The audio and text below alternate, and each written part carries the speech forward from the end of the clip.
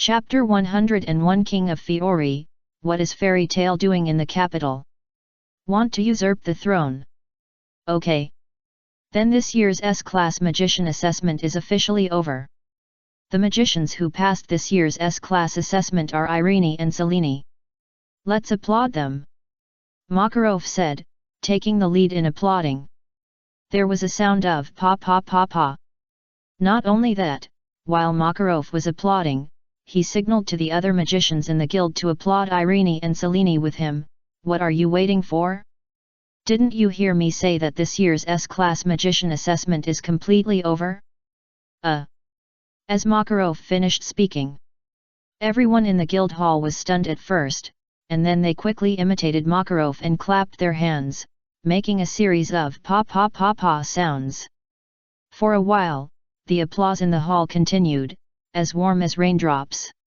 They were just celebrating the victory of Selene and Irene. Congratulations! Congratulations! As expected of Selene and Irene, they passed the assessment so easily. In the hall, the magicians of the Fairy Tale Guild were full of praise for Irene and Selene's words, and kept praising their strong strength.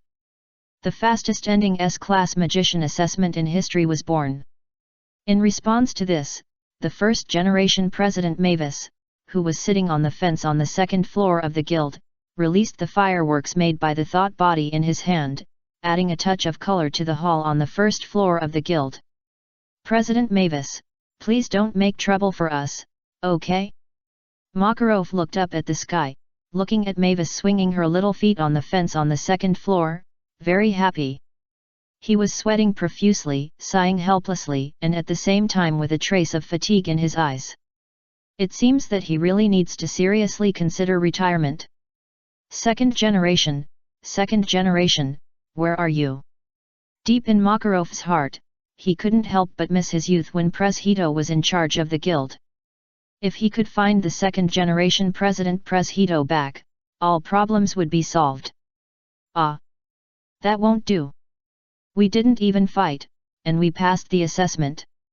It doesn't go against the rules no matter how you look at it. Irene smiled lightly. She didn't seem to care whether she passed the S-level magician assessment. To be honest, she didn't care at all. She just wanted to take this opportunity to fight Selene. Indeed. We have to fight. Otherwise, the other S-level candidates in the guild will be dissatisfied. Selene chuckled, with murderous intent in her eyes. No. You are really worrying too much. We dare not be unconvinced. Lacuses looked at Selene, who was emitting murderous aura all over her body, and shook his head violently.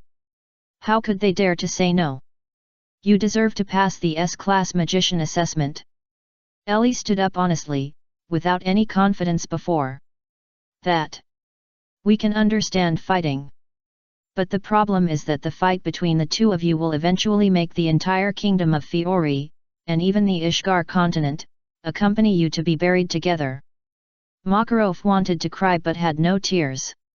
It was fine for him to become a sinner of the Fairy Tale Guild, but he couldn't become a sinner of the kingdom of Fiori and even the Ishgar continent again, right? At this point, there is no way. Ian, go and rescue them. This is your family affair, you go and deal with it. Makarov rubbed his temple silently, and then he sent Ian out as a magic weapon against Irene and Selene. Ah! Ian was confused. He couldn't deal with Irene and Selene alone. To be precise, he couldn't even deal with any of Irene and Selene. No time to explain. Everyone, follow me to the Flower City. Makarov didn't give Ian any time to go to the Flower City. Without a chance to react, he rushed out of the guild gate with all the magicians in the Fairy Tale Guild while he was talking. They had only one purpose for this trip, which was to go to Crocus, the capital of the Kingdom of Fiori and the capital of flowers. The funds in the Fairy Tale Guild were running low. They had only one purpose, which was to get the bonus. Get the bonus. Or get the bonus. In the guild. In the silent hall, Ian was caught between Irene and Selene, feeling torn. Ian, please judge. Irene taught the witches of the White Destruction Land to learn dragon-slaying magic. Was she right? Selene looked at Ian and asked. Ian, you said Selene, as the master of the world of Valentia. But she watched the world of Valentia being destroyed and allowed billions of highly intelligent life forms in the world of Valentia to die. Was she right? As for Irene, she also looked at Ian and asked with her arms around her. It's so hard for me. Ian suddenly covered his chest. He had the same heartache as Makarov, and he felt very uncomfortable. On the other side, Crocus, the capital of flowers. In the palace of King Fiore. Get out of my way. I have something to ask His Majesty. The minister of the kingdom ran very fast in the palace. His feet were still stained with mud. It seemed that he had just come back from outside. He didn't even have time to change his shoes before running into the palace, leaving a cloud of dust on the clean and smooth ground of the palace. That's the minister, right? Incredible, how could he be so embarrassed? This made countless soldiers look at him sideways. In their impression, the minister of the kingdom should always be synonymous with elegance. Your Majesty, something bad has happened. Just as the soldiers were puzzled, the minister of the kingdom had passed by them and rushed to the palace where the king was. He came to the king of the kingdom of Fiore, Fiore E. Thomas, who was sitting on the throne, drinking tea silently and showing elegance, with a nervous look on his face. What makes you so nervous? Old Thomas sat on the throne, glanced at the minister under him, and asked in confusion. Your Majesty. Fairy tale is coming. The minister lowered his head and said in a deep voice. Oh! Fairy tale is coming, let the army and the hungry wolf knights suppress it. I thought it was something else. Making a fuss. Old Thomas was still calm, as if he didn't take the minister's words seriously at all. As expected of His Majesty, he is calm. The minister looked at old Thomas's elegant demeanor and couldn't help but admire him. The king is the king. Even if he heard that the one who always destroys everywhere in the kingdom of Fiore, and can't even control the Magic Council era, and the Mage Guild fairy tale, who is called the Cancer of the Ishgar continent, is coming to the capital, he is so elegant. At this moment, the minister is ashamed of himself. Wait. What did you say? Who is coming? However, without waiting for the next second, Old Thomas stood up from the throne with a swoosh. The crown on his head fell to the ground with a click, and rolled along the steps to the minister's feet. Fairy tale. The minister lowered his head and replied truthfully. What? Fairy tale? You said, these magicians of the Fairy Tale Guild, why don't they stay in Magnolia Town and come to my capital? Old Thomas frowned and asked the minister. You can't be here for tourism, right? The minister hesitated for a while and replied. Damn it, can my hungry wolf knights deal with them? Thomas looked at the minister and asked.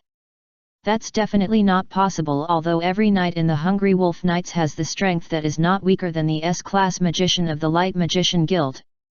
It can be called the most powerful magician knight group in the kingdom of Fiore, and it is also among the best in the entire Ishgar continent. However, among the Magician Guild fairy tale, there are 3 magicians who are awarded the title of the 10 Holy Magi by the council alone, and there are several strong men who are not weaker than the 10 Holy Magi.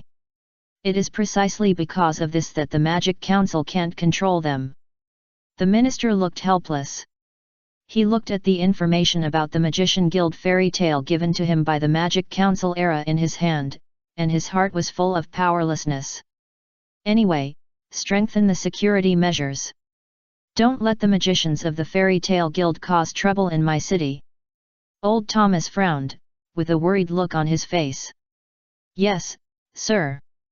The minister lowered his head, thinking to himself, Your Majesty, isn't there enough trouble caused by fairy tale in your city? It's just far away from you, but it doesn't mean there is none. Is this the capital?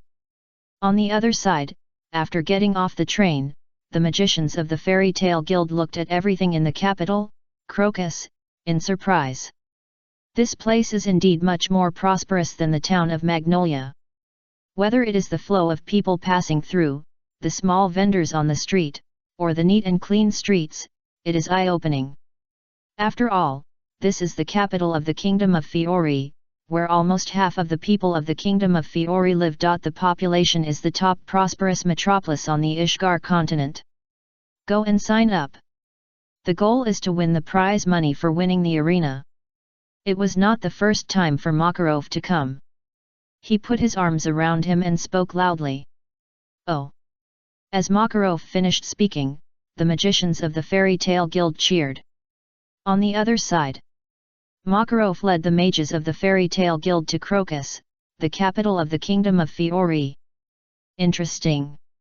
Gellard, take the mages of the Phantom Rulers to meet them and see how strong the fairy tale led by Makarov is.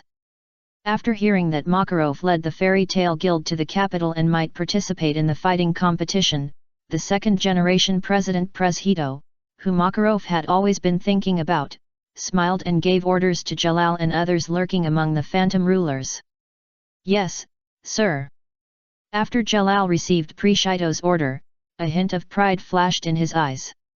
To be honest, he really wanted to compete with the mages of the Fairy Tale Guild to see what strength this mages guild, which always steals the show in the Kingdom of Fiori, has. It is worth their guild leader Prez-Hito and all the judges in the Magic Council to pay so much attention. 4 elements. And the Purgatory followers, follow me. Go to the Flower City Crocus. Let's go meet the fairies. After Jalal finished talking to Prez-Hito, he gave orders to the S-class magicians of his own guild.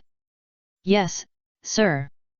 As Jalal's voice fell, the 4 elements of the Phantom Rulers, Wind Element Arya, Earth Element Thor, Fire Element Tutumaru, and Water Element Juvia Rox, who was one of the 4 elements of the Phantom Rulers at a young age and became one of the S-class magicians. Juvia is undoubtedly a genius. Since her childhood, the powerful magic she accidentally released can even affect the weather. In the original work, Juvia's fighting power was neither good nor bad, just because there were too many strong people in Fairy Tale, and she did not receive good training when she was young, otherwise her future achievements would be absolutely unimaginable. Fortunately, since Prez-Hito secretly took over the Spectre ruler, Juvia finally received the right training. In addition to the 4 elements, there are the Purgatory followers that Prez-Hito transferred from the Devil's Heart to the Spectre ruler, namely Eric the Poison Dragon, Agulia the Angel, Richard the Rock Wall, and Lastyros the Visionary. Fairy Tale. Hee, interesting. Leave those weak guys to me alone. There was a hint of teasing in Lastyros' eyes. To be honest, he never took the light magisters seriously, whether it was Fairy Tale or others. How could these guys who were bathed in light all day be the opponents of these strong people who grew up in the dark? On the other side, Magic Council era. What? Makarov actually took the Fairy Tale Guild to Crocus, the capital of the Kingdom of Fiori? What on earth does he want to do?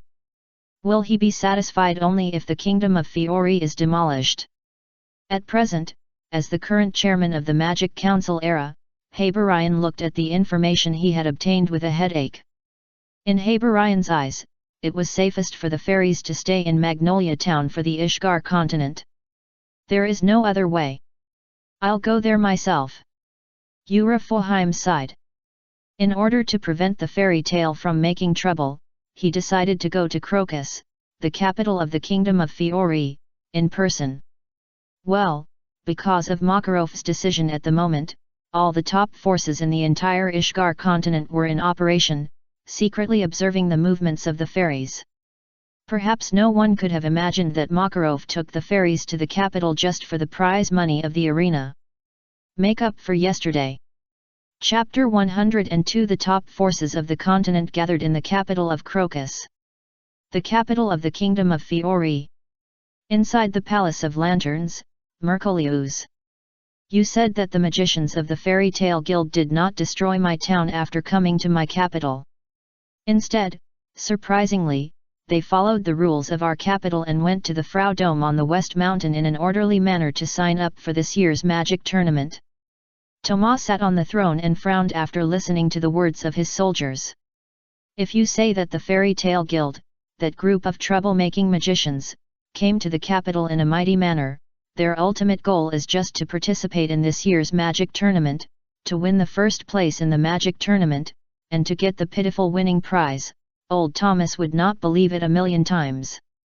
I have to confirm it myself, Thomas said, standing up from the throne. Hey! The soldiers of the kingdom were shocked when they heard this. Are you saying that? As Your Majesty, you are going to the stadium in person? No. This is absolutely not possible. You can't kill me. The soldier looked at the king in disbelief, with an ominous premonition in his heart. Hee, you have to keep a secret for me, Pumpkin. From now on, you have to call me Tom. And this is not a notice, but an order. Old Thomas said, using the magic of changing clothes, he changed into a pumpkin costume for circus performances. With a bit of curiosity in his eyes, he planned to visit incognito and observe closely. What kind of existence is the fairy tale of the Mage Guild, which is regarded as a thorn in the eyes of countless top forces on the Ishgar continent? By the way, although old Thomas is the king of the kingdom of Fiori, but in addition to his identity as a king, he is also a powerful mage. It is said that when he was young, he also had the strength that was not weaker than the S-level mage of the Light Mage Guild, so he can do the magic of changing clothes easily. At the same time, on the mountain west of the capital, next to the Flaw Dome, there is a registration office for the magic tournament. A group of magicians from the Fairy Tale Guild are gathering here and registering. The current magic tournament. It is not the big magic competition held by the Magician Guild in the future. At present, the royal family of the Kingdom of Fiori holds the magic tournament mainly to strengthen the security of the palace and find strong court magicians and knights. Therefore, registration is based on individuals, and the fee for each registration is 10,000 J. After registration, you will be arranged to compete immediately. The winner will advance directly and receive a generous bonus. The loser will lose everything and leave immediately. If the loser is not convinced and wants to continue to participate in the competition, he must go to the registration office to pay again. The staff at the registration office routinely explained the well-known rules at this moment. She didn't believe that someone didn't even understand the rules of magic fighting and came to participate in the competition. 10,000 J. Originally, after discovering that the magic tournament was a personal unit, many fairy tale mages who planned to sign up to try their luck were in a dilemma. For them, 10,000 J was a huge sum of money. By the way, will there be a prize for the winner?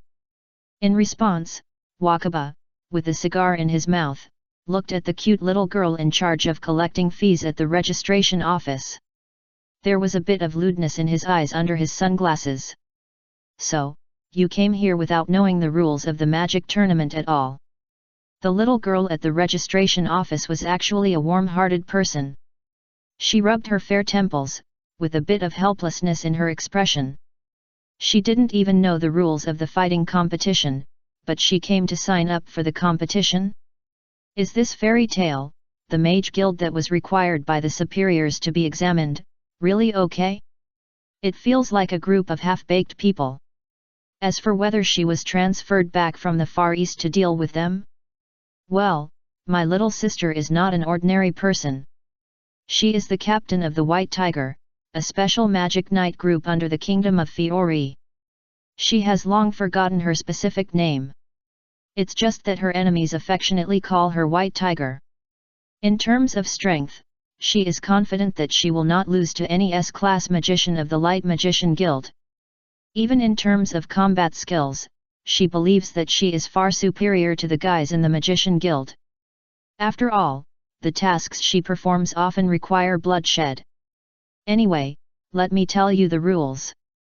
After a long sigh, White Tiger still told the rules to this group of fairy tale magicians. Thank you. Wakaba smiled softly when he heard it. He thought it was his charm that worked. At this point, he raised his handsome crew cut with a little pride. This made White Tiger, who had been tempered in the battlefield, feel a little disgusted. I didn't expect that I, who has been tempered for a long time, would feel a little nauseous. It seems that I underestimated these magicians of the fairy tale guild. I must not be careless. Behu muttered to himself. For the losers I have made it very clear before. If someone loses in the first game, he will be eliminated directly, and for the winner, he will continue to fight. This battle will last for 100 games. In these 100 games, there is a points system. The winner will get 1 point, no points will be counted for a tie, and 1 point will be deducted for the loser. Once the points of the contestant are reset to 0, he will be eliminated directly and need to pay again to participate in the competition. If anyone can survive the 100 games without being eliminated, they will be summoned by His Majesty the King and become a glorious magic knight under the kingdom of Fiori. When Behu said this, she subconsciously straightened her chest. Well, she is a strong person who stood out from this magic fighting field. Even magicians with outstanding performance in magic fighting competitions can be directly crowned and promoted, and transformed from a wandering magician into a nobleman. Among them, if someone can keep winning streak and win 100 games in a row, then he can be awarded the title of King of Fighting Skills. Not only can he get a high prize, but he can even be famous for thousands of years. When Behu said this, she paused, and her voice carried endless temptation. High prize money? Wakaba's eyes lit up, and he thought he had found the key point. It's a name that will be passed down through the ages. Bastard! Behu was a little speechless. Is the high bonus the key point? Of course, since the day the Frau Arena was built, only 4 people have done it. These 4 people are the 4 human-shaped giants surrounding the Frau Arena. Each of them is legendary, so just treat it as a story and listen to it. This is something that humans can't do at all. Behu shrugged slightly, with a sense of ease in his words. So as long as we do it, our statue will stand in the venue for the world to admire, right?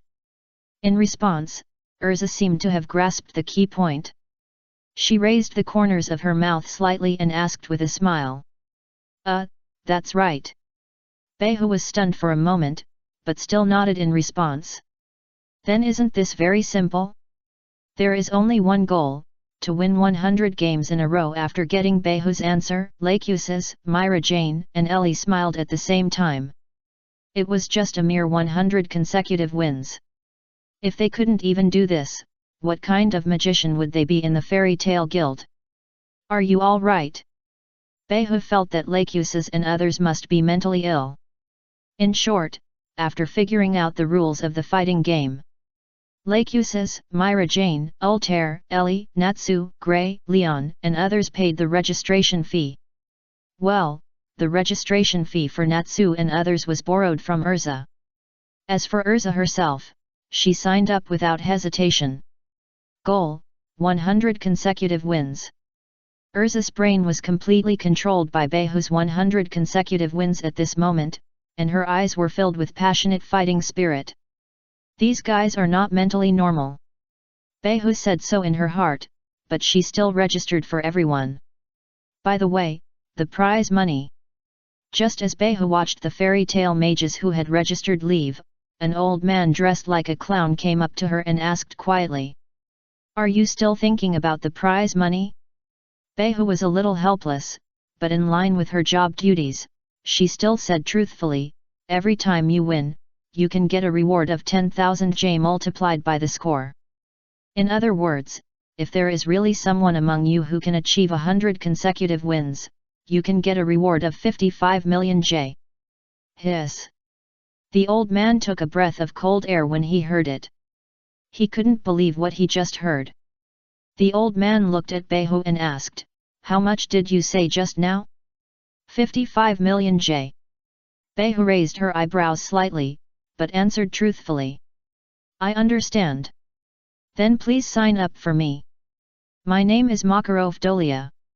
I am currently the 5th among the 10 great magicians of the Holy Land.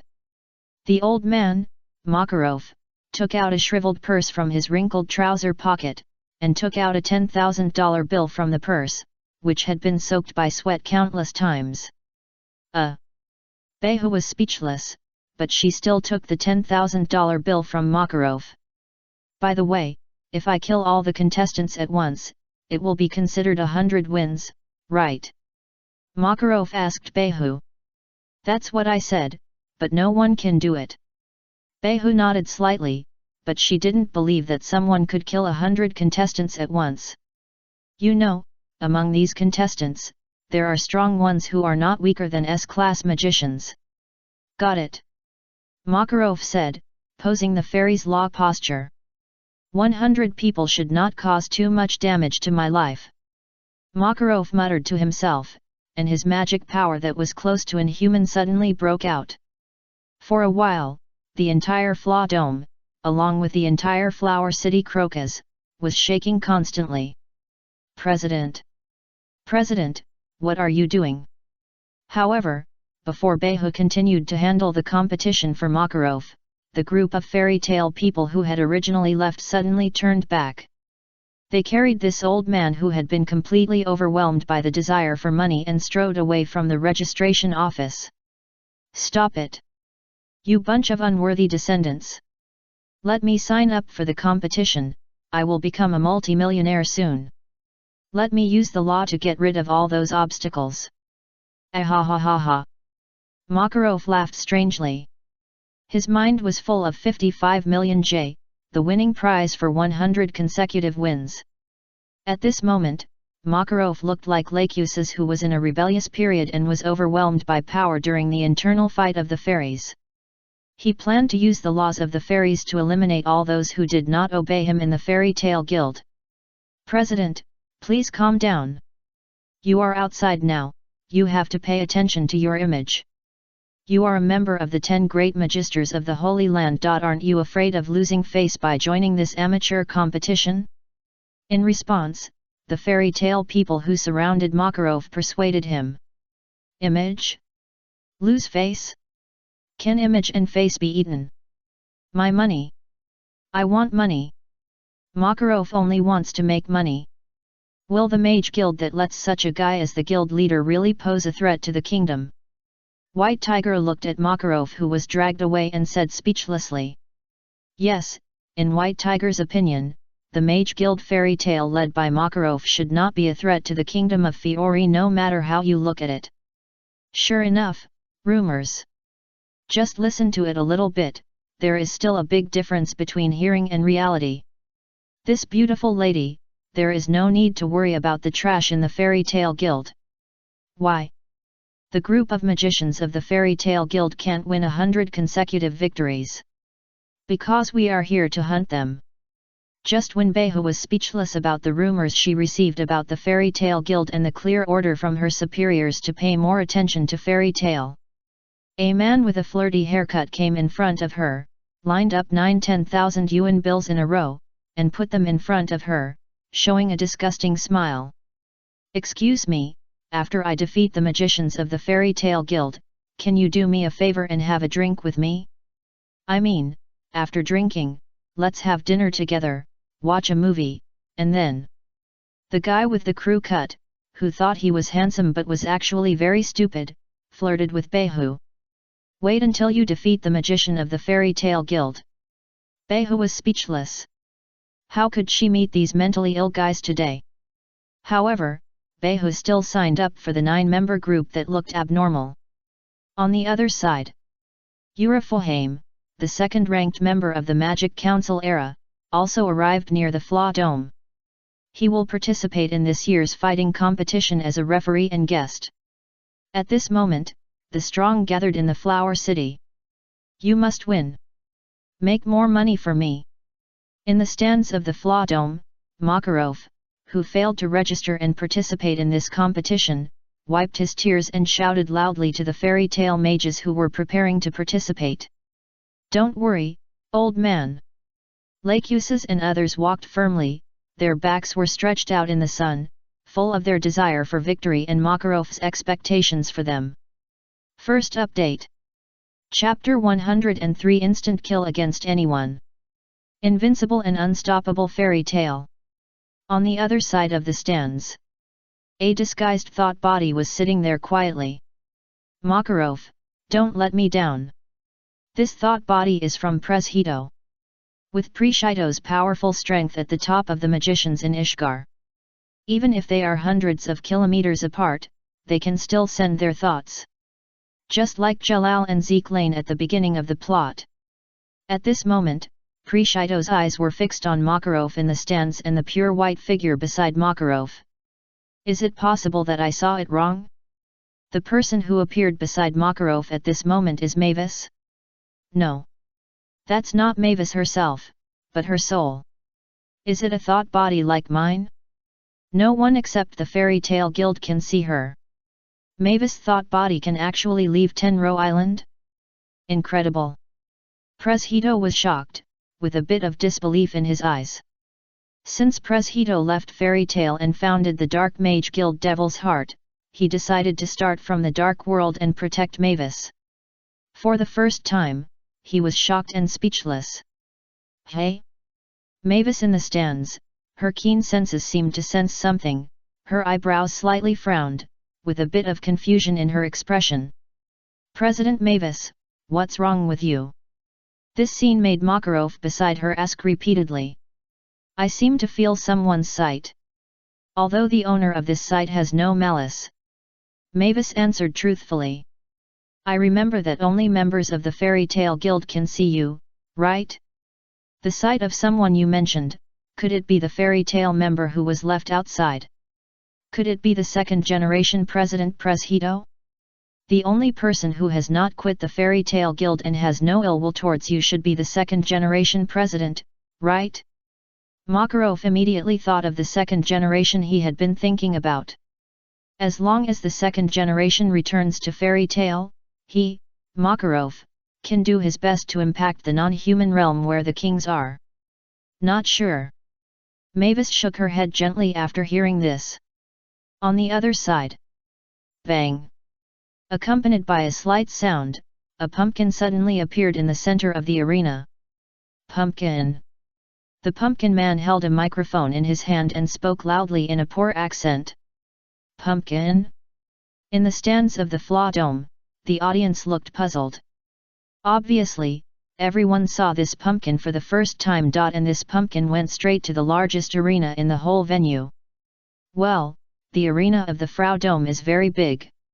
So in order to speed up the progress of the game, the entire arena was divided into 49 arenas arranged in a 7x7 pattern, each of which has an area of 500 square meters. The magicians will compete in these arenas. Those who accidentally leave the arena, or are knocked unconscious, or those who voluntarily admit defeat will be judged as losers. And the one located in the center of these 49 arenas is the most special arena. Those who compete in this arena have the highest payout rate in the whole venue and are also the most recognized players by the audience. Even the area of this arena is one circle larger than the other 48 arenas. At the top of this arena, there is a huge octagonal screen, which will broadcast the game in this arena in real time for the audience. And at this moment, the pumpkin puppet is standing on this central, largest arena. I am the referee of this competition, Pumpkin. The person who will bring you the next competition is amazing.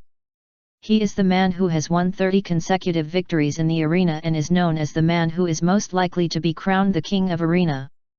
He is the strongest man in the kingdom of Fiori, Jack Warren.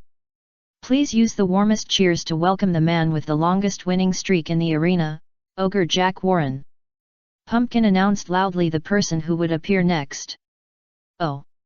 As Pumpkin finished speaking, a muscular man who was nearly 3 meters tall and looked like an upright polar bear, wearing a Viking suit, appeared on the ring.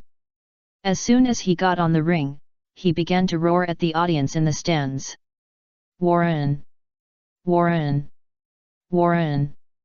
As the man appeared, the stands of the entire arena burst into amazing cheers, all of which showed his high popularity.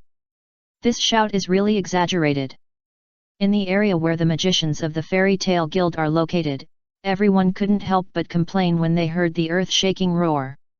Don't worry, Jack Warren's opponent this time is not small. I believe she will definitely bring you a wonderful game. Yes, she is from the town of Magnolia, and is an S-class magician from Fairy Tale, which is known as the first magician guild in the kingdom of Fiori. Urza Belzarian is known as the Fairy Queen. Let's applaud Urza for participating in the competition for the first time. After Jack came on stage, the pumpkin announced this person's opponent. Haven't you heard of Urza? Fairy Tale sounds familiar. Aren't the magicians of the Magician Guild just a bunch of guys who will do anything for money? They are responsible for doing odd jobs. Haha. You're right. No matter what, they are definitely not Jack Warren's opponents. The audience in the stands obviously didn't buy into the name of the Fairy Tale Guild. After all, it's because the kingdom of Fiori is too big. And the main range of activities of Fairy Tale is in the west of the kingdom. As for how famous Fairy Tale is on the continent, it is only within the scope of the local area of the kingdom and the two major magic worlds of light and darkness on the Ishgar continent. These guys are so rude. In response to this, the Fairy Tale people in the stands said indignantly. Urza Belzarian is here.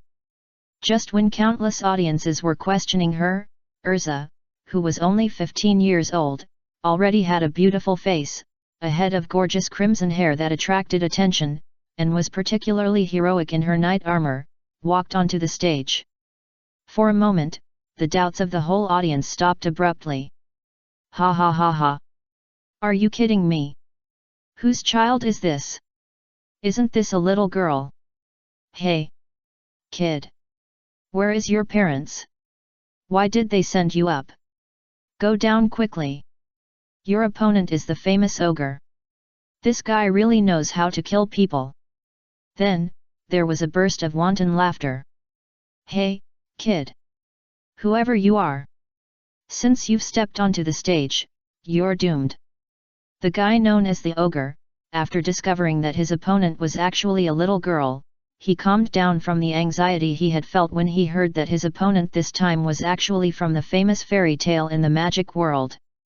He walked steadily in front of Urza and spoke condescendingly. Excuse me, can we start the game now? Urza stood on the stage. She seemed too lazy to even look at the tall guy in front of her. She glanced at the referee pumpkin next to the stands and asked. Hey! Didn't you hear what I said? Those who compete with me will really die.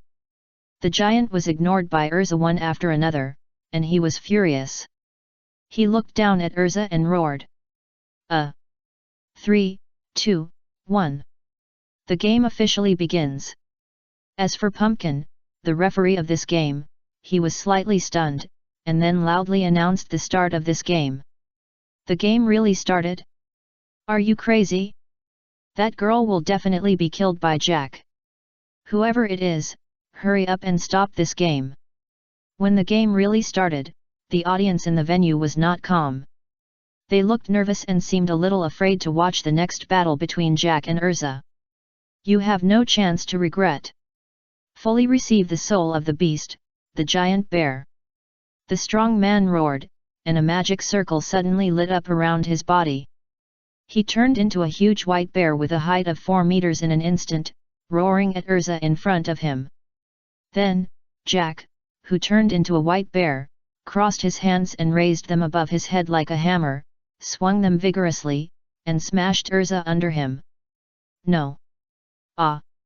For a moment, countless spectators in the stands covered their eyes in despair, unable to watch the tragic scene that followed.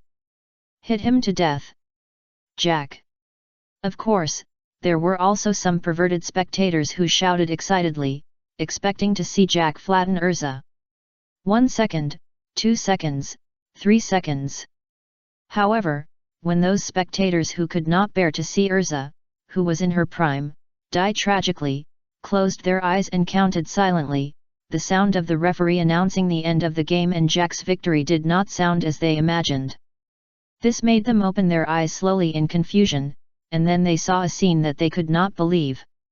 Jack, who was as big as a giant, and his fists like buckets were blocked by the petite Urza with one hand. Impossible! This is absolutely impossible! Jack was in a panic at the moment. He felt as if his hands were clamped by hydraulic clamps. No matter how hard he tried, he couldn't get out of Urza's small palm. The strongest in the arena, is this the level? As for Urza, her eyes were full of disappointment. She shook her head and sighed. Originally, I didn't have too many expectations for you amateur guys outside the Magister Guild. But I didn't expect you to be so weak. Not to mention comparing with Myra Jane, you don't even have 1/10 of Elfman's strength? Aren't you the strongest in the arena with 30 consecutive wins? This level is too disappointing, isn't it? What did you say? Jack was crazy. Since he started participating in the magic fighting competition, it was the first time that he was regarded as a weakling by others. He was unwilling to accept it. Go down! Jack responded with Urza's ordinary fist. However, Jack didn't know if he had an illusion. He only saw Urza's fist getting bigger and bigger in his field of vision, and Urza's image also changed from a petite girl to a huge dragon with a length of 100 meters. It's a dragon! At this moment, Jack gave up resistance. Boom! When Jack reacted, he had lost consciousness under this huge force, his eyes rolled back and he foamed at the mouth, and flew into the sky like a rocket. The battle is over. In response, Urza softly pronounced the end of this battle. Jack left the ring, the battle is over. The winner is Urza Belzarian from the Fairy Tale Guild. Hearing this, Pumpkin held the microphone and loudly announced the end of the game. Instant kill? In the stands around the venue, the audience had doubts in their eyes. They couldn't believe what they saw.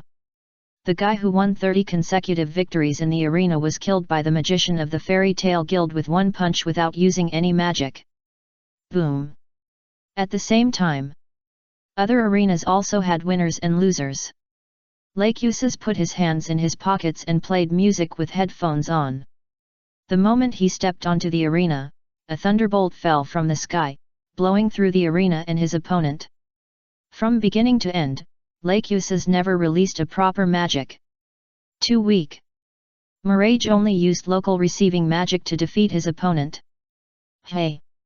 Accompanied by a piercing cold. Ursha froze his opponent and the referee into ice sculptures. Weak. Ellie only released part of her dragon power, and then seized the enemy's soul, causing the opponent to roll his eyes and lose consciousness. Ha ha ha! Burning! Natsu roared with a fire dragon, and directly blasted his opponent away. And the power of this roar did not stop, and it went straight to attack Grey, who had just defeated his opponent in the next ring. Asshole! Do you want to die? Grey was directly confused by Natsu. He waved his hand and released countless ice spears, attacking Natsu across the ring. Boom! When the flames collided with the ice, misty steam rose up. Instant kill! Instant kill! Instant kill!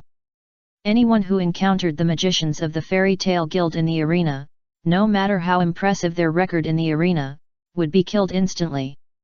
The magicians of the Fairy Tale Guild were completely different from them in terms of combat power. That was overwhelmingly powerful. Hey! These fairies are the magicians of the Tale Guild monsters? Haha, that's too much. But they are too strong. They are not on the same level as other opponents. Whenever they meet fairies, they will be killed instantly. The audience was finally impressed by the continuous victories of the magicians of the Fairy Tale Guild. They wiped the sweat from their foreheads and laughed. Go Fairy Tale! I don't know who was the first to shout the slogan of Fairy Tale. Go Fairy Tale! You are so awesome! Fairy Tale is the most powerful. From this moment on, all the audiences in the entire arena began to cheer for the Fairy Tale people loudly. Ha ha ha ha! Isn't this natural? No one can stop our Fairy Tale Guild from making money. In the stands, Makarov shouted excitedly with his arms around him. President, be more restrained. In response, the other magicians around Makarov said helplessly. However, at the most exciting moment for Makarov, accompanied by a roar, someone killed his opponent in seconds. What is this? Makarov felt this powerful magic power and narrowed his eyes slightly. Haha, too weak. Hey! Guys from the Fairy Tale Guild, compete with us? Who is the most powerful magician guild in the kingdom of Fiori and even the continent of Ishgar? Lasteros put one hand in his pocket, stepped on the chest of the contestant who was knocked unconscious by him, snatched the microphone from the referee, and spoke arrogantly. Joseph. At this moment, Makarov narrowed his eyes slightly. Cutting off someone's money is like killing their parents. It seems that he is still too gentle to Joseph Pola, so that the other party dares to send the guild's magician to mess with him. The same Holy Ten magician as the old man? Interesting. Lacuses was surrounded by thunder, and there was a fierce look in his eyes. He wanted to meet Joseph Pola, the ghost president who ranked among the Holy Ten. Joseph Pola, it's not me. It has nothing to do with me. These are the ideas of the second-generation president of your fairy tale guild, the old thing Preshedo. I am really wronged. The second update. Chapter 104 Fairy Tale is ready to challenge the whole audience. Hey! I say, you little gangster with a crew cut. Are you going to be the enemy of the Fairy Tale Guild? Just when Rastylos, with his disgusting hairstyle, put one hand in his pocket and held the microphone with the other hand, he snatched the microphone from the referee's hand, looked at the area where the magicians of the Fairy Tale Guild were in the stands of the Flue Dome with an arrogant attitude, and issued a declaration to fight the magicians of Fairy Tale. Originally, Urza, who had won the game and was supposed to go to the lounge to rest, didn't know when she put on her knight armor for battle again, strode to the ring where Rastylos was, and asked the arrogant Rastylos coldly. Yeah, what's wrong? So what are you going to do? You unattractive armored woman. Lasteros glanced at Urza and immediately lost interest. Although Urza was really beautiful, he was only interested in gentle ladies. He was just annoyed by people like Urza who wore armor all day. Armored girl. No charm? When Urza heard this, her eyelids twitched slightly. What Urza couldn't accept more than being liked by the gangsters was that she was actually despised by the gangsters. This was simply a humiliation to her. As far as the entire Eslanden world is concerned. The only person who dared to call her the armored woman and dared to say to her face that she had no charm and was still alive was Myra Jane, that's all. Let's not talk about the companions of her own guild. A gangster who was inexplicably hostile to their wizard guild Fairy Tale and belonged to another wizard guild dared to call her like this. This is simply courting death. Well, in Urza's opinion, Lasteros has already shown the way to death. Excuse me. Can I challenge him now?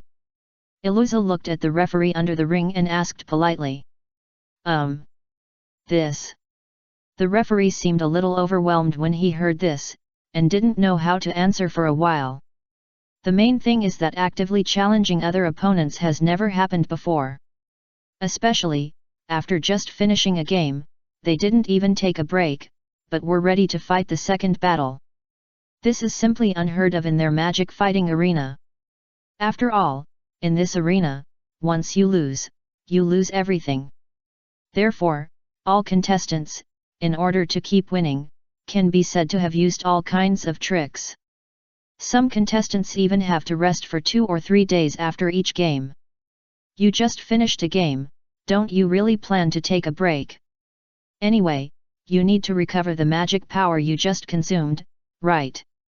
The referee asked Urza, who asked him the question, softly. Not at all. The fight just now was not even a fight for me. Since no magic was used, there is no question of consuming magic power.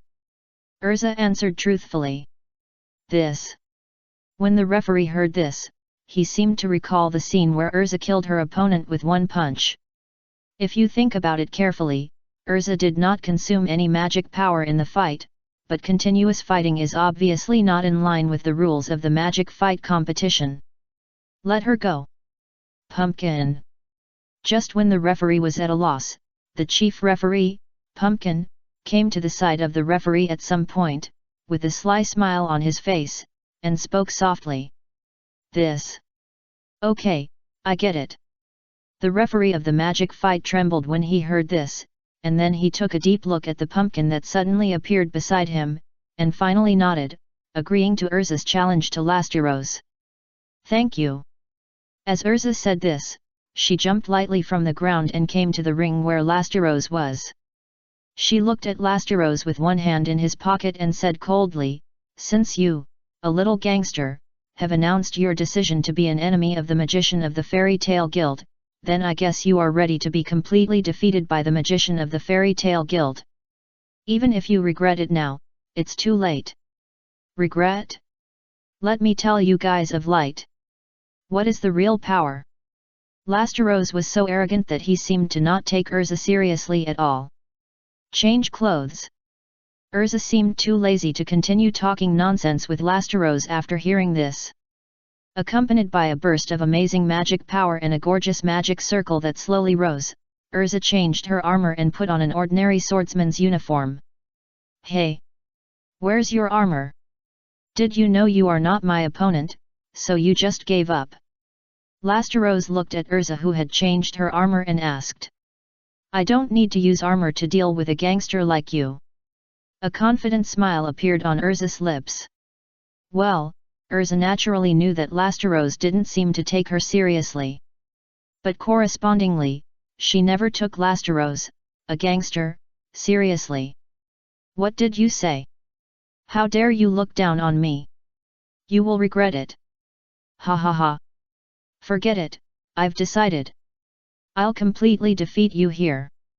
Lastiros released endless murderous aura all over his body, his forehead was bulging with blue veins one after another, and his eyes were as fierce as a ghost. Since joining the Devil's Heart, he has forgotten how long it has been since he was looked down upon. He hated being looked down upon because it would remind him of his extremely unbearable childhood when he was always bullied. Stop talking nonsense. Hearing this, Urza held the hilt of the samurai sword at her waist with one hand and the scabbard firmly with the other hand. After she posed a sword-drawing and slashing posture, she closed her eyes tightly. Defeat you in an instant. Come out. My strongest guardian, serve my holy beasts. Barracudas of thunder and Belfast of wind. Lastiros's eyes twitched slightly, and he roared, instantly bursting out magic power that rivaled or even surpassed that of an ordinary guild's S-level magician. With a wave of his hand, he summoned two giant beasts that were more than 20 meters tall and huge in size. Each of these giant beasts weighed hundreds of tons. In terms of size, they were no less impressive than the blue whale, the largest mammal on Earth. Oh my god! What kind of monster is this? It's so scary. Is this really something that a human magician can summon? This guy is not at the same level as any magician we have seen before. He is too powerful. The little girl is in danger. As Rastylos released his magic, countless audiences in the audience seats of the Flaw Dome took a deep breath. It was thought that Jack, the ogre who received the soul of the giant bear and expanded to 4 meters, was already an exaggerated size. But compared with the guardian beast summoned by Rastylos, it seemed a little dwarfed. Of course, the most important reason.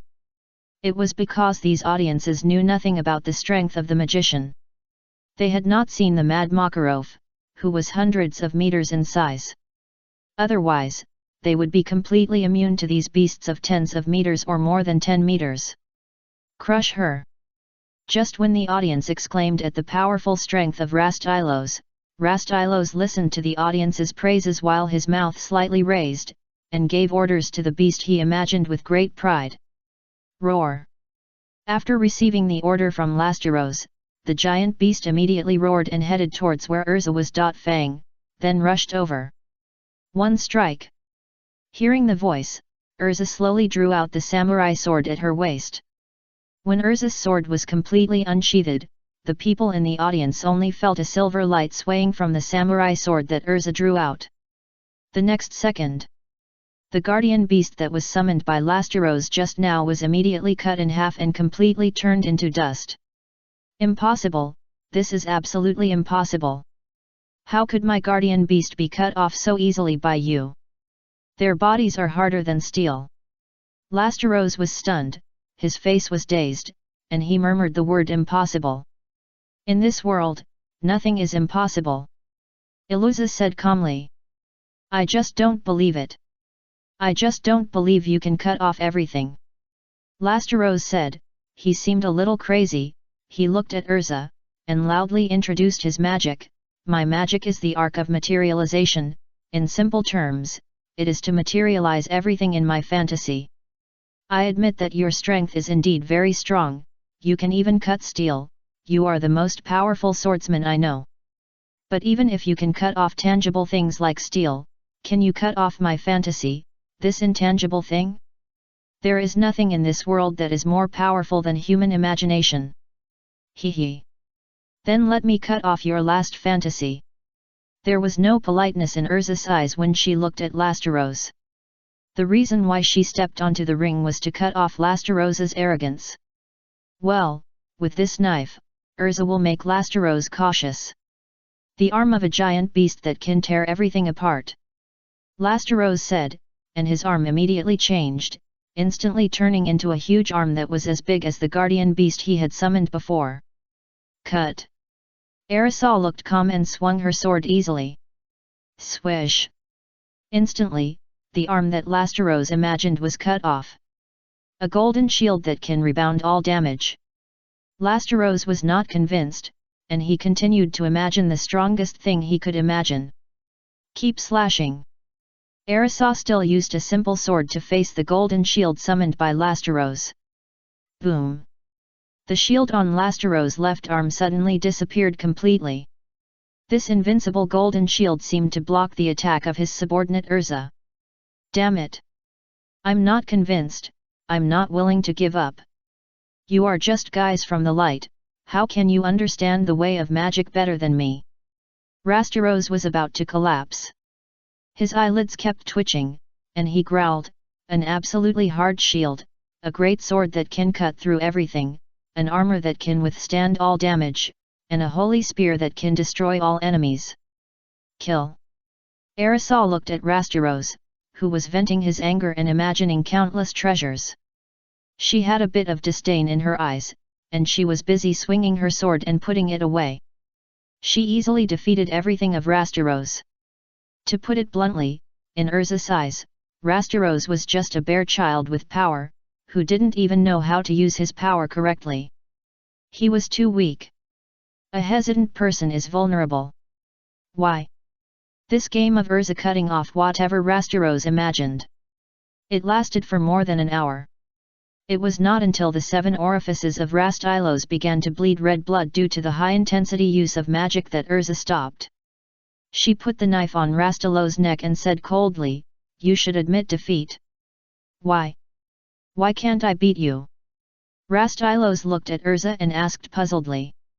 Hee. Urza smiled touchingly when she heard it. For a moment, Lasteros seemed to see a scarlet goddess descending to the earth. Why can't you beat me? Do you need to ask such a thing? If you are not good at it, practice more. In response, Urza's voice was extremely cold. She waved the back of her knife and hit Lasteros' head fiercely. Puff! Lasteros vomited a large amount of red from his mouth and fainted directly. Winner! Urza Irene. Pumpkin held the microphone and spoke tremblingly. This little girl, who is only 15 years old, is so scary. Pumpkin! How can such a battle be called a victory? Unfortunately, Urza didn't seem to buy into Pumpkin's announcement of her victory. She took the microphone from Pumpkin's hand and looked at all the contestants on the surrounding arena. She said loudly, if you don't accept it, come together. Remember, in front of you at this moment is Urza Irene, one of the active S-class mages of the Mage Guild fairy tale. Isn't this guy too arrogant? It's just that he defeated 2 opponents in a row, so he won't be defeated. Do you think we are serious about her? Even if you are an S-class magician of the fairy tale, you can't defeat all of us before your magic power is exhausted. Urza's words set off a wave in the entire Fluya Dome. For a moment, all the guys who regarded Urza as a thorn in their eyes began to be eager to try. Come on together. I want to beat 100 of them. To this, Urza just smiled lightly, and she seemed to have completely ignored these enemies. She actually plans to fight the whole game alone. Is this really possible? If she really has such strength, then we must be careful. In the crowd, Jalal secretly observed Urza, frowning tightly.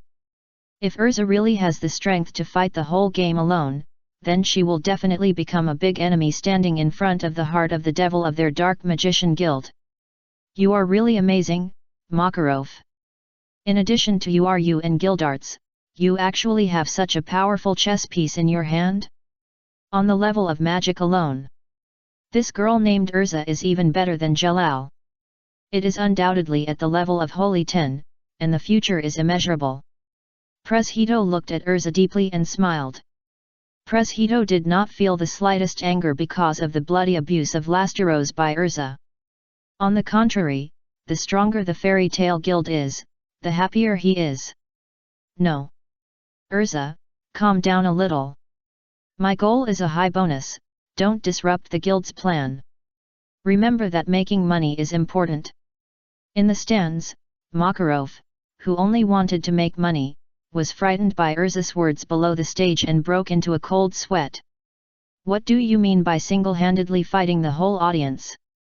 This is completely different from his plan. Has the evil fairy tale finally begun to expose their ambitions?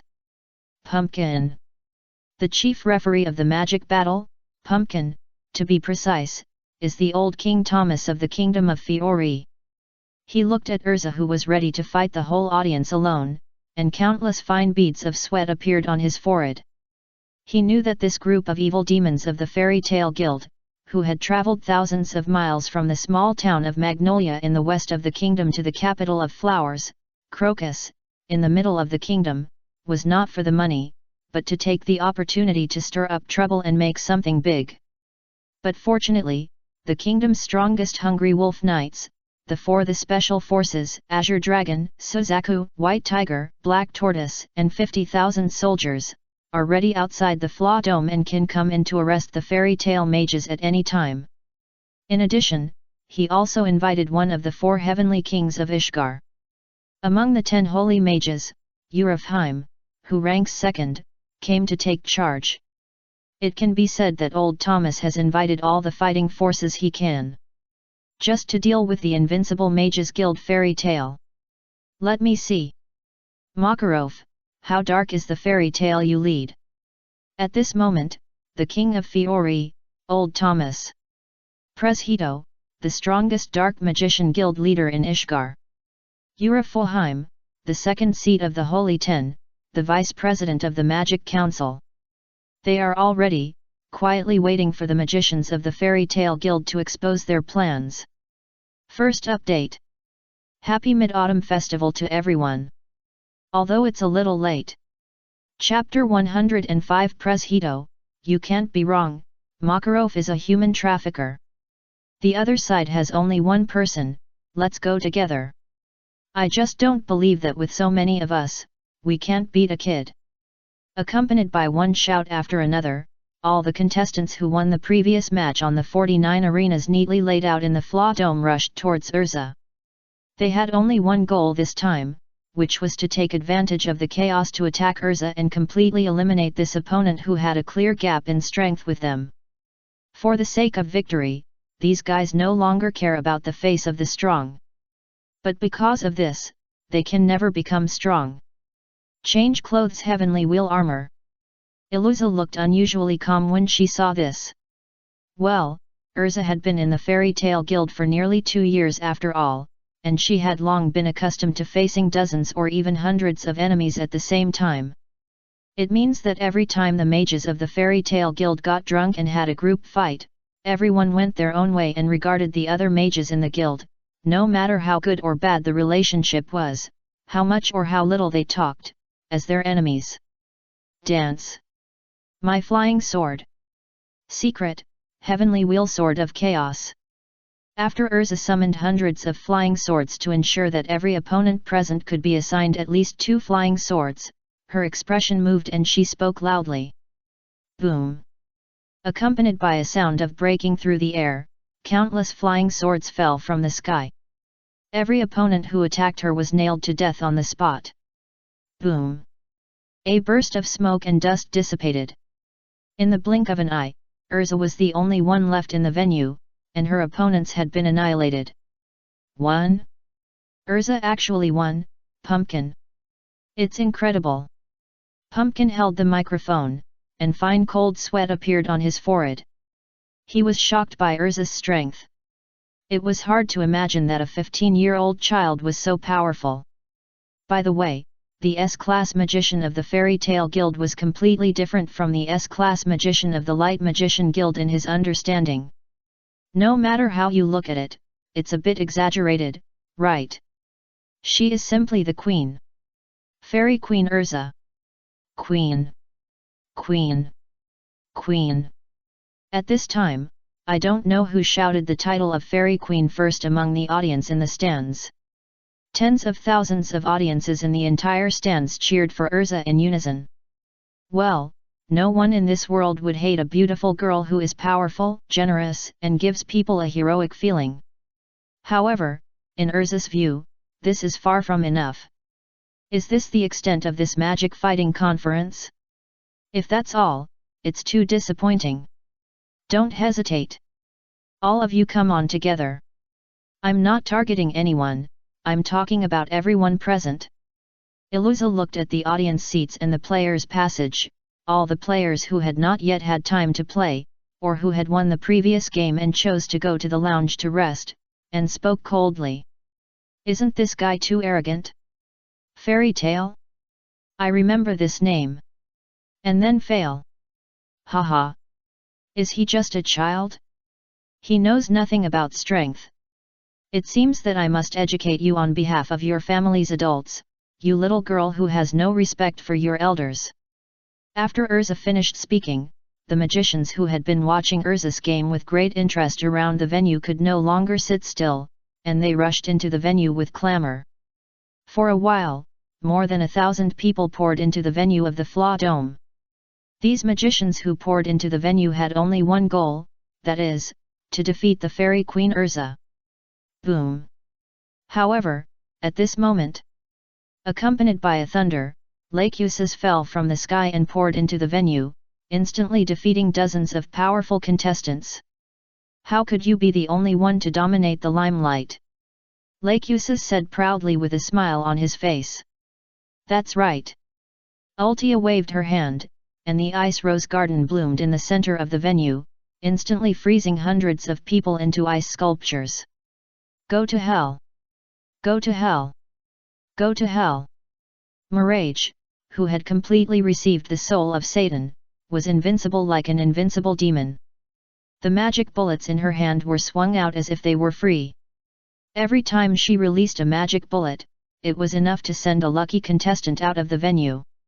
Fire Dragon's Iron Fist. Ice Shape Holy Sword. Ice Shape Ice Dragon. Natsu, Grey, and Leon were also fighting on the edge. The magic strength of the three was not at the same level as that of other contestants. No one present could even stop them. Too powerful. The magician of the Fairy Tale Guild is really too powerful. Is there no one who can stop their offensive? Are the magicians of the Fairy Tale Guild invincible? Pumpkin held the microphone in his hand. He looked at the fairy tale magicians who were rampaging in the venue and could not find any opponents. Cold sweat broke out on his forehead. He suddenly began to doubt whether the 5 major knights under his command and tens of thousands of soldiers could really stop these monsters. Of course there are. Those are the magicians of our phantom ruler.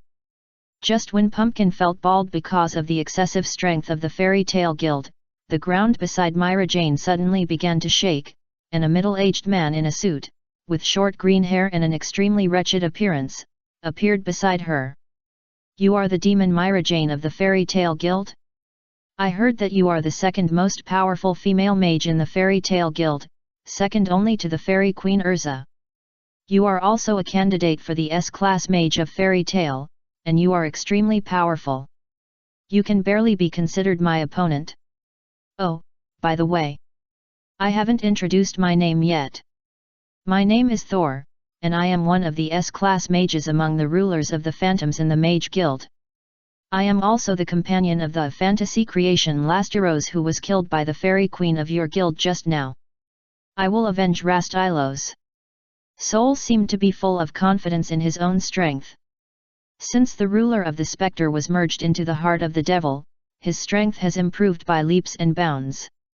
In addition to rock magic, he also learned sand-shaping magic and rock-shaping magic. This time, the reason why Soul planned to stand up and avenge his partner was because Soul planned to show himself in front of the real president of the spectre, Pres Hito. Of course, he also wanted to learn more powerful magic with Pres Hito. At the same time, there was a reason why Soul chose Myra Jane to start the operation. First of all, Myra Jane was quite famous in the Fairy Tale Guild. Secondly, the opponent's strength is only close to the candidate of S-class magician, definitely inferior to him, the real S-class magician.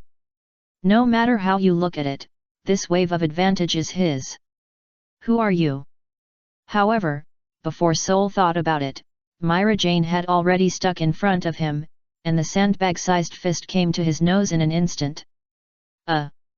This made Soul look slightly stunned. He had not yet recovered from his previous fantasy. Bang!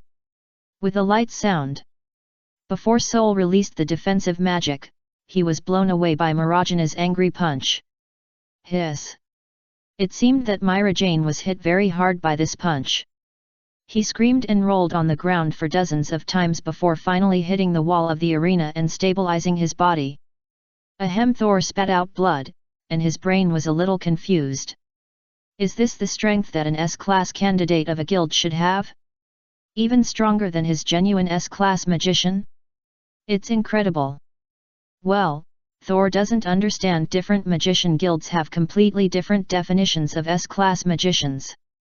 Among them, the gap between the S-class magicians of the Fairy Tale Guild and the S-class magicians of other guilds is greater than the gap between grasshoppers and humans. Hey! It was you who attacked my sister just now, right? Just when Thor's brain was confused, a simple voice sounded in his ears.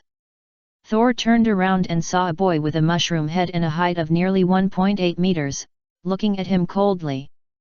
Thor remembered that the boy in front of him was the younger brother of the demon Myra Jane, who seemed to be called Elfman Strauss, an ordinary person with no magical talent. After Thor confirmed the identity of the person in front of him, he slowly stood up from the ground, looking at Elfman with confidence in his eyes. He couldn't beat Myra Jane, but he couldn't beat you, Elfman? Completely received. Soul of the Beast King. Just when Thor was about to speak, Elfman suddenly mobilized the magic power in his body and received the soul of the Beast King that was forcibly tamed by Myra Jane. Boom! For a while, Elfman's body size continued to surge, from the original 1.8 meters to about 10 meters, as tall as a giant. Thor looked at the Elfman in front of him, who exuded magic power far superior to his, and the single lens stuck in his eye socket finally fell to the ground.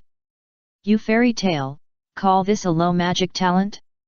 In their guild, this is already a proper S-level magician, right? Bastard! Well, in the Fairy Tale Guild, the definition of an S-class mage is a person who is far superior to the standard of the Holy Ten. The definition of an S-class candidate is a person who has already stepped halfway into the threshold of the Holy Ten or is already a strong person at the Holy Ten level. The candidate of the S-class candidate, in other guilds, is enough to serve as the backbone and become a senior S-class mage in the guild. For example, Elfman, the candidate of the S-class candidate, also has the strength of the S-class of other guilds. Damn! Seeing this, Thor couldn't help but swear. Bang! Before he could think more, Elfman's millstone-sized fist had already hit him. Cough cough. Thor vomited blood, his eyes rolled back, and he completely lost consciousness. Have Thor and Lasteros been killed? At the same time, in the stands of the Flaw Dome, Jalal, the leader of the Phantoms, covered his forehead helplessly after discovering that 2 of the 8 S-class magicians of the Phantom Ruler Guild he led had been killed by Fairy Tail. He hadn't even started hunting fairies yet, but 2 of them had been hunted by fairies. It seemed that he had to train these people as soon as he returned. Boom! Just when Jalal was about to do something, accompanied by a thunderous sound, Eric and Richard were also killed. How could he be so strong? Eric knelt on one knee, looking at Lachesis, who was bathed in lightning and looked like the god of thunder, with unwillingness and disbelief in his eyes. In terms of the strength of magic, Lachesis was even better than that Jalal. The S-class magician of the Phantom Ruler Guild is just so-so. Lachesis put his hands in his pockets. With his strength of walking several steps in the gate of the Holy Ten, he could be regarded as a senior Holy Ten. Both Eric and Richard were too weak. Compared to these 2 guys, Lachesis still wanted to meet Joseph Pola, the president of the Phantom Ruler, who was also one of the Holy Ten like the old man. Eliminate the magic power. Just when Lachesis killed Eric and Richard, a figure suddenly condensed in the air behind him. This person was fat, with tears in his eyes, and the terrifying magic power made the surrounding air emit a squeaking roar. He was Arya, the leader of the 4 elements of the Phantom Ruler. Get out! Lachesis seemed to have been prepared for this. Facing Aaliyah who was planning to attack him, he casually released a golden thunder. Boom! Accompanied by a roar. Aaliyah, who was charred all over, fell to the ground with a thump. 3 more people fell in a row. This guy named Lachesis is very powerful. The ruler of the entire Phantom, including the heart of the devil, after excluding President Preshedo, only I and Joseph can deal with him. Jalal looked at Lachesis deeply, and he regarded Lachesis as a strong enemy. Little sister, go and practice well for a few more years. On the other side, Urusha froze Juvia and Tutumaru with a wave of his hand. For a while, among the 8 S-level magicians of the Phantom Ruler Guild, only Sorono was left as the only seedling. Humans can't beat monsters. As for the reason why Sorono survived, it was because she did not participate in the fairy hunting activities like other companions, but stayed alone quietly, eating snacks and drinking tea, quite leisurely. The devil's heart has been annihilated. For a moment, Jalal, who originally planned to take action himself, sat back in his seat again. It was enough for him to deal with any one of Urza, Myra Jane, Urusha or Lachesis.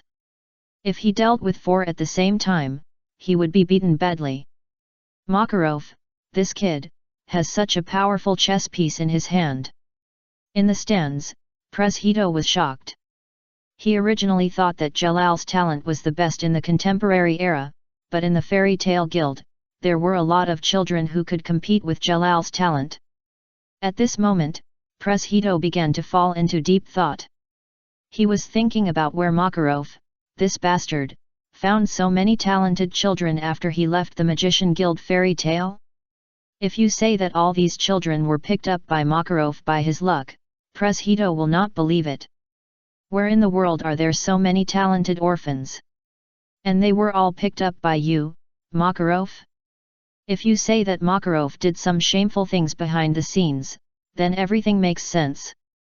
You are so depraved, Makarov. You can even do such a thing. Preshedo thought silently in his heart. At this moment, in Preshedo's eyes, Makarov is already the most notorious human trafficker in the kingdom of Fiori and even in the continent of Ishgar. On the other side, the originally noisy arena has now completely quieted down. Thousands of magicians have now been knocked down by the magicians of the Fairy Tale Guild. So that's it. The reason why these fairy tale mages came to my capital from afar is to show me their powerful strength. Is it also a demonstration to me, telling me that they can attack the capital at any time and drive me off the throne of Fiori Kingdom. Haha. Even if you win this time, I will give your guild what it wants. However, when I have the power to limit you, I will definitely drive you out of Fiori Kingdom. Old Thomas's forehead was sweating. He looked at the arena and killed thousands of fairy tale mages in a short time. He admitted that he was scared. Fairy tale can kill these contestants in such a short time, and can also destroy his army in a very short time. Ahem. The winner is Fairy Tale. Old Thomas slowly came back to his senses. He did not forget his job. He held the microphone and announced the victory of Fairy Tale.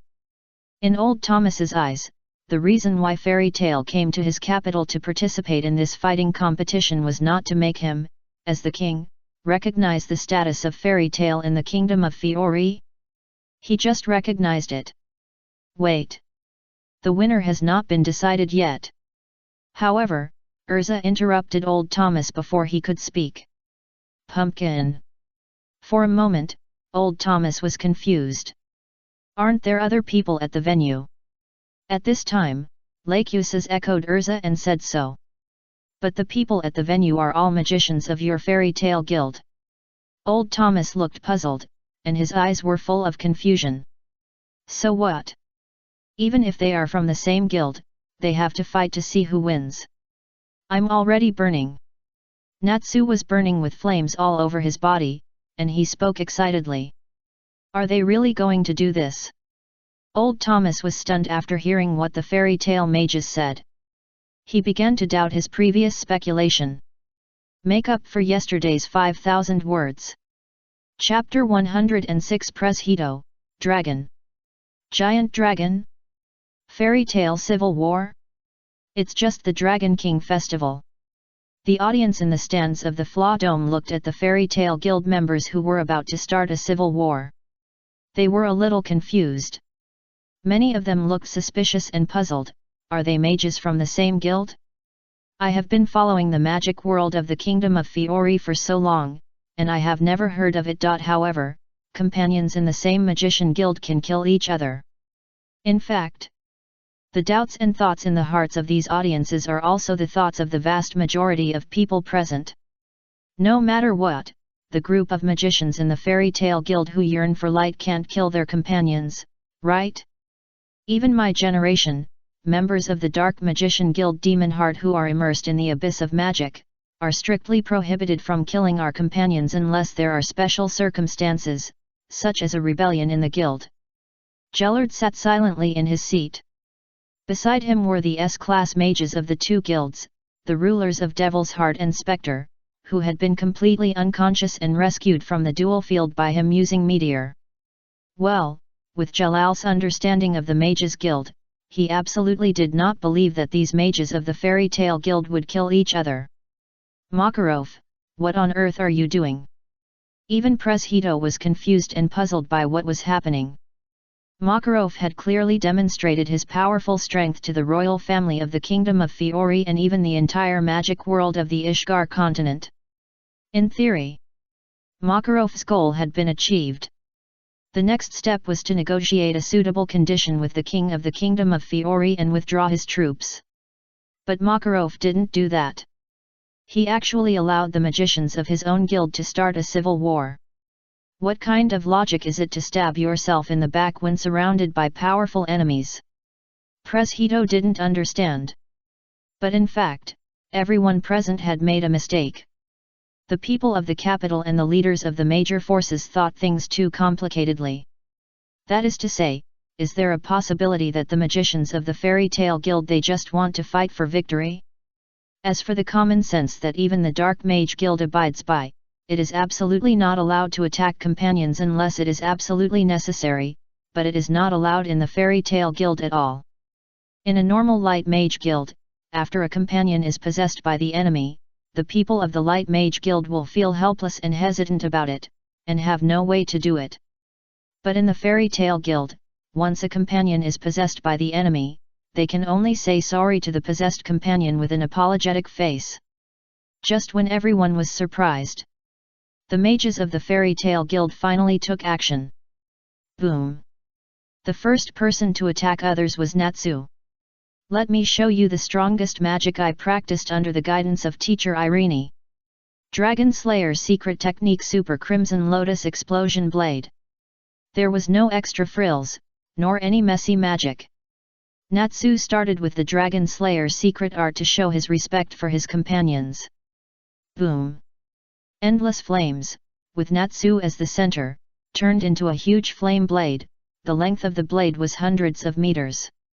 The terrifying flames emitted by the flame blade, and the infinite heat that was constantly released, raised the temperature of the entire Fruitdome venue by more than 10 degrees. It was originally cold in December, but Natsu's magic brought a hint of warmth. Ah ha ha ha! All of them were roasted in front of my move. Natsu smiled like a villain, and he looked like he had a grudge against his companions. What is this? Is this magic that can be used on companions? If you get hit by this thing, you will die, right? Wait, why didn't this guy use this kind of magic when he was fighting other opponents just now? Could it be because he didn't try his best before, in order to save his magic power and the strongest killing move for his companions? The audience in the audience were all dumbfounded. They had never seen such a terrifying fire magic. The huge flaming blade in front of them shocked everyone and scattered popcorn and beer all over the floor. Everyone had the same expression, that is, they opened their mouths wide and stared. Thunder Dragon's collapse fist. However, just when everyone was shocked by Natsu's strength, Lacusis turned into a lightning and disappeared in front of everyone. When the spectators reacted, Lacusis had come to Natsu's side and punched Natsu on the head. Boom!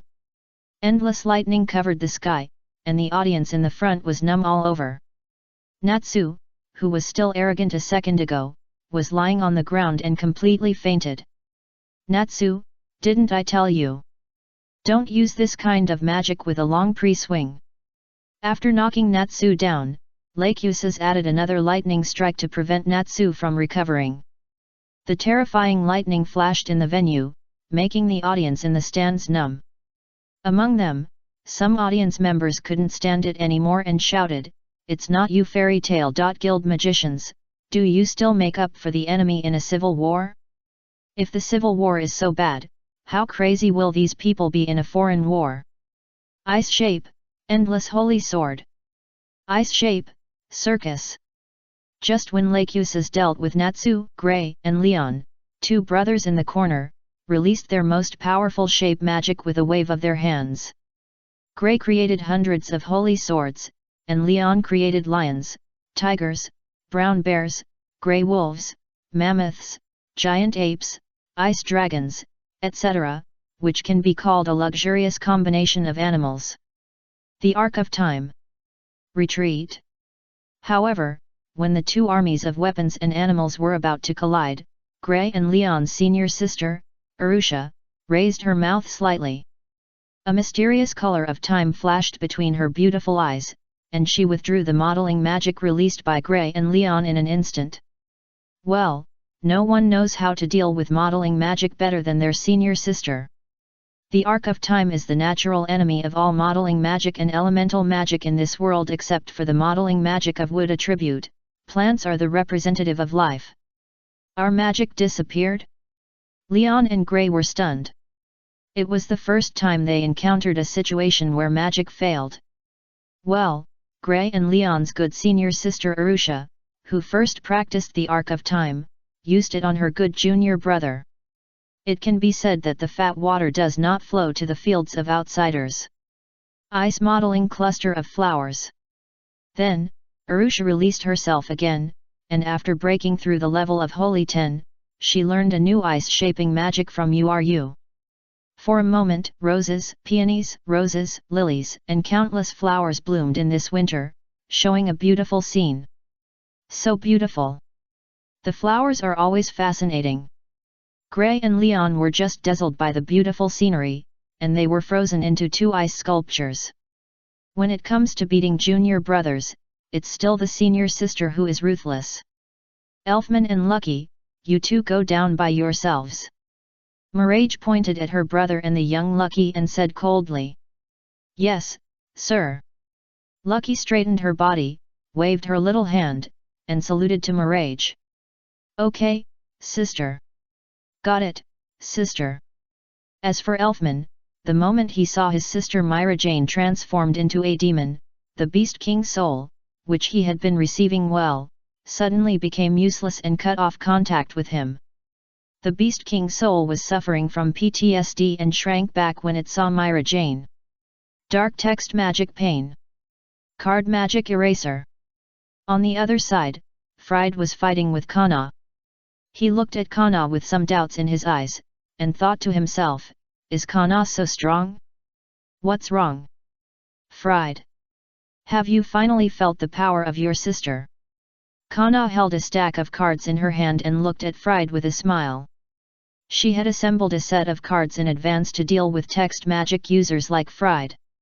This deck of cards is not very effective against other people, but it is a sure thing against text magic users. This is Kana who forced me. I didn't want to use this trick at first. Fried finally sighed. The cards used by Kana, especially the one called the Eraser, were essentially separation magic, which was used to separate the magic barrier particles he needed when writing words and spells. That is to say, Kana was inherently restrained by the nature of magic, and all his current text magic had almost no effect on Kana. Since text magic was ineffective against Kana, he could only strengthen himself in the opposite way. Give me speed, strength, defense, life, endurance. The highest realm of dark text magic. Turn myself into a demon. Dark text magic, dark. Fried said, writing a series of dark words on his body. Boom. Accompanied by a huge roar. Fried instantly turned into a demon like Mileage. For a moment, Fried's strength also increased several times, from A-level combat power to S-level. Such a strong breath of magic barrier particles. Does Fried have the power of the devil? Mirage looked at Fried who turned into a demon, and her brows slightly wrinkled. There is never a need for two demons in a magician guild. Well, Mileage felt that her personality overlapped with Fried, which made her very dissatisfied. Really, there is no way. Kana looked at Fried who turned into a demon. She knew that her card magic was completely useless at this moment, so she could only use that trick. Kana, you have already lost. At this moment, Fried didn't know what would greet him, and he spoke confidently. Hee. Kana didn't say much, but took off her coat. Wait, Kana, what do you mean? Why do you want to take off your coat? It's not suitable for children. Fried's old face turned red when he saw this, and he looked at Kana and said angrily. Gather. The river of light led by fairies. Just when Fried's face was blushing, Kana raised her left arm with a mysterious tattoo, and raised it to the sky, and the big what is this? It was at the moment when Kana sang the first sentence of this magic that Hito could no longer sit still. He stood up from his seat with cold sweat on his forehead. Light up! To destroy the evil fangs. When Kana sang the second sentence, Makarov looked at the first President Mavis who was sitting next to him. President Mavis, the magic that Kana is chanting now, could it be the fairy's light, one of the three magics of the fairy tale guild in the legend? Yes. Because Ian said that Kana is the daughter of Guildarts, and their family has the potential to normalize super magic, so I lent the fairy's light to Kana. If Kana can use the fairy's light as a basic magic, our fairy tale guild will become much stronger. Mavis heard this and said with a smile. Hey! Can this thing be borrowed casually? When Mavis finished speaking, all the magicians of the fairy tale guild present were shocked and wide-eyed. One of the three magics of the fairy tale guild, fairy radiance. The moment Kana finished speaking, a huge halo that was enough to cover the entire Fra dome descended from the sky. The halo emitting sacred magic power directly locked onto Fried and Myra Jane, surrounded them, and began to shrink continuously. No. Wait a minute. What does this have to do with me? Myra Jane was panicked at the moment. She couldn't understand why the magic that Kana released on Freed could circle her. Boom! In just a moment, Marajana's Satan soul was destroyed by the fairy radiance released by Kana, forcing Myra Jane to return to her normal state. As for Freed, who was also locked, he had returned to normal at this moment, foaming at the mouth, his eyes rolled back, and he completely fainted. Sacred magic was simply the nemesis of Freed, who controlled dark magic. Completely received Delira's soul. As for Myra Jane, she would not let Kana's fairy light send her away like this. The veins on her forehead bulged, and she directly received her strongest demon soul, Delira. Boom! For a moment, the terrifying magic power enveloped the entire Frau Dome, and all the audience present felt a chill on their backs and countless cold sweats on their foreheads. That one that has ravaged the continent for hundreds of years. The old guy, King of Hell Maldo Gil, who had been searching for Delira for decades on the continent of Ishgar, was actually killed by Fairy Tail, and her soul was received by the magician of their guild and turned into the power of Fairy Tail. Incredible! Wait, if this girl named Myra Jane can accept the soul of Delira, it means that she can also accept the group of guys in the Gate of Hades guild who are more likely to cause trouble than to do good things? Interesting. Preshedo looked at Myra Jane with a touch of shock in his eyes. Myra Jane is simply the nemesis of Hades. Roar! After Myra Jane transformed into Delira, she successfully destroyed the light of the fairy released by Kana, and forcibly stretched out the sacred ring that bound her, turning it into a little starlight. Of course, it was not because the fairy's radiance, one of the three magics of Fairy Tail, was not strong enough, but because Kana's magic power was not enough for her to deal with two magicians who were equal to or even stronger than her at the same time. It's over.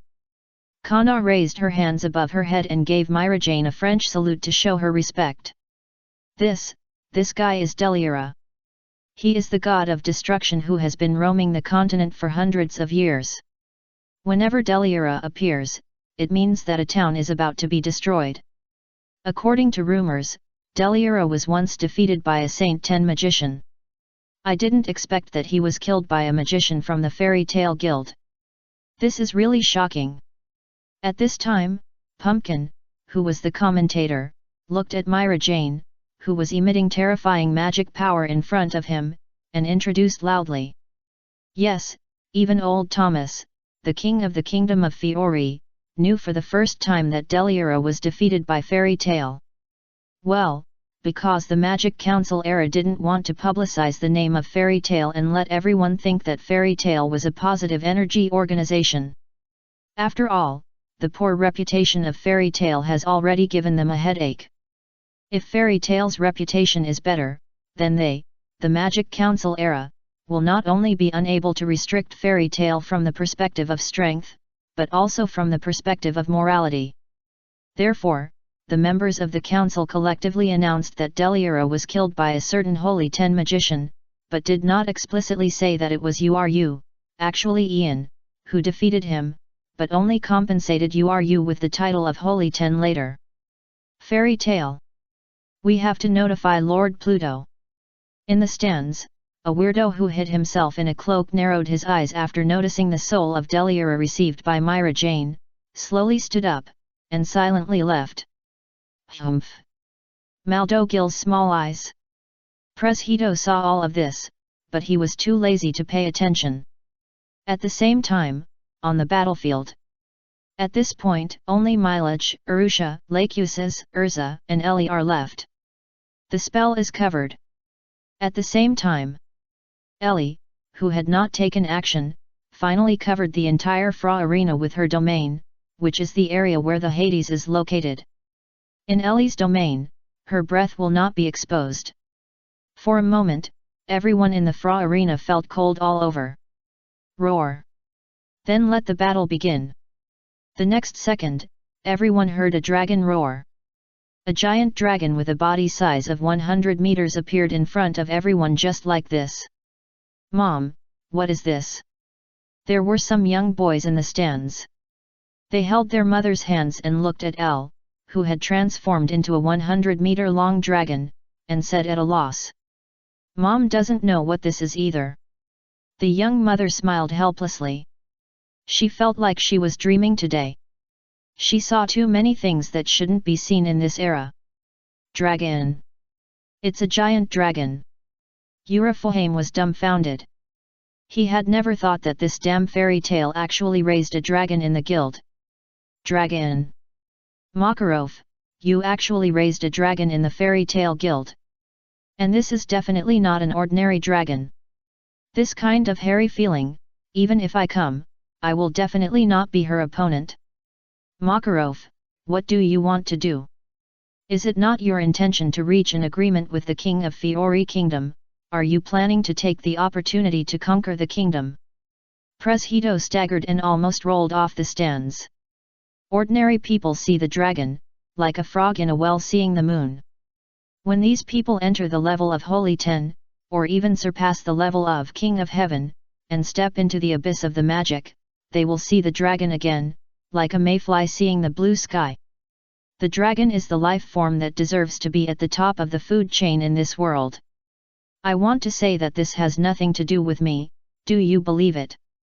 Makarov was silent, he didn't know what to do. At the same time, Urifohame directly cut off the live broadcast of the fighting. Lord Urifohame, if you take action, with all the knights under my command, plus 200,000 troops, can you defeat this dragon? At this time, Pumpkin came to Urifohame's side and asked softly. You will die. Urifohame took a deep look at the huge dragon and shook his head. Ah, is it really like this? Pumpkin Sauce, that is, old Thomas, immediately understood. At the moment, it was exactly what he thought. How could humans beat a dragon? Are you finally trying your best? At the same time, Urza, Lachuses, Myra Jane, and Arusha looked at Arl, who had transformed into a dragon, and a hint of excitement flashed in their eyes. Who? Sister. You can't defeat me now. No matter how powerful a human is, he can't defeat a dragon. This is the most basic common sense. Human magic is ineffective against dragons. Ale smiled, and the 6 tails behind her kept shaking. If she wanted, she could turn the entire Fiori Kingdom's capital, Crocus, into dust with a roar. Zzz. We have to give it a try, right?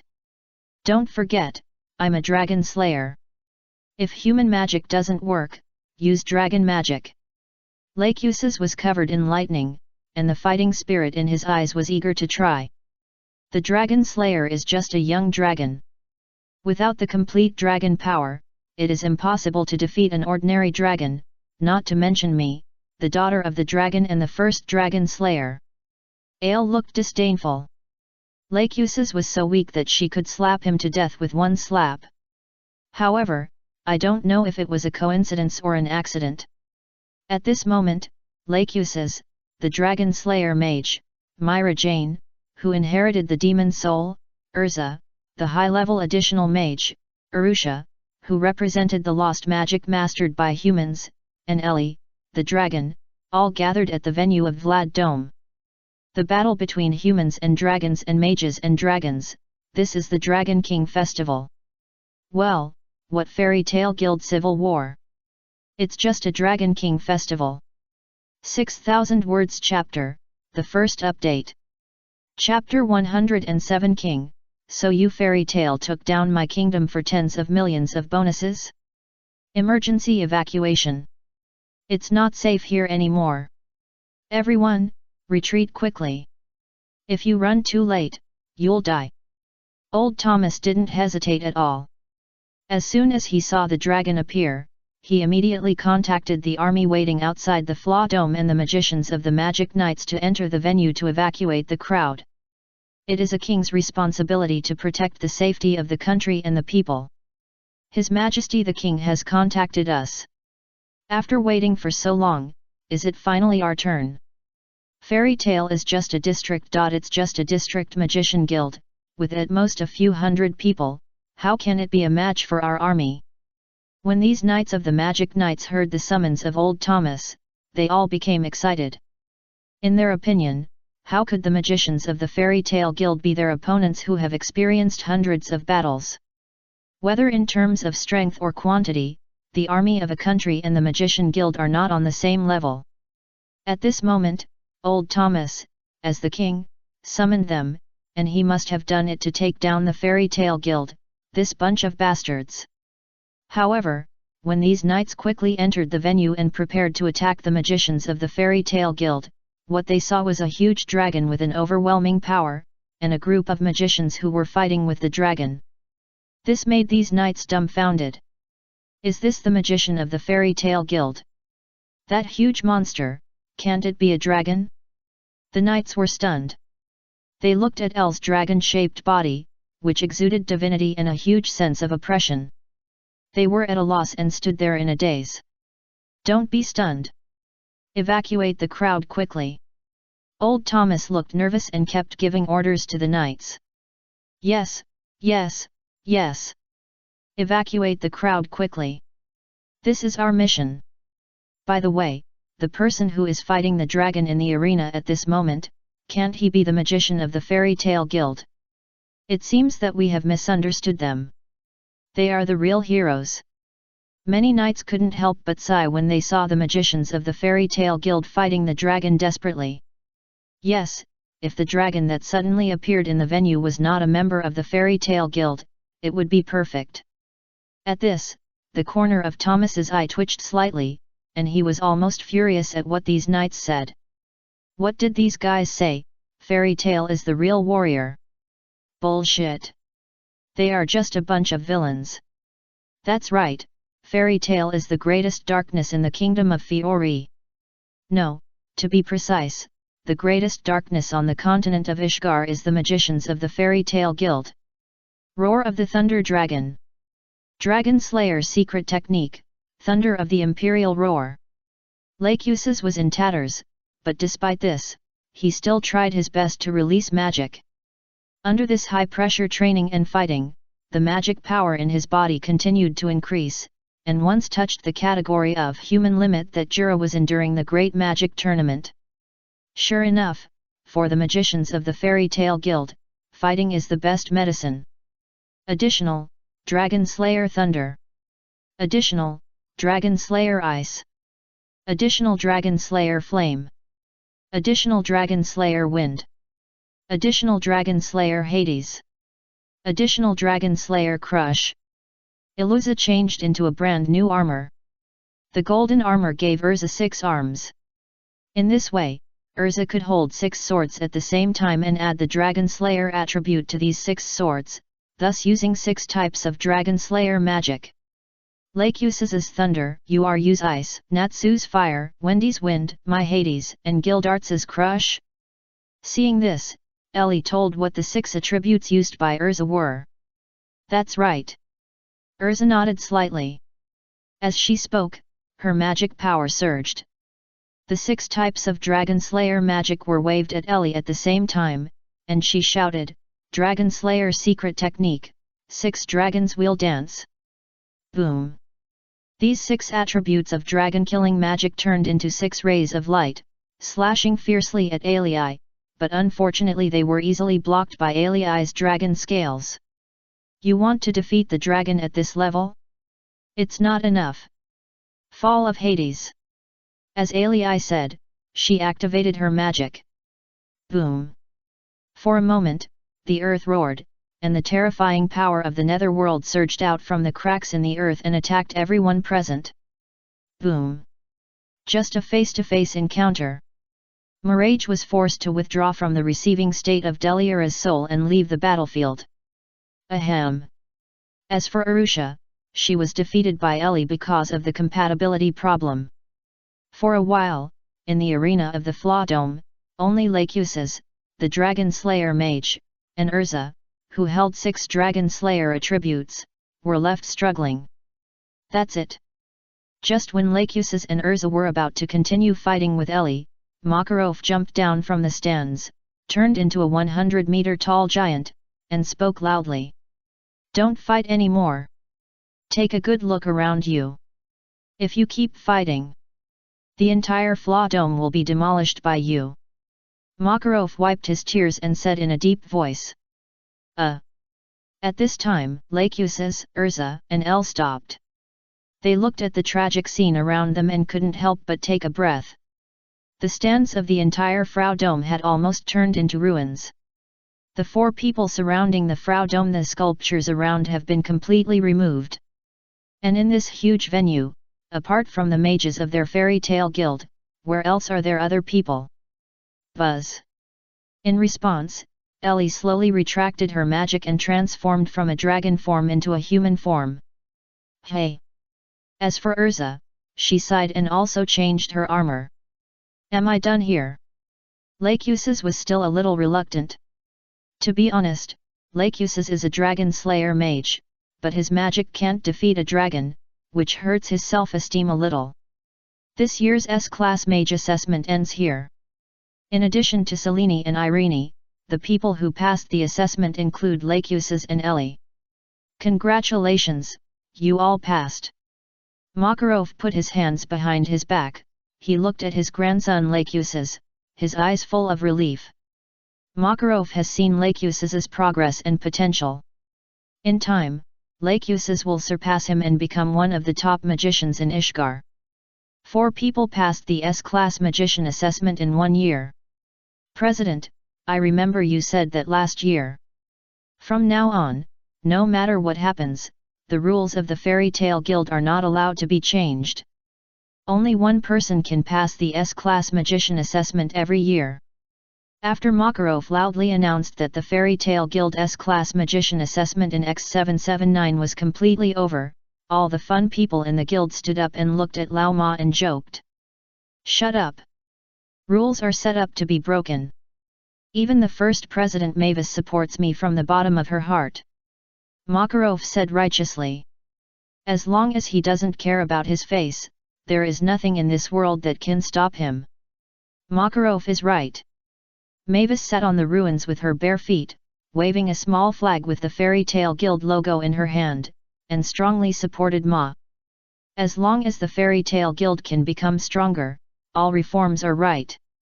Well, Mavis, this one is even more important. Anyway, the venue was demolished like this by us, do we really not need to pay for it? At this moment, Kana, who was sober, scratched the ends of her hair and looked at Makarov and asked. Maybe, no. Makarov looked a little hesitant. To be honest, he was not sure. Anyway, I will go to His Majesty the King to apologize, and if it doesn't work, I can only leave my seat. Makarov rubbed his chin and said so. That's the only way. To this, other people in the guild echoed. So. Makarov, escorted by a group of magicians from the Fairy Tale Guild, mustered up the courage to go to the palace where the king of Fiori Kingdom was. In the Lantern Palace. Is it finally here? Old Thomas sat on the throne and sighed helplessly. Releasing demons and dragons again. Isn't the president of the Fairy Tale Guild, Makarov, planning to usurp the throne? Since he had just confirmed from Muravheim, the second strongest man in the Holy Ten of the Ishgar continent, that even if the entire kingdom's combat power was gambled, even if the Magic Council era was asked for help, their Fiori kingdom would definitely not be Makarov's opponent, so let's just give the kingdom away.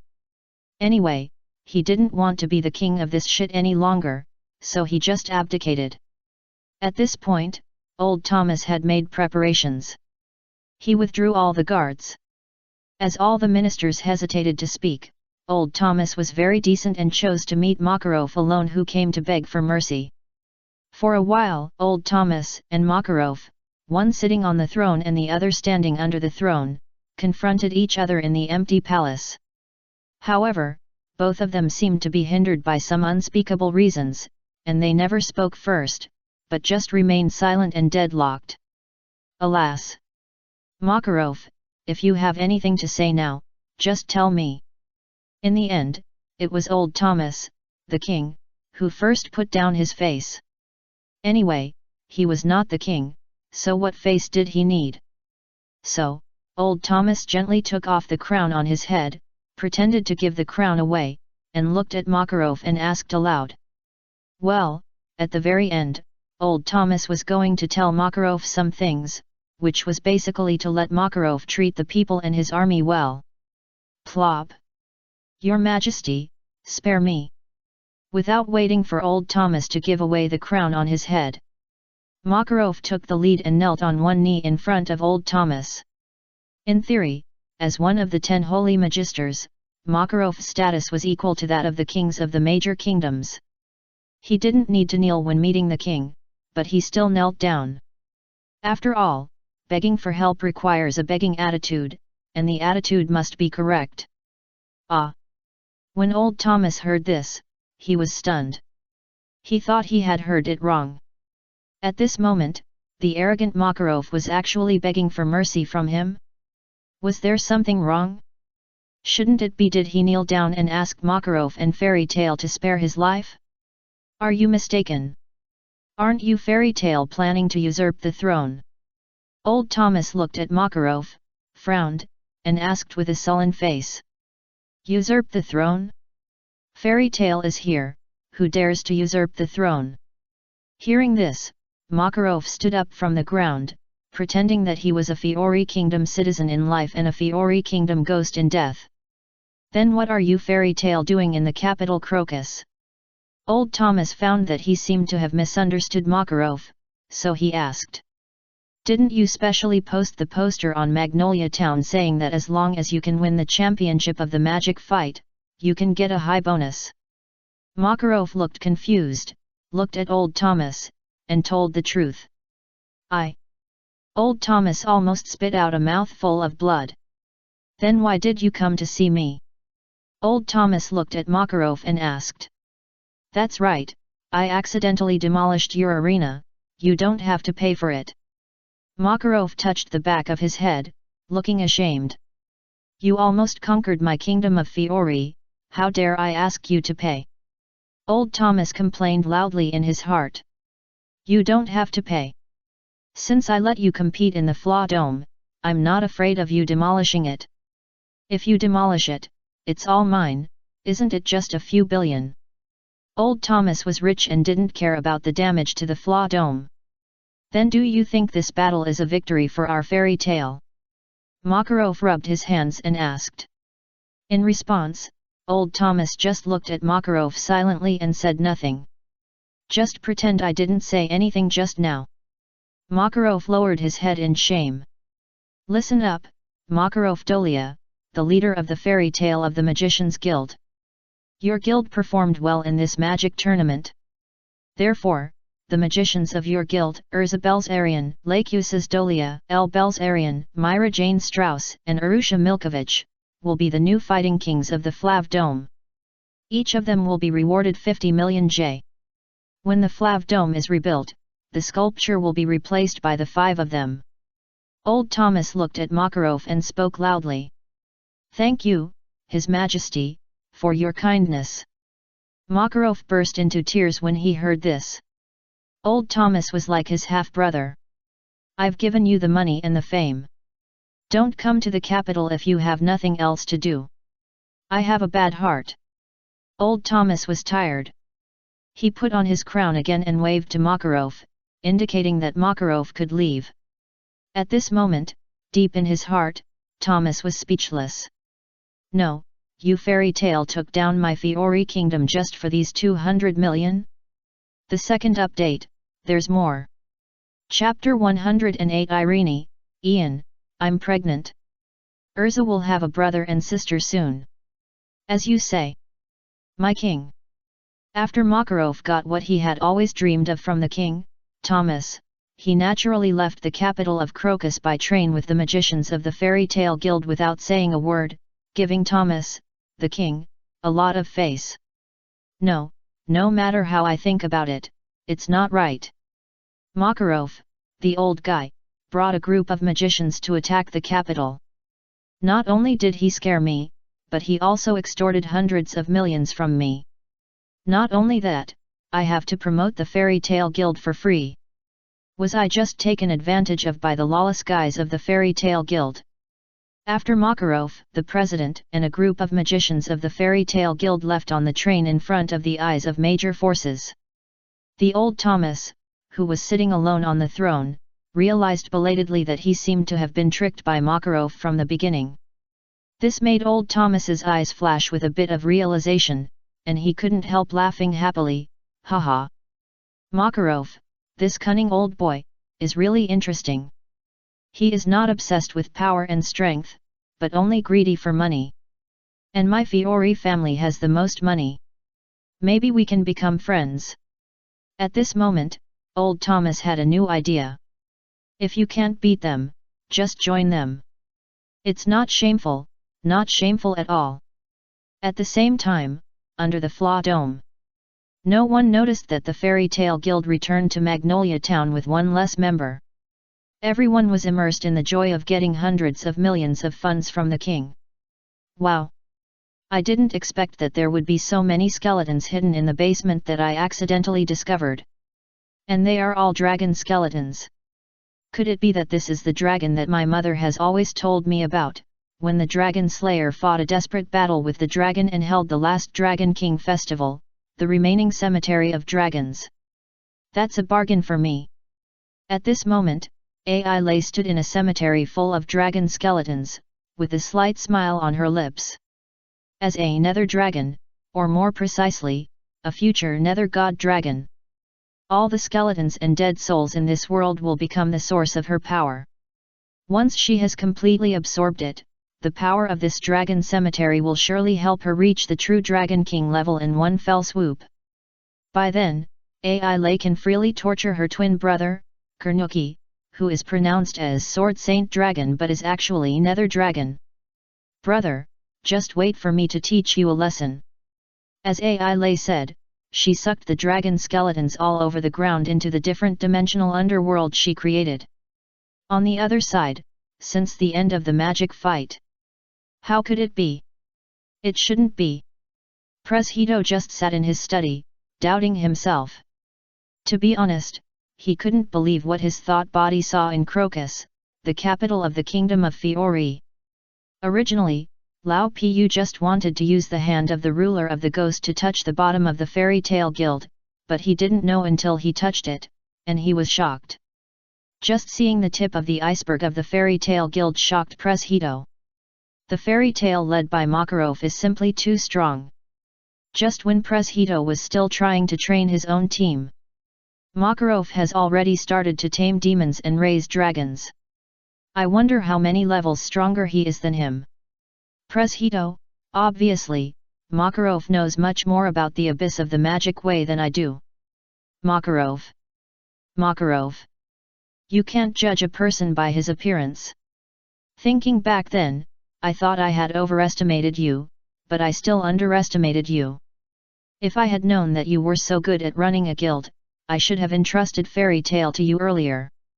Hehe, it's only been a few decades. I can no longer see clearly whether it's Fairy Tale or you, Makarov. Pres Hito's expression was filled with endless emotion.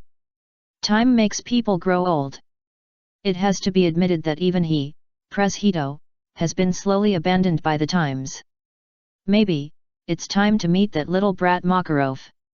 Thinking of this, Pres Hito stood up from his throne, took off the helmet he had been wearing on his head for many years, and changed into a majestic black cloak that gave people a strong sense of oppression. After hesitating for a while, he still opened his wardrobe that he had not opened for a long time. Pres Hito just looked at the white cloak that had been in the wardrobe for who knows how many years, or when he just left the Fairy Tale Guild, he wore it. There was a rare bit of timidity in his expression. He reached out several times to take it out in the end, none of them succeeded. Pres Hito just stared at the cloak in a daze. This white cloak has the logo of the Fairy Tale Guild printed on the back. This logo carries too many memories for him. It is too heavy for him now.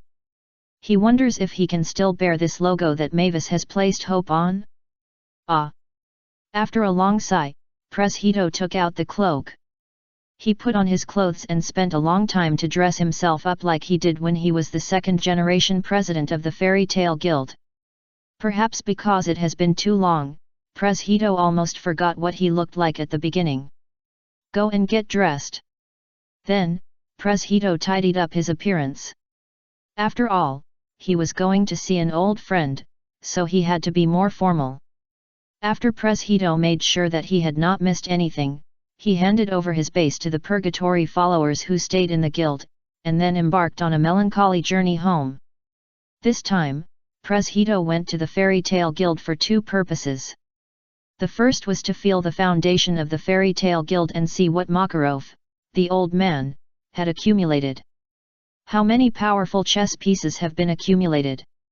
The second is to meet Mavis, the first president of the Fairy Tale Guild, who always haunts him. Just when Ellie absorbed all the bones and souls in the Dragon Cemetery. It is guarded as a treasure by the successive royal families of the Kingdom of Fiori. The Eclipse Gate left by the Black Magician Zirav, which was placed under their palace, suddenly opened a gap with a roar. Ah ha ha ha! Successful! I finally succeeded in going back to the past. A young man with long black and white hair and a violent aura all over his body walked out of the gate in a dignified manner and appeared in the palace of the Kingdom of Fiori. In order to start my plan. First of all, we must know what year it is now. As the young man said this, he turned into a shadow and disappeared into the dark palace. His purpose seemed clear and he had made sufficient preparations for it. Well, if the young man had really traveled to his original world, the past, then everything would be fine. Unfortunately, the young man seemed to have taken the wrong path. He headed for a road of no return called the parallel world.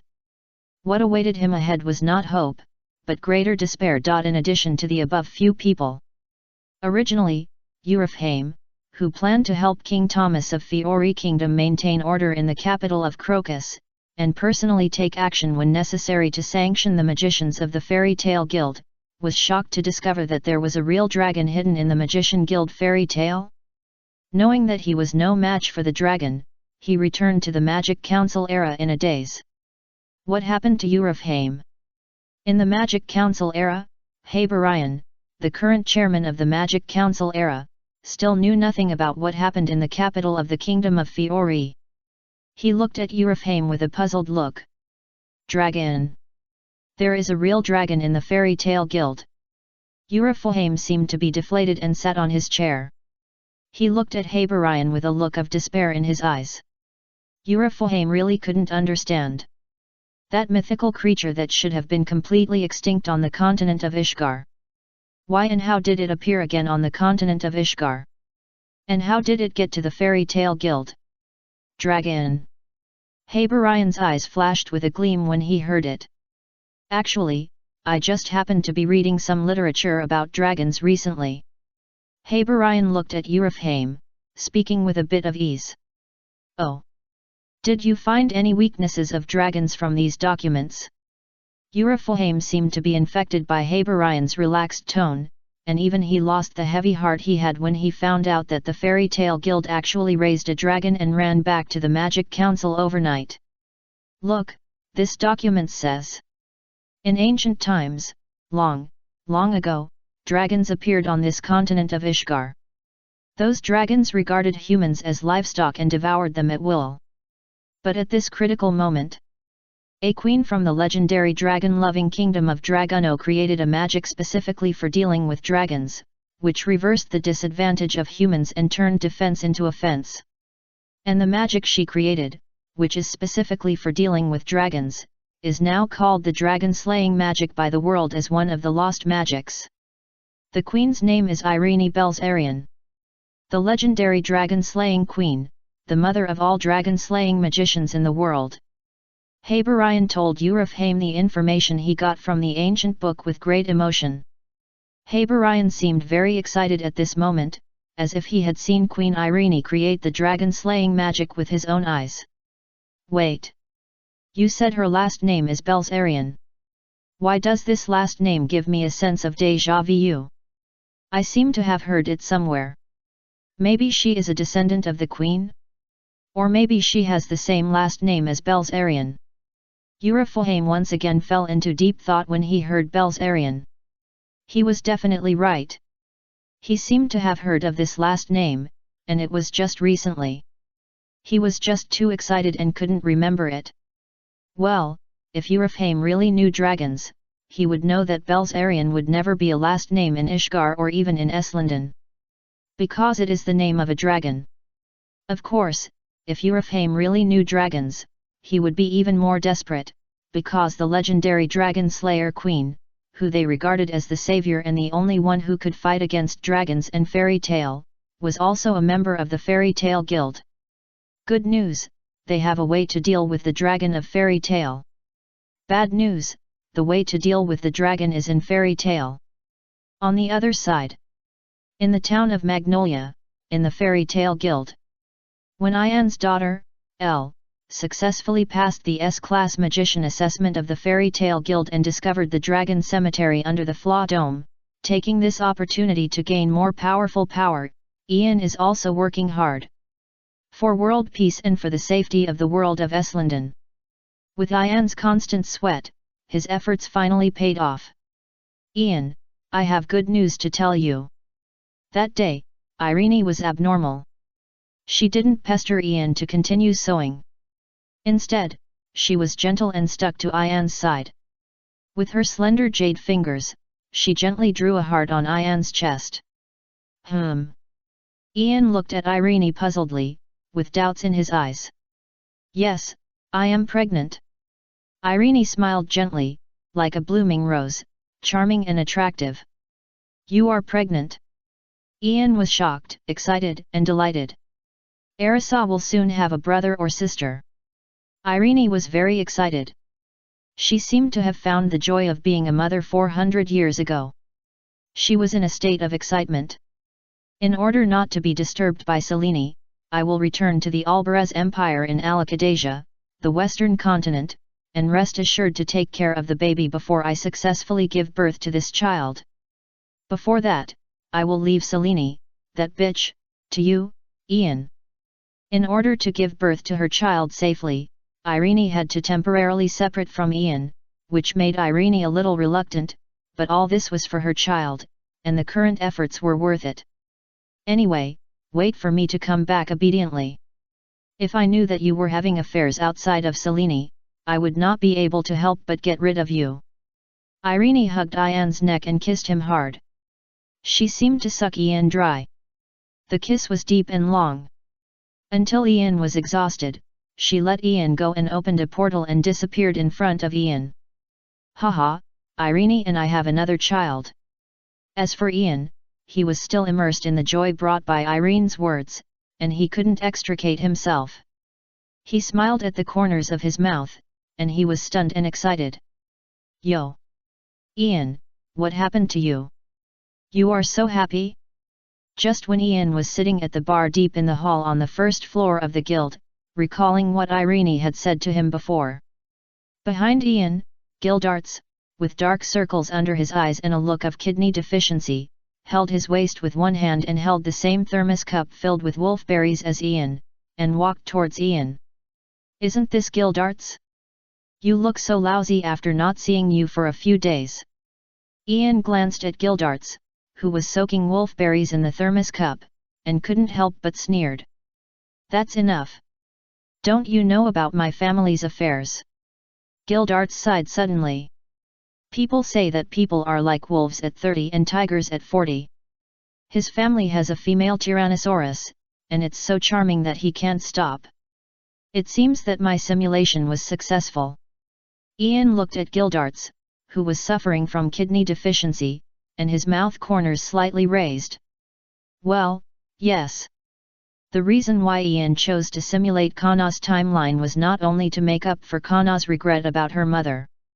The purpose was to let Gildarts, who was always easy to talk about and mocked him for kidney deficiency, feel the pain in his body.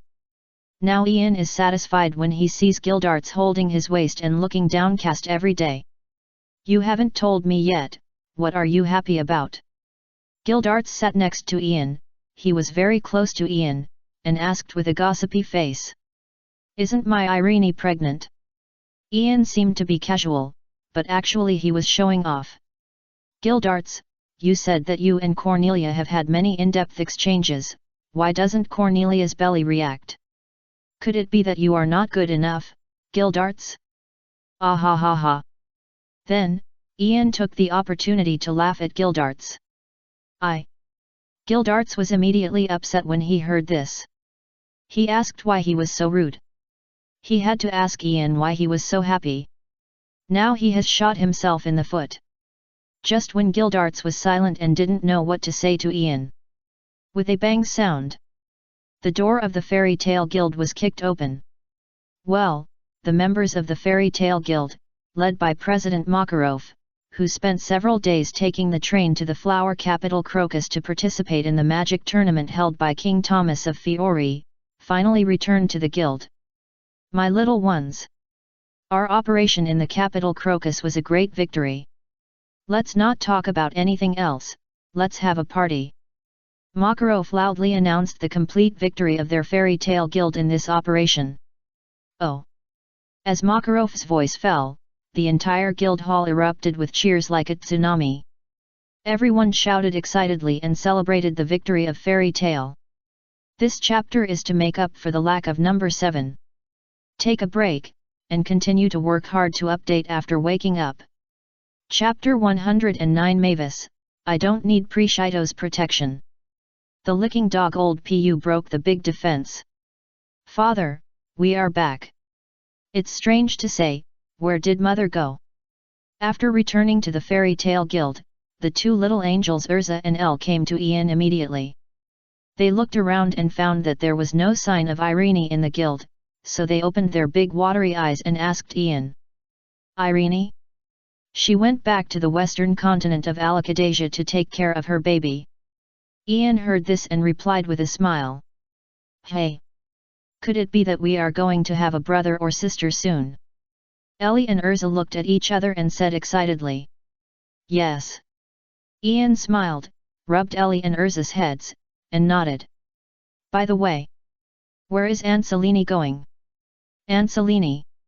Is she planning to do something to our unborn brother or sister?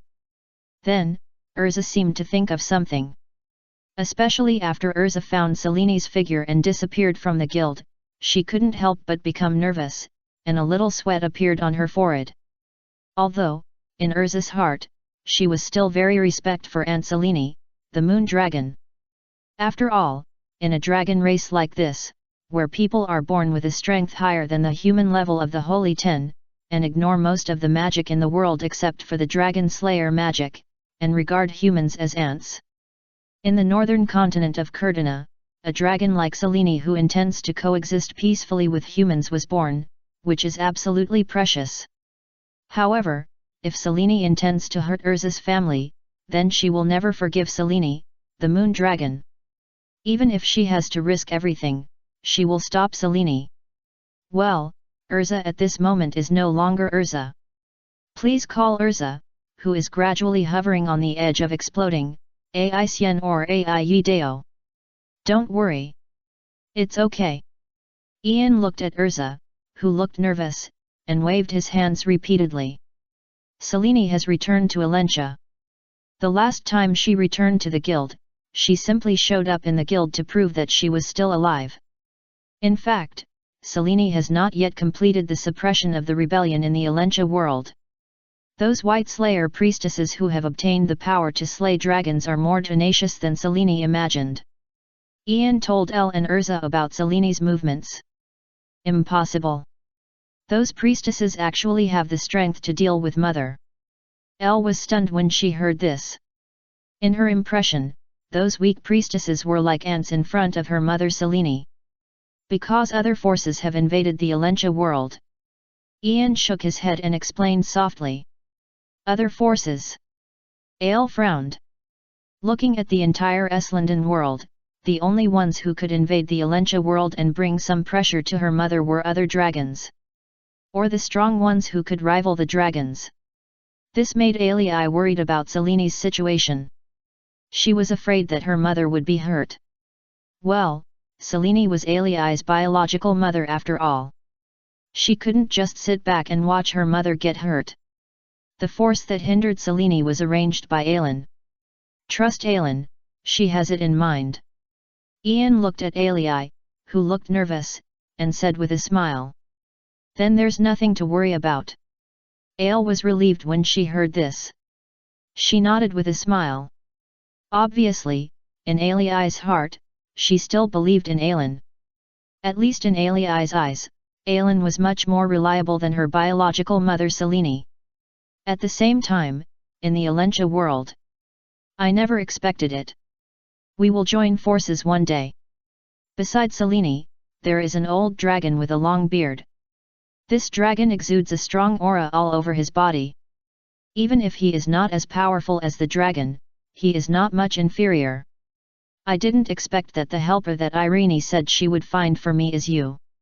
Selene looked at the dragon beside her, with a bit of dissatisfaction in her expression. No matter what, our goals are the same for the time being, aren't they? The old dragon looked at Selene and said coldly. Then let's cooperate well. Irefsaria.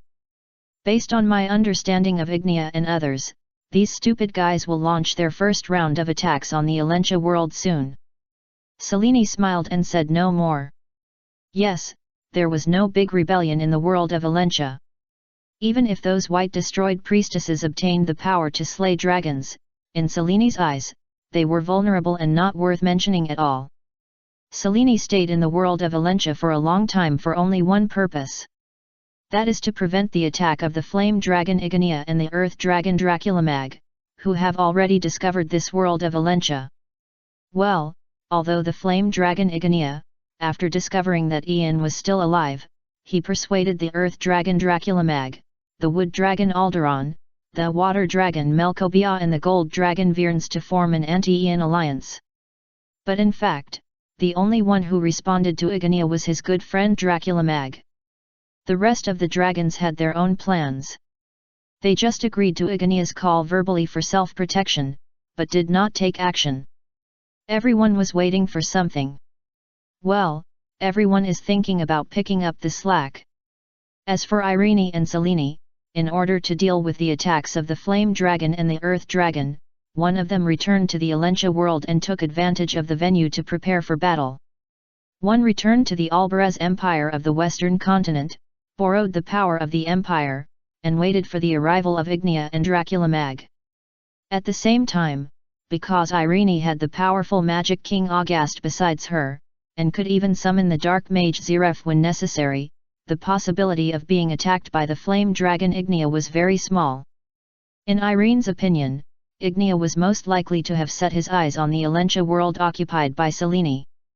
Therefore, in order to deal with Ignia's attack, Irene contacted the dragon slayer mage Erefsalia of Kiltana in the northern continent, and asked Erefsalia to go to the Alentia world to help Selene. By the way, Erefsalia is the initiator of the 100 Years mission. He calls himself the Phelan and regards all the knowledge in the world as his own power. As for the Ishgar continent where Ian is now, here is the strongest guardian in the world, the invincible Black Dragon King Aknologia, so there is no need for Irene and Selene to worry. For a while, when the Fairy Tale Guild was still reveling, a game that will affect the Eslanden world and the fate of the Alentia world is about to begin. By the way, Selene, you are so anxious to return to defend the Alentia world. Have you noticed the movements of Ignia and other dragons? When will they invade Alentia world? Phelan Erefsalia looked at Moon Dragon Selene and asked in confusion. Erefsalia thought that if the invasion of Ignia would happen in the next few weeks or months, he would work overtime to guard the Alentia world and would not go anywhere else. Yes. According to my inference, if the plans of Ignia and Draculamag go smoothly, they will take action within 20 years. Even faster, they may be ready in 10 years. And launch a full-scale attack on my Alentia world. We don't have much time to prepare. Selene answered seriously. Ah! Erefsalia was slightly stunned when she heard this. So, when Selene said that Ignia was about to take action, this fast was measured in years. That's right, the concept of time of dragons and humans is different. For these dragons that can live for 1,000 years or even be almost immortal, 10 or 20 years, converted into human units, maybe just a few months or even weeks. It's no wonder that Zelini felt that time was running out. It's just that Aref Salaya, as a dragon slayer mage, was a little speechless. As for the fairy tale guild, everyone drink. Drink. The fairy tale people drank the drinks in their cups, sang happily, fought, dismantled the guild's tables and chairs, and destroyed the guild. You have really had enough. Makarov looked at everything in front of him and spoke weakly. Natsu, go ahead. Hit him in the face. Gray, use your ice shape to seal Natsu's feet. Leon, I have said it many times, although your shape magic is flexible enough, it is too weak in attack power and needs to be strengthened. Beside Makarov, Mavis, the fairy strategist, was directing the battle between Natsu, Gray, Leon, and others, and kept waving his fists and cheering. President Mavis, you have had enough too. Makarov's heart was about to break. With such a guild, who on earth could he go to for justice? Originally, Makarov thought that Mavis, as the first-generation guild leader, could share some of the burden of the guild leader with him after being resurrected in the form of a soul. As a result, after Mavis was resurrected, not only did she fail to share some of the heavy responsibilities for him, but even the huge fairy tale guild became more and more chaotic under the command of Mavis. Click! Just when Makarov didn't know what to do, the door of the fairy tale guild was suddenly pushed open by someone. The movement was very light, and it was obvious that it was not from their fairy tale. Therefore, it attracted Makarov's attention. Well, the magicians of their fairy tale guild opened the door with their feet. Mage Guild Fairy Tale. It's been a long time since I came back. An old man in a white cloak and holding a fairy tale-shaped staff in his hand strode in with a smile on his face. Hey! Makarov, you've grown up and become old. Anyway, it's been a long time since we last met. The old man was none other than Makarov, the third-generation president of Fairy Tale, who had discovered that he had actually started raising dragons in the guild. So he could no longer sit still and rushed back to Fairy Tale from the Devil's Heart overnight. Hito Gelberg, the second-generation president of Fairy Tale and one of the founders of Fairy Tale. You. No. You are. When Makarov saw the person clearly, he excitedly stood up from his seat, which was the bar at the deepest part of the first-floor hall of the Fairy Tale Guild. At this moment, Makarov was so excited that he couldn't speak. His eyes gradually became moist and slightly red, and from time to time there was a tick-tick sound on the bar. Because Makarov's biological father, Yuri Dolia, and his biological mother Rita, both died too early. Therefore, it is not an exaggeration to say that Makarov was brought up by Hito. When Makarov saw Hito, who was like a teacher and a father to him, appear in front of him again, he was so excited that he was at a loss, and his old face was already tearful. Makarov, I'm back. Hito smiled, holding the scepter in his hand, taking steady steps, step by step, walked towards Makarov in the depths of the bar. Puff. However, just when Hito was halfway there, half a cream cake fell from the sky and landed directly on his head. Hito touched the cream on his head, his hand holding the scepter became tighter and tighter, and even the approachable smile on his face became stiff. If this was in the heart of the devil, he would have been angry a long time ago. But who let this be the fairy tale? He endured it, okay? Haha. Makarov, the magician of your guild is really energetic.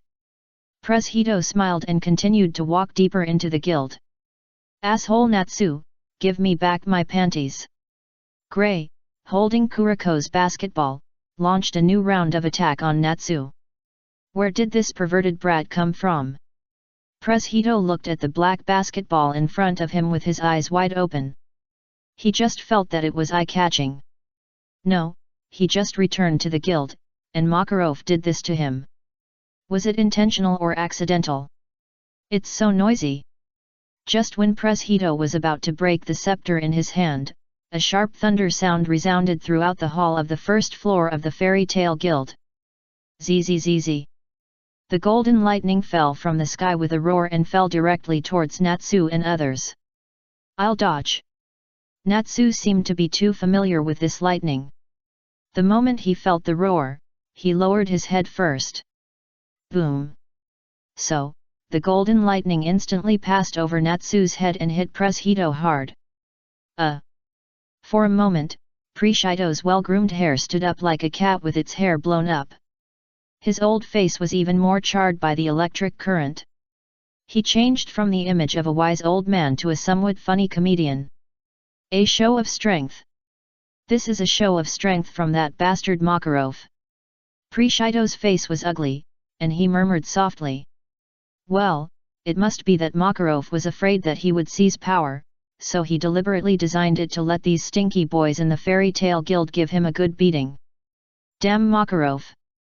Press Hito finally couldn't help it and broke the scepter in his hand. Silence! Just when Press Hito was about to lose his temper, Makarov, who had been sitting at the bar and wiping tears at Preshito's old face, finally calmed down his excitement.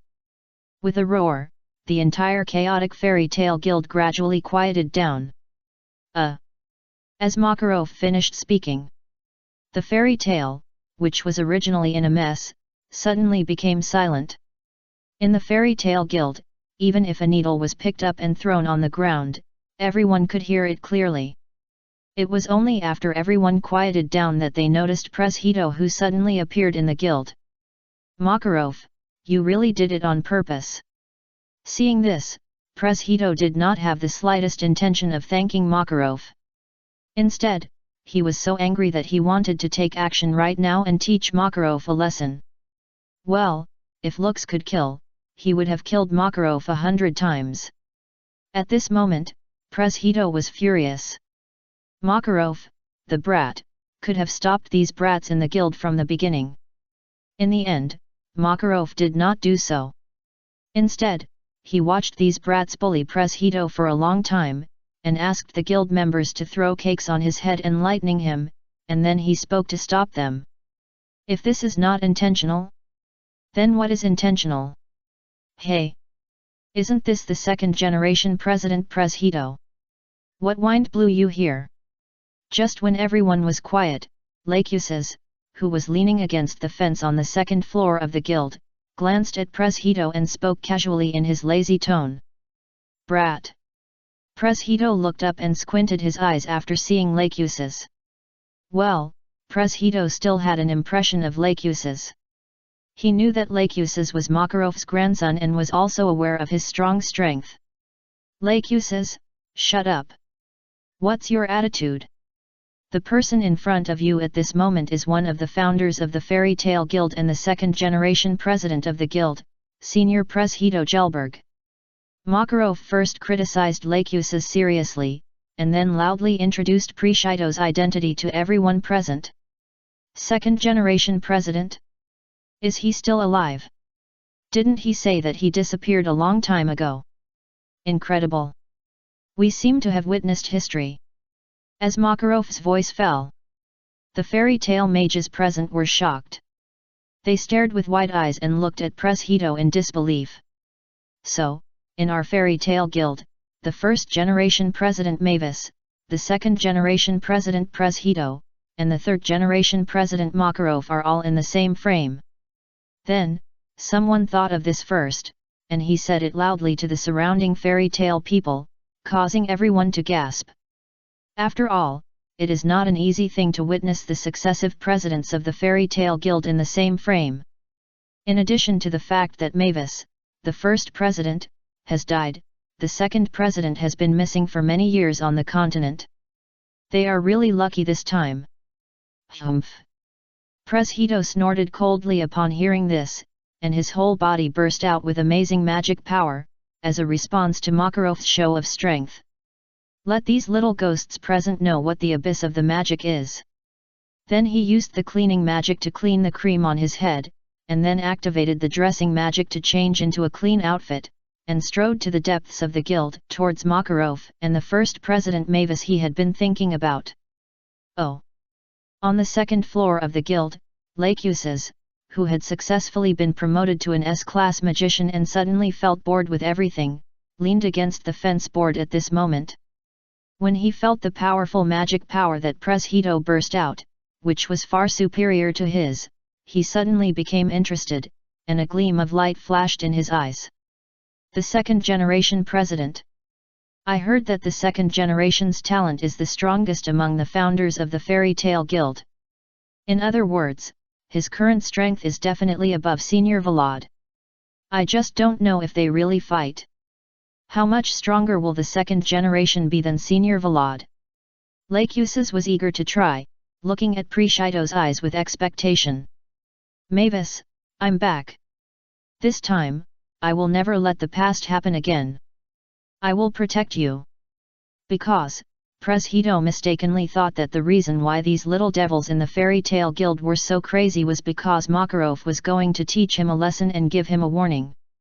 So, he didn't give Makarov a good face, but looked directly at the first generation president Mavis, who he had been thinking about. He came up and expressed his loyalty to his goddess. No need. Preshedo, I said before that you need to have your own dreams and career. For me, it's enough to let the current president of the guild, Makarov, and everyone in the Fairy Tale Guild protect me. In response, Mavis tilted her little head, used the most innocent expression, and said the most heartbreaking words. What is the biggest harm to licking dogs in this world? It's not that the goddess is tired of you, but that the goddess didn't care about you from the beginning. Puff. Preshedo heard the words and laughed happily, a little sadly, and spit out countless bright red from his mouth. Second generation? What's wrong with you? Second generation, you have to cheer up. Second generation. In the entire Fairy Tale Guild, the only one who was thinking about Preshedo was Makarov, whom Preshedo didn't care about. Chapter 110. There are 8 S-class magicians in the guild, and they have 5? Ian is going to rule Fairy Tale. After a while. Second generation, are you okay? Even Preshedo himself didn't know how much time had passed. He just heard the impatient shouting in his ears. This shouting made him feel familiar, so he slowly opened his eyes. Well, what came into view was Makarov's old face. Alas, seeing this, Preshedo sighed helplessly. Why do you seem disappointed when you see my face, second generation? Makarov looked at Preshedo, who was sighing, and asked in confusion. So, how long have I been unconscious? Preshedo seemed too lazy to answer Makarov's words. He just glanced at Makarov casually and asked weakly. You have been unconscious for a whole hour. Makarov wiped the cold sweat from his forehead and spoke anxiously. Really? Hee. Come to think of it, I seem to have had a dream just now. In my dream, Mavis told me that she no longer needed my protection. Now think about it, this is completely impossible. How could Mavis not need my protection? Once Mavis loses my protection, who can she rely on? The black magician who hopes to kill her. Preshedo talked to himself, he seemed to be giving himself psychological hints and deceiving himself. At the same time, perhaps because the most important purpose of psychological hints is to make oneself believe, so there can be no lies, so Preshedo accidentally seemed to have said some big secrets. Second generation. Fortunately, Makarov was a thick-skinned man. He didn't care about what Preshedo said. He just felt a little sour in his nose after listening to Preshedo's mumbling. He reached out and gently wiped away the tears from the corners of his eyes. He thought to himself, the second generation really cares too much about the first generation. He was so angry that he fainted because of the first generation's words. After he woke up, he even cast a psychological suggestion magic on himself, forcing himself to forget everything that happened just now. The second generation is really good. I'm crying. Well, the current situation of the Fairy Tale Guild is besides, the whole guild knows that the second generation president Preshedo is a licker of the first generation president Mavis. Only the second generation president himself doesn't know. Makarov. I know that you are completely different from the past. It's a foolish dream to want to take back the management rights of the Magician Guild fairy tale from you. So from today on, you and I will be one in the dark and one in the light, and do our best to protect the best Mavis in the world. Preshedo not only wants to become a licker himself, but he also wants to bring his good apprentice, Makarov, the successor of his will, to become a licker together. Well, he, Preshedo, is the ultimate licker in the world. Since Mavis doesn't want to see me, then I'll leave. I think it's getting late, it's time to go back. Then, Preshedo muttered to himself. Yes, how could Preshedo not know that all the words he just heard were not illusions? But they were real things that happened. Even if the original intention of those words was not to let Preshedo leave. But his faintly aching heart could not be faked at all. Preshedo originally thought that since he created the devil's heart and began to fall into the abyss of magic, he had given up all his emotions as a human being. Just like the black magician Zirav, who he admired and hated, and whom he hoped to replace or become from the bottom of his heart, he turned into the incarnation of darkness. But Mavis' simple words still hurt him so much. Preshedo, I finally showed my bravery once, but you made me lose so thoroughly. Second generation, what are you talking about? Second generation. Since you have returned to the Fairy Tale Guild, the position of the president is of course for you. It just so happens that I should abdicate. However, the moment Preshedo finished speaking, Makarov suddenly stretched out his hand and grabbed Preshedo's forearm. He looked ferocious, as if he would never let Preshedo run away here. Hey! Preshedo was confused when he saw this. For a moment, Preshedo thought that he was the president of the Devil's Heart, the most powerful dark magician guild on the Ishgar continent, and the fact that he was the president had been exposed? Makarov, what do you mean? So, Preshedo looked at Makarov and asked carefully. Honestly, Preshedo was not afraid of Makarov at all. He was confident that even if Makarov knew everything, he could get away with it. But Preshedo was too ashamed to show his evil side in front of Mavis. He hoped that Mavis would always be innocent. Second generation. What are you talking about? Since you have returned to the Fairy Tale Guild, why would you leave again? The position of the president is naturally yours. Besides, I am not the material to manage the guild. It's just that I will manage it on your behalf when you leave the guild. So since you have returned, from today on, the Fairy Tale Guild should continue to be managed by you. Makarov held Preshedo's hand and said excitedly. No, this. How can I be embarrassed about this? Preshedo's face changed for a while, and finally he smiled gently. However, Preshedo's eyes were cold. He wanted to see what tricks Makarov was playing. No. Don't be embarrassed. This is your duty. You must not refuse. Makarov held Preshedo's hand and spoke seriously. However, in Makarov's heart, there was another scene.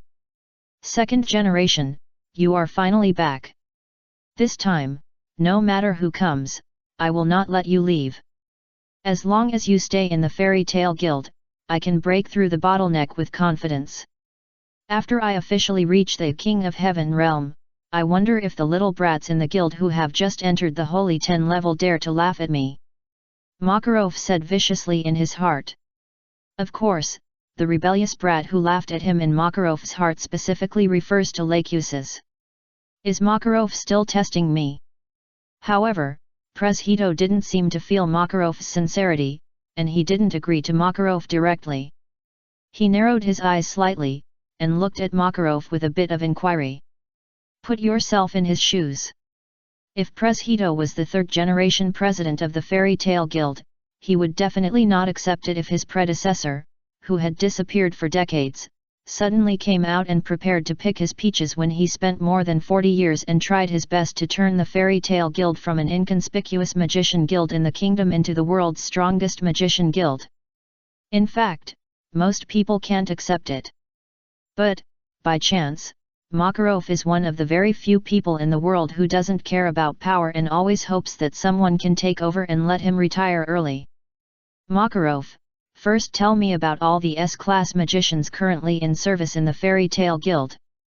Pres Hito is a smart man. Before seizing power, he plans to test whether Makarov, the old man, will tell him the truth. If Makarov tells him the truth, it proves that Makarov did not deceive him. Makarov really intends to give him the position of guild president. If Makarov does not tell him the truth, the meaning is self-evident. Makarov, let me take a good look at the Fairy Tale Guild you mentioned, the Fairy Tale Guild's active S-class magician list, and the Fairy Tale Guild's active S-class magician list I investigated. Is there any difference? Pres Hito looked at Makarov silently, thinking in his heart. At present, there are 5 active S-class magicians in our guild. No, there are 8 people in total. Hearing the voice, Makarov immediately spread his fingers and counted. Hey? 8 people.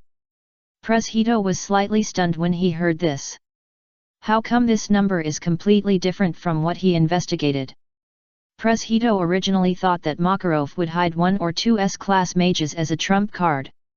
As a result, according to Makarov, the S-class mages of their Fairy Tale Guild not only did not have any intention of hiding, but on the contrary, there were 2 more S-class mages of the Fairy Tale Guild than what their Devil's Heart investigated.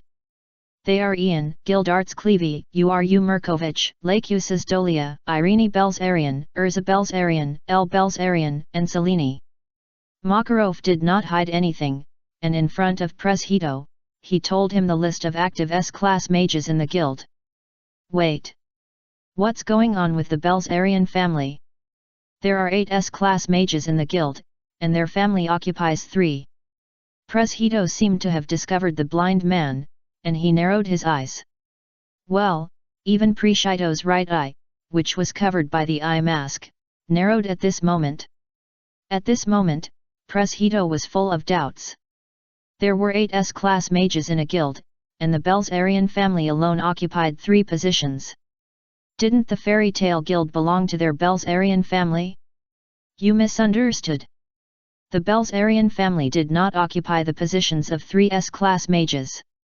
Makarov looked at Preshito's frowning expression, and he knew in his heart that his teacher must have misunderstood Ian's family. Oh.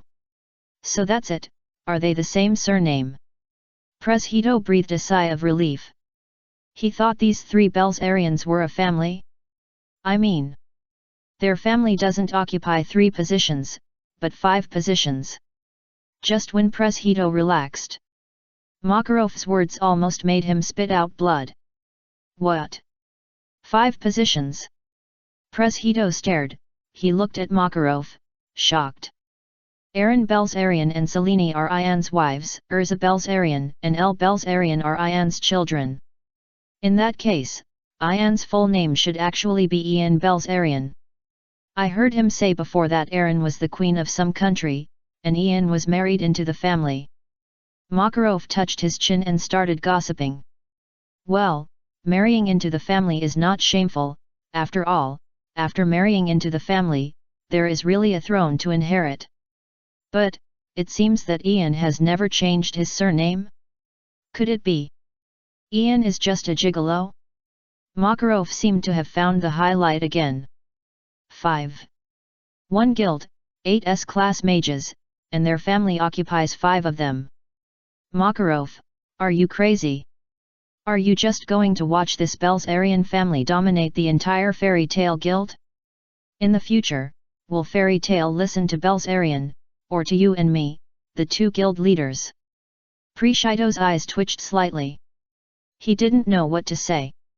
There were a total of 8 S-class mages in a guild, and their family occupied 5 of them. Wouldn't this mage guild belong to someone else? What domination? No domination. As for Ian, he is now the strongest mage in the Fairy Tale Guild. Makarov began to introduce Ian's identity. The strongest magician in Fairy Tale? Shouldn't it be that Gildarts? Pres Hito was stunned for a moment. He remembered that the information he had collected showed that the strongest magician in fairy tale and even in the kingdom of Fiori should be Gildarts. No, no, no. Gildarts lost to Ian. If you really want to rank all the active and inactive S-class magicians in the fairy tale guild, the first should be Ian, the second should be Gildarts, the third should be Uru, the fourth should be Senior Vlad, the fifth should be Urza, and the sixth should be Lakusis. Makarov rubbed his chin and said after thinking for a while, he continued. Wait, what about Irene, Selene, and Ellie? Why aren't these three on the list? Preshedo looked at Makarov and asked in confusion. Because Ellie is a dragon. As for Selene, she is also a dragon. It is said that she is quite famous in the northern continent of Kurtana, and is called God by the locals. She is said to have a powerful strength comparable to that of God. She is called Moon Dragon Selene. Finally, there is Irene. She is the founder of Dragon Slayer magic and the mother of Dragon Slayer magicians. Like the legend, the Black Dragon acknowledge recorded in the Apocalypse, she has cultivated Dragon Slayer magic to the highest level and transformed from a human into a Dragon Slayer magician. Makarov faced Preshedo and seemed to have no hesitation. He brought out all the information about the Fairy Tale Guild. Preshedo's eyes widened when he heard this. He opened his mouth in shock, looking at a loss. This time, Preshedo was not acting. Well, Preshedo originally thought that the Fairy Tale Guild only raised one dragon in the end, that is, Ellie, who ravaged the capital of Crocus. Who would have thought? Makarov, this old guy, how could he only raise one dragon in the Fairy Tale Guild? This old guy clearly raised a nest of dragons in the guild. From now on, the Magician Guild Fairy Tale should just change its name. Don't call it Fairy Tale anymore. Isn't it better to call it Dragon Tale? Moon Dragon Selene, Dragon Queen Irene Belzarian, it turns out that these are not the same name. I didn't expect that I would meet people who I could only see in ancient books or history books in the small fairy tale guild. It's incredible. Preshedo shook his head. He was suddenly a little discouraged. With the huge combat power of the Fairy Tale Guild at this scale, what could he use to compete with them with the Devil's Heart he founded? Second generation? Second generation, are you okay? Makarov looked at Preshedo who was lost in thought, raised his eyebrows, and looked puzzled. Hee. It's okay, it's okay. Preshedo trembled slightly when he heard the voice. He turned his head to look at Makarov and shook his head vigorously. We must not let Makarov know that I founded the Devil's Heart. Let's not talk about whether Mavis and Makarov will be disappointed. If I tell them that such a weak mage guild was founded by me, they will definitely laugh at me. I can't afford to lose this person. At this moment, Preshedo no longer felt the slightest pride in the Devil's Heart, the strongest dark mage guild he founded on the Ishgar continent. What? The strongest dark mage guild on the Ishgar continent? That's bullshit. The strongest dark mage guild in the history of the Ishgar continent is obviously Fairy Tale, which raises dragons and demons. Fairy Tale is too evil. Hey! After Preshedo learned the names and strengths of all the current S-class mages in the Fairy Tale Guild from Makarov, he slowly breathed a sigh of relief. The one who shined in the magic battle in the capital Crocus. The one he regarded as a big enemy, who could rival or even be stronger than Jalal, the strongest mage in his own guild, Devil's Heart, was at the bottom of the S-class in Fairy Tale. The strongest S-class in Fairy Tale was not a human at all. Anyway, let's leave it at that. For now, we can only take it one step at a time.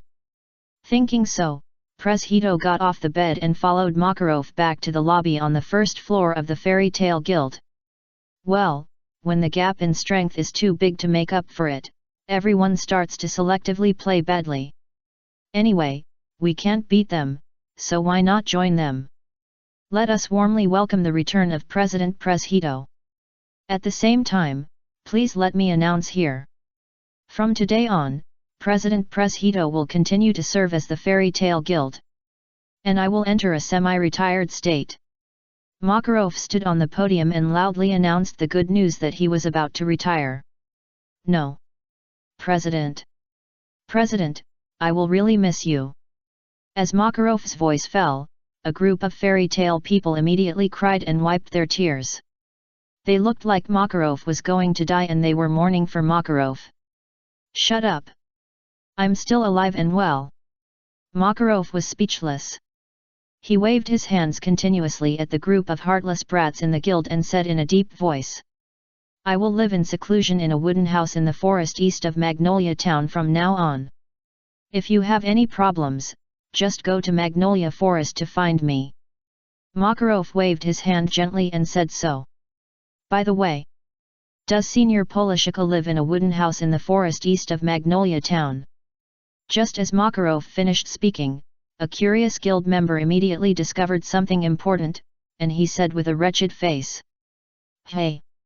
For a moment, the entire fairy tale all the magicians in the BA guild mocked Makarov.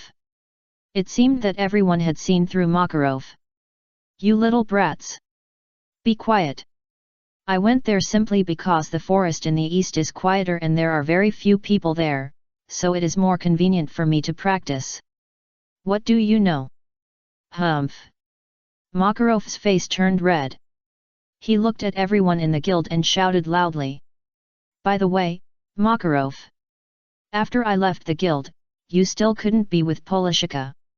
Obviously, everyone in the guild thought that you and Polishika would get married in a natural way. After all, your status at that time was no different from that of a couple. Just when everyone was teasing Makarov, Preshido's words were a direct confirmation. President, I'm 80 years old after all, can you give me some face? Makarov's face flushed, he lowered his head and dared not look at Preshido, and spoke weakly. Then, the whole audience was silent. Puff! Ha ha ha! Then, I don't know who couldn't hold it back first, the whole guild hall was filled with laughter. Laugh! Just laugh! There will always be a time when you can't laugh. Makarov's face was ugly, he shouted loudly in exasperation. Hee hee! Preshido chuckled at this. How long has he not felt this kind of relaxed feeling? Sure enough, it's still the most comfortable to stay in fairy tale.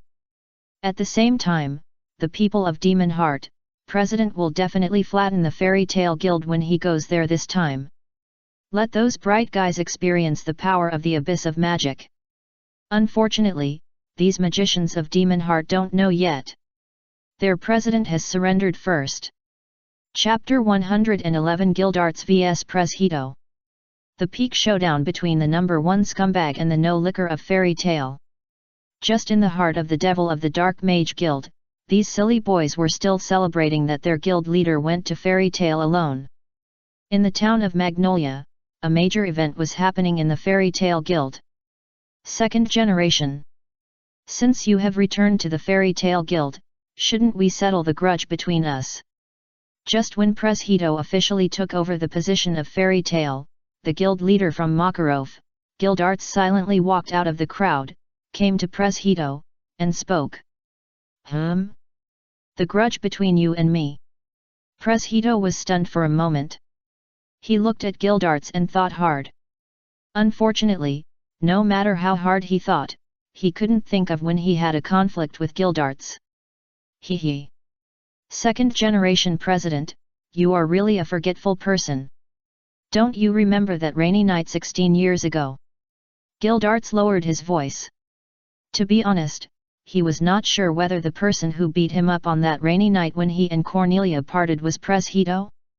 After all, Makarov said that there was a high possibility that Preshido beat him, but that was just Makarov's speculation based on his motives. As for him coming here this time, he just wanted to give it a try and bet on whether the old guy Preshido would admit it. If Preshido admitted it, then he, Guildarts, could only say sorry to the centenarian. Well, he, Guildarts, always avenges his enemies and repays them 100-fold. That rainy night 16 years ago.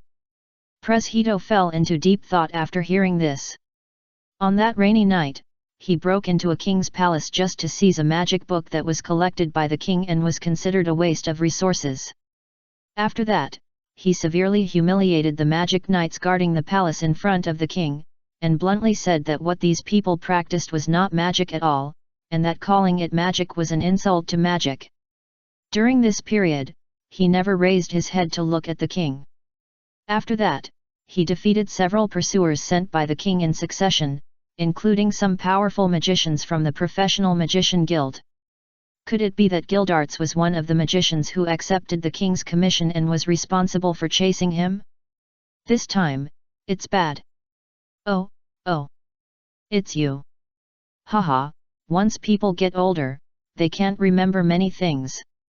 Hito's forehead was sweating. He looked Gildarts up and down, smiled nervously, patted Gildarts' shoulder gently, and whispered, "How are you doing recently? Have you improved your strength?" Haha. After listening to Hito's words, Gildarts chuckled. Well, it's not wrong. The person who beat him up mercilessly on that rainy night was the old guy Hito. Didn't you see that just now this old guy is still mocking him, asking if his strength has improved? Haha, it's good. It's really good. Thanks to you, since that battle, I have seen the height of the magic way. I have been diligent until now, working hard to temper my body and magic every day, and I dare not stop for a moment. Just to catch up with you as soon as possible. As for whether my current strength has improved, why don't you try it yourself? Gildarts said, and began to move his body, making a crisp sound of crunch, crunch. Oh! After listening to Gildarts' words, Hito narrowed his left eye, frowned, and looked at Gildarts with a bit of scrutiny. At the same time, Hito whispered in his heart, "He is indeed one of the people who chased me. It seems that I was too cruel at the beginning, leaving a psychological shadow on this kid. However, since he can overcome the shadow, his current strength must have reached a very terrifying level. Interesting. Since you plan to challenge me, then tell me your name." "Kid." Hito put his hands behind his back, looked at Gildarts, and said coldly. "Gildarts Clevi." Gildarts directly reported his name. "Oh? You are the one, Gildarts Clevi, who is known as the strongest in the west of Ishgar continent." Hito paused slightly after hearing this, and took a few more glances at Gildarts. "It's all just a false reputation. 16 years ago, I was already known as the strongest in the kingdom of Fiori, but you still beat me up. In front of the magic, the title has no meaning at all." Gildarts smiled and said nonchalantly. "Ha ha ha. You are right. In front of the magic, the title has no meaning at all. You are very much my cup of tea. Let's go to a place where few people go and have a good fight. Test your strength." Hito said. He opened his cloak, and terrifying magic burst out from his body, causing the whole earth to wail. There is no doubt that the magic power in Hito's normal state is also above the level of Warad Sinkan, that is, the king level. After all, it was the card curse bug that created the infinite magic source that even Jalal envied, the heart of the fairy, a magic genius. It should be said that it is natural for him to have such strength. It would be wrong if he didn't have such magic power. Okay. At this time, Gildarts smiled lightly. He agreed with what Hito said, to find a place where few people go, and then start fighting. Well, in the end, Hito and Gildarts chose the back mountain of the Fairy Tale Guild.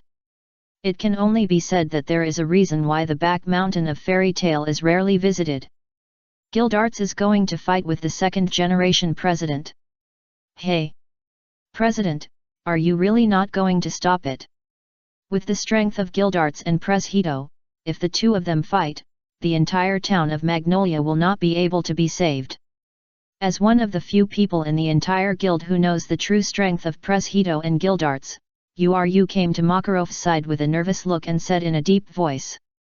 "Do you think I don't want to? But the conflict between guildarts and the second generation is a historical problem. Even if I want to solve it, I can't solve it. Makarov sighed when he heard it. Historical problem. You looked puzzled, and he looked at Makarov and asked. Yes. Thinking back then, it was a rainy night. At that time, Guildarts and Cornelia had just broken up. A mysterious masked man suddenly fell from the sky, took Guildarts away, and beat him up. Makarov looked up at the ceiling, his expression was full of reminiscence, and he told the guild members present what happened that year one by one. For a moment, the magicians of the fairy tale guild turned into fairy tale spectators in seconds. They all ate the love, hatred between Preshedo and Guildarts and others in Magnolia Town 16 years ago. Why does this story sound so familiar? Ian, who also turned into a melon eater, frowned after listening to Makarov's words, muttering to himself. Haha, it seems that I am the one who beat up Guildarts? In other words, it was Preshedo who took the blame for him?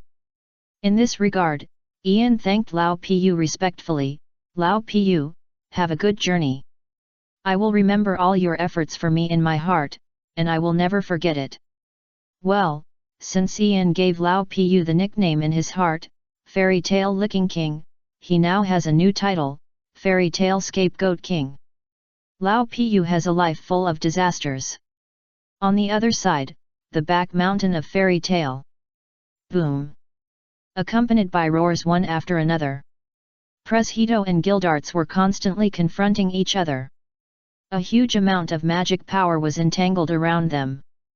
The invisible magic power kept colliding, making bursts of piercing roars. The terrifying power made the earth all are shaking.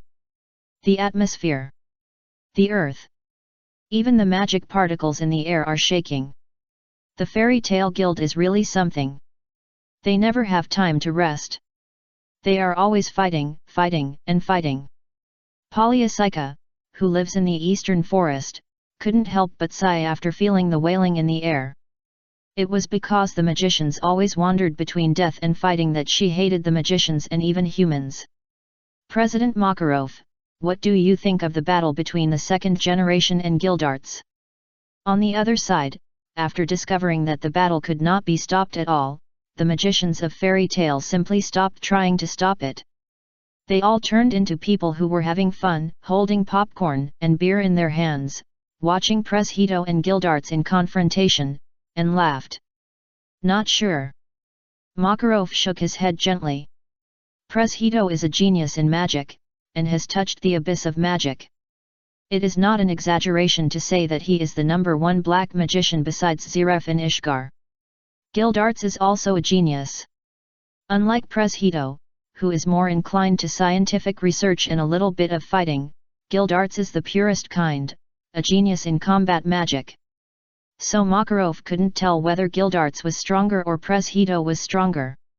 In battle, it doesn't mean that you can win just because you have more magic power and know more magic.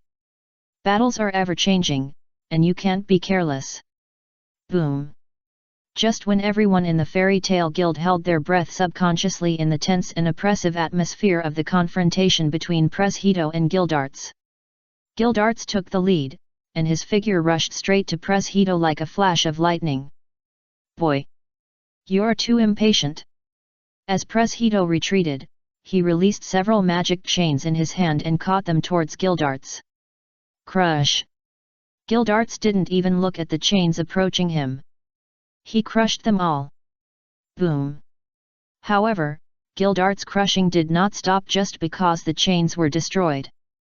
They swept towards Preshedo in the distance at a speed visible to the naked eye. This terrifying aftermath crushed everything in its path, whether it was the earth, trees, air, or magic particles. Supreme Defense Magic, 9 Pillars. Seeing this, Preshedo cast a magic circle with one hand. At once, 9 stone pillars with mysterious inscriptions rose from the ground. These stone pillars blocked the crushing magic released by Guildarts on behalf of Preshedo. Ah! 3 times my power! Makarov looked at the 9 pillars summoned by Preshedo, and his eyelids twitched slightly. As expected, the old ones are still the best, and Prishido's strength is unfathomable. Break it for me. Gildarts saw this, and the veins on his forehead bulged, and he spoke loudly. Boom! The 9 stone pillars only stayed in front of Gildarts for a second, and then they were shattered into countless pieces and dissipated into the air. 12 pillars. Preshido saw this, and his expression was not at all flustered. While he retreated, he slapped the ground hard, and suddenly 12 stone pillars neatly wrapped him and Gildarts. 4 times. The old Ma was numb. Preshido knew all the magic he knew, and Preshido knew all the magic he didn't know, and all of them were more powerful than his. The 12 pillars are useless. Gildarts's crushing magic seemed to be released without cost, and all the stone pillars in front of him were completely crushed. I know that these stone pillars alone can't stop you. I really didn't expect that you, a stinky brat, would use the highest level destruction magic, crushing as basic magic. It's really surprising. The Fairy Tale Guild is really full of surprises. But that's it. Fall. Gildarts.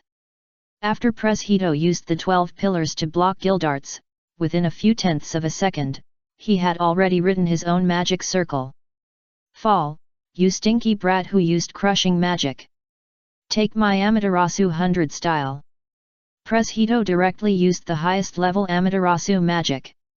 This magic is not the kind of Amaterasu that destroys a mountain and blows up half of a spaceship. This is a terrifying magic circle that can challenge the Tenro Island. If this spell exploded in Magnolia, the disaster it caused would be beyond imagination. Enough to destroy the entire town in an instant. Boom! As Preshido finished speaking, a huge magical impact, like a nuclear bomb, exploded in the back mountain of the Fairy Tale Guild. The terrifying impact once blew everyone in the guild into the sky. Fortunately, you reacted quickly and used ice-shaping magic to freeze everyone present, so that no bigger problems were caused. Second update. End. Chapter 112, Lao Pu broke the defense again. Lao Pu, if I hadn't abandoned Augustus. Boom. The terrifying energy released by Amaterasu Hyakushiki shook the sky and the earth. Don't say it's Pu the Amaterasu 100 styles created by Preshido. With Preshido's terrifying magic power, even the most ordinary Amaterasu style is enough to instantly defeat a strong man at the Holy 10 level. By the way, in the original comics, Lao Pu used the most common Amaterasu style to attack Lacusis. The animation team was lazy and used the same special effect for Lao Pu's Amaterasu style to attack Largo and Amaterasu 100 style to attack Lao Ma. Also, Largo and Lao Pu fought for several episodes in the animation, but in fact, in the original comics, Lao Pu killed Largo in 1 second after testing Largo's magic power. Boom! Preshido stood in the collapsed mountains and ruins, looking at Gildarts who was hit by him and buried in the ruins, and said coldly, "Since I created the Amaterasu 100 style, no one can stand up after being hit by this magic of mine. Not even Vlad Sinkin. Kid, you've already lost." Preshido put his arms around his body, his expression full of confidence. It's hard to say about other things, but he is full of confidence in his magical attainments. The strength of this kid Gildarts is indeed very strong, but the magic of Amaterasu 100 style is a magic developed specifically for monsters. You said I lost. In the ruins, Gildarts slowly stood up. He first waved his hand and gently brushed off the dust on his body. Then he took off the cloak behind him that was blown to pieces by Preshido's Amaterasu 100 style and threw it to the side of his body. You know, I still like my cloak very much. After all, it was given to me by Cornelia. Gildarts looked at Preshido. His words were very plain, as if he was stating a trivial matter. So what? Preshido still had his arms around him and looked at Gildarts calmly, with doubts in his eyes. So, I'm very angry. Today, let's avenge our past hatreds. Gildarts said, and the magic power in his body surged again. The terrifying power wrapped around him, and the dense magic particles were faintly visible to the naked eye. "Kid, how can you still use magic? This is impossible. You should have been hit by my Amaterasu 100 styles and completely lost your combat power. Even if the crushing magic you used couldn't be crushed, I used the Amaterasu magic circle to inject the magic power into your body." Pres Hito raised his eyebrows, and he looked at Gildarts with doubt in his eyes. "Please allow me to explain to you here the basic principle of the magic I use, crush. As you said, the top-level destructive magic crush I use is a magic that is famous for destroying magic and everything visible to the naked eye.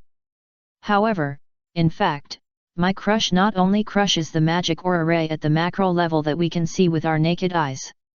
Instead, it destroys the essence of all magic and magic particles at the micro level. At the same time, my magic is different from others.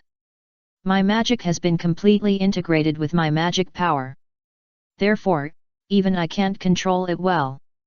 Once I release magic power, I will subconsciously release crushing magic. Of course, in other words, the Amaterasu 100 style magic you used on me, from the moment it invaded my body and hindered the operation of my magic power, was completely destroyed by the crushing magic in my body that was integrated with magic power." Gildarts raised the corner of his mouth slightly, calmly stating his magic and physical condition. "Merge magic and magic power into one. And it's such a dangerous, top-level destruction magic. Should I say you are ignorant and fearless? Or are you just lucky? Anyway, you who have succeeded in doing this are a madman and a monster." Pres Hito was shocked by Gildart's words. "I didn't expect that in the Ishgar continent, besides Pres Hito, there is such a pure magic practitioner. This is really a pleasant surprise." However, no matter how pure Gildarts's heart for practicing magic is, Pres Hito will never let him go in battle. Since Gildarts has met Pres Hito, he will definitely gain the experience of failure. "Okay, enough nonsense, let's continue the fight." After Pres Hito figured out why Gildarts could stand up, he gently moved his shoulders and made a crunch sound, and looked at Gildarts and ordered coldly. "I couldn't wait to hit Preshito's old face." Gildarts grinned, he couldn't wait to hit Preshito's old face. Eternal Dark Shadow. Pres Hito didn't waste any words, a dark magic flow appeared under his feet, his body seemed to be dancing in the air, while releasing countless dark shadows, swallowing Gildarts. Well, if Joseph Pola was here at this moment, seeing the dark magic released by Pres Hito, he would kneel down to old Pu on the spot and ask to be his disciple. If Joseph could learn 1/10 or 1/12 of old Pu's dark magic, he would not only reach the human limit, but also the king level. Crush. Gildarts used the same old tricks when facing Preshito's dark magic. No matter what magic is used, Gildarts will always crush, and crush. Dark Wave. Old Pu raised his eyebrows, his expression unchanged, his right hand continued to release the shadow of darkness, and his left hand gently waved, and another new magic circle. Old Pu's relaxed and comfortable posture of using different magics with his left and right hands, not to mention the group of fairy tale mages who were protected by the Uru ice wall, even Makarov, the third-generation president, couldn't help but stare. This is not just a skill that can be achieved by high magic power. This is a skill that can only be obtained by immersing in magic for decades or even hundreds of years and having rich experience in magic. In the huge fairy tale guild, even Makarov, who has the most experience in magic, can't do it now. On the other side, Gilyalu. While Gildarts is resisting the shadow of darkness released by Pres Hito, he also has to beware of the dark swamp under his feet that is like a bottomless pit. Once Gildarts, whose hands were controlled by Pres Hito, was accidentally hit by Preshito's dark wave and fell into the quagmire, he was completely finished. However, how could Gildarts' luck always be so good? There was a plop. While trying his best to resist the shadow of ever-darkness released by Pres Hito, Gildarts, who kept carefully avoiding the swamp under his feet, finally fell into the trap of old Preshedo. It can only be said that the old ones are still the best. It's over. Preshedo smiled. He wanted to see how Gildarts, this kid, would deal with the swamp transformed by the dark wave when Gildart's hands were controlled by the shadow of ever darkness released by him. Crush! In response, Gildarts stomped his right foot on the ground. He used his right foot to release the crushing magic and successfully destroyed the dark swamp under his feet. Haha, you're really good at using crushing magic with your feet, Gildarts.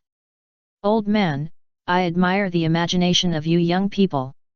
Seeing this, Preshedo stopped all the magic he had released, stretched out his hand and gently stroked the grey beard on his chin, and smiled slightly. Well, old Pu was successfully amused by Gildarts's funny action. Although it's a bit embarrassing, it's really useful. Gildarts was much calmer. He stood in the deep pit destroyed by his crushing magic, looking at Preshedo on the high platform in the distance, and spoke seriously. Magic is a very elegant thing.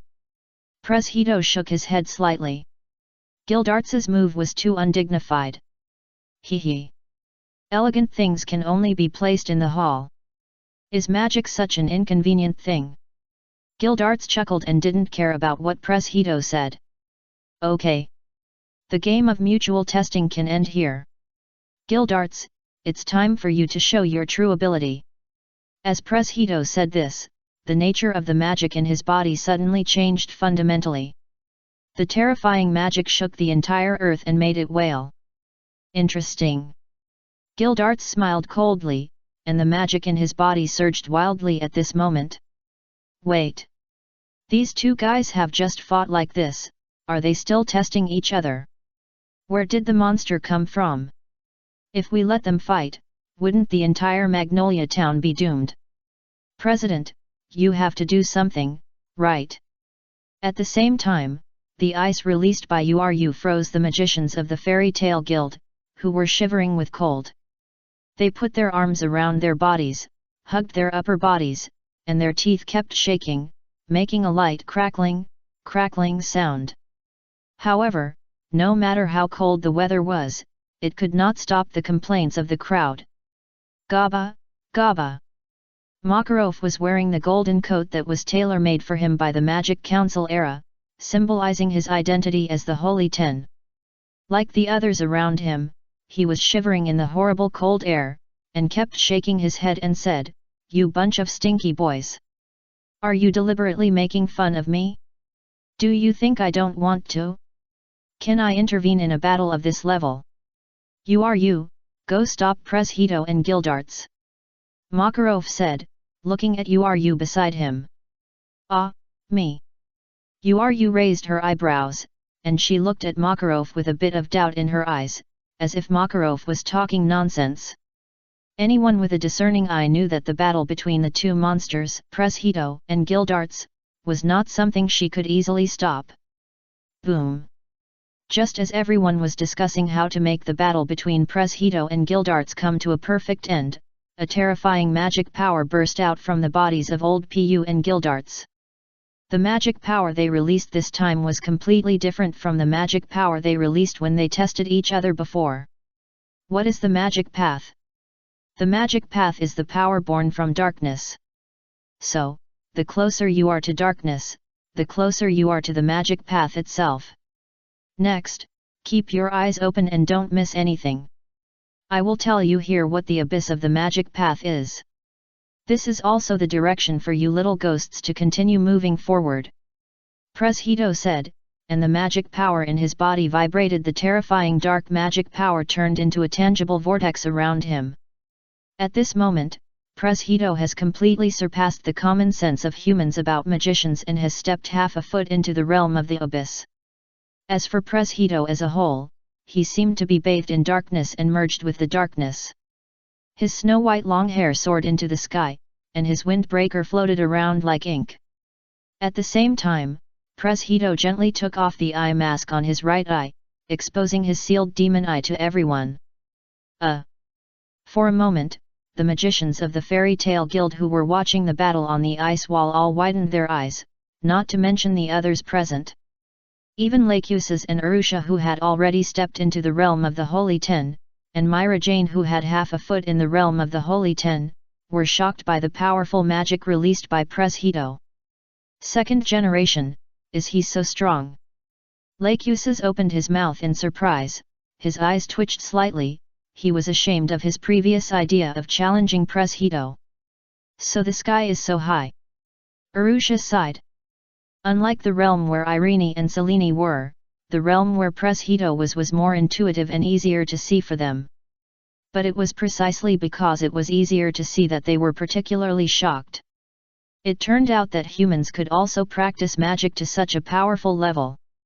I'm still too weak. Myra Jane sighed with emotion and showed a bitter smile. Originally, Myra Jane was still annoyed because she failed to successfully pass the Guild's S-level magician assessment this year, but after seeing the powerful magic released by Pres Hito, her annoyance also disappeared in her weakness. The second generation is very strong. Urza looked at Pres Hito, who released terrifying magic, and nodded gently. With Pres Hito's strength, he is an absolute powerhouse even in Alakadasia, the western continent, and is enough to be a member of the Holy Shield of the Albarez Empire. Of course, although Pres Hito is very powerful, it is not enough to shock Urza. She grew up in the Albarez Empire and has seen how powerful the true limit of the human race is. That is the man who is crowned as the Magic King. Boom! On the other side, Gildarts also burst out with powerful magic. Transparent scales continued to grow on his skin. A pair of beautiful blue eyes, at this moment, unconsciously turned into a golden color that shines like a gem and is as bright as gold. At this moment, Gildarts looked like he was wrapped all over his body with a breath of existence that once dominated the continent and was at the top of the food chain in the Eslandan world. Its name is Dragon. Are you a dragon slayer? This powerful aura cannot be wrong. Have you activated the power of dragon? Pres Hito was shocked by Gildarts's appearance at the moment. He never thought that Gildarts was actually a dragon slayer. In the previous test, just as he had never used the power of demons, Gildarts had never used the power of dragons. Perhaps, they are not from the same family.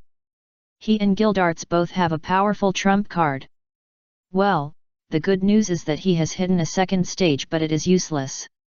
But, the bad news is that the enemy also has a second stage. Boom!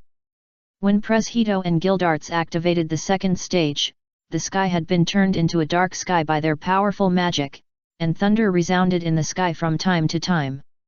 The entire back mountain of the Fairy Tale Guild, along with the mountains in the distance, were shaking up and down.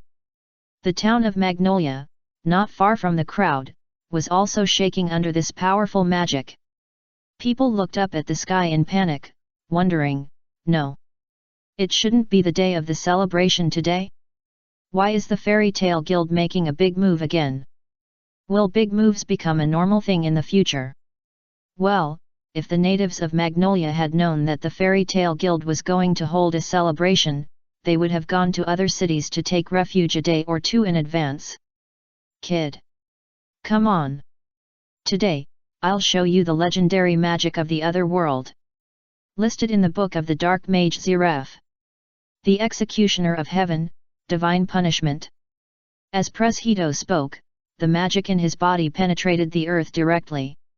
The broken stones that were destroyed by Gildarts's shattering magic suddenly shook. Then, one after another, they were swept up by Pres Hito's magic and turned into demons that released powerful magic. The magic released by each of these demons seemed to be higher than that of Deliera, who had been destroying towns for hundreds of years and was known as the God of Destruction. This is the abyss of the magic. Are you scared? Pres Hito stood in the center of these huge demons, as if he had become the leader of the demons, the master of the demons, and the king of the demons. Ah! No way! So, President Pres Hito, his strongest magic is to create a bunch of demons? In response to this, originally because of Pres Hito Marajani, who was trembling with fear at Pres Hito's magic, frowned and then relaxed when she found that Pres Hito had used his insanely strong magic to create a bunch of demons. At this moment, Myra Jane seemed to see that after she broke through the barrier of the Holy Ten and completely mastered the soul of Deliera, she would continue to move forward. Because the essence of these demons is sand, even if they are hit by your crushing magic, they will recover in the next second.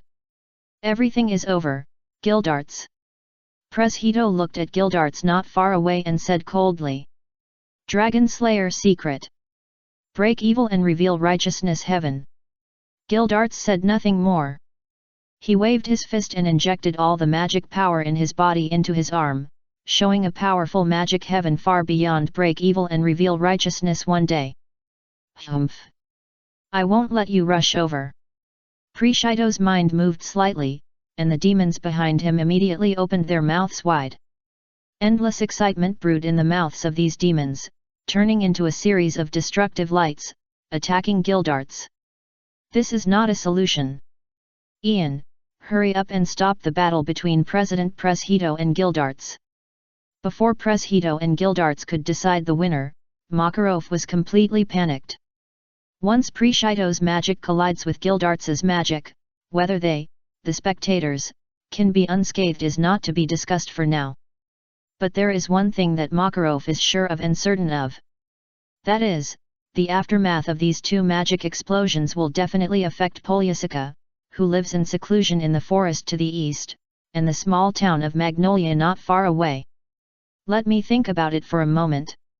Ian touched his chin. If he went down now and took the combined attack of Preshedo and Gildarts, he would be injured. In theory, how can the battle between Preshedo and Gildarts end properly? The best way is to let old Pu and Gildarts decide the winner today. Got it. When Ian thought of this, his eyes suddenly lit up. Speaking of which, since Seleni's shielding magic can block Acknowledge's induction of the dragon, theoretically, it should also be able to block the connection between Preshedo and the Devil's Heart. After all, old Pu and the Devil's Heart seem to be a little far away at the moment. Additional shielding. Ian thought so, and added another layer of shielding to the original shielding spell of Ellie. Hey! For a moment, Lao Pu felt his heart pause slightly, and the magic power in his body dissipated like smoke. Even the demons he created turned into dust completely as he could not supply the magic power. Lao Pu has lived for more than 100 years. In front of the group of kids in the fairy tale guild, he is still like a rookie, no different. He never thought that the hearts of people in this world could be so sinister. This group of bastards couldn't beat him, so they cut off his internet. Wait. Wait. After Lao Pu's magic power dissipated, he looked at Gildarts's fist that was close at hand, and finally panicked and shouted anxiously for a pause. Who cares about you? Let you fly. Gildarts swung hard at Lao Pu's face and shouted loudly. Puff. Lao Pu vomited blood and flew into the sky like a meteor. Before Lao Pu completely lost consciousness, he roared in his heart, ah! Damn, the stinky brats of the fairy tale guild. 1 week later. Hee hee. When Lao Pu opened his eyes, he saw the familiar ceiling. This time, the person who visited him was no longer Makarov's old face, but the first-generation President Mavis who he had been thinking about. Preshedo, you are old. That's why I said that I don't need your protection anymore. Everyone in the fairy tale guild is very powerful.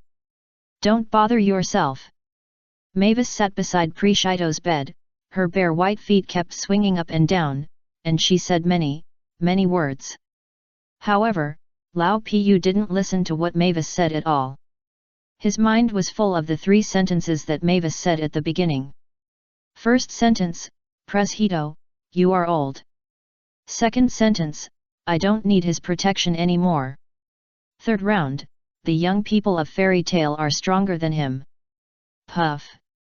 Preshedo felt as if he had been injured internally, and a mouthful of old blood spurted out, and his consciousness fell into a coma again. Before falling asleep, Preshedo seemed to think of the figure of a certain young man, and he regretted it for the first time in his heart.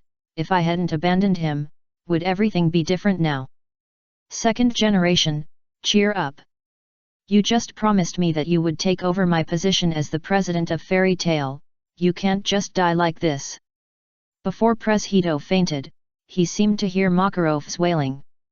Chapter 113 Ian, Yuri and August, I will save them all. Time flies. In the blink of an eye, it was the year X780. So far, Hito has replaced Makarov and served as the president of the Fairy Tale Guild for 2 months. Well, even if Mavis abused him for thousands of years, he still treated Mavis like his first love. Among the 12 shields, when Lao Pu faced the others, it's hard to say whether he can win, but he can definitely beat Lakad to death against him. Lakad, I hate people who are over 100 years old and have no physiological reactions. They are pure and innocent and virgins. They have no sense of boundaries. I'm so annoyed. Well, old Pu, who has the heart of a demon, has unlimited physical strength. He doesn't feel hungry or sleepy. At the same time, he has been ruined for life after seeing Mavis, and he no longer looks down on other women, so he doesn't know what physical pleasure is at all. In other words, Lakad's spells and magic are useless to old Pu. Well, Lakad, who can't even be defeated by Ian and Gildarts, looks like a useless waste in old Pu's eyes. During this period, Hito couldn't let go of the fact that he was defeated by Gildarts for a long time. Well, these young people in the Fairy Tale Guild were all led astray by Makarov. They came to deceive and sneak attack him. This old man over 100 years old is simply shameless. I hope they will take care of themselves. In Hito's opinion, it was not a failure, but a trick. As for after Hito's help, Makarov completely let himself go. He moved to the forest east of the mountain behind the Fairy Tale Guild and became neighbors with Polishika. In the cabin in the east forest behind the Fairy Tale Mountain. Makarov, you bastard, who asked you to come here? Polishika held a broom and kept chasing Makarov, who came here every day to eat and drink. Although she was old, her temper was not small, but getting bigger and bigger. He. I'm afraid you'll be lonely, aren't I? Makarov didn't care about Polishika's chasing him away at all, he said with a smile. Who said I'm lonely? I live happily alone. I don't need the pity of you humans, these annoying magicians. Polishika was very tough. In fact, she was happy about Makarov's retirement from the bottom of her heart, but she was still tough on the surface, with an attitude of disdain for Makarov. He. Makarov was not annoyed after hearing this. Chasing girls.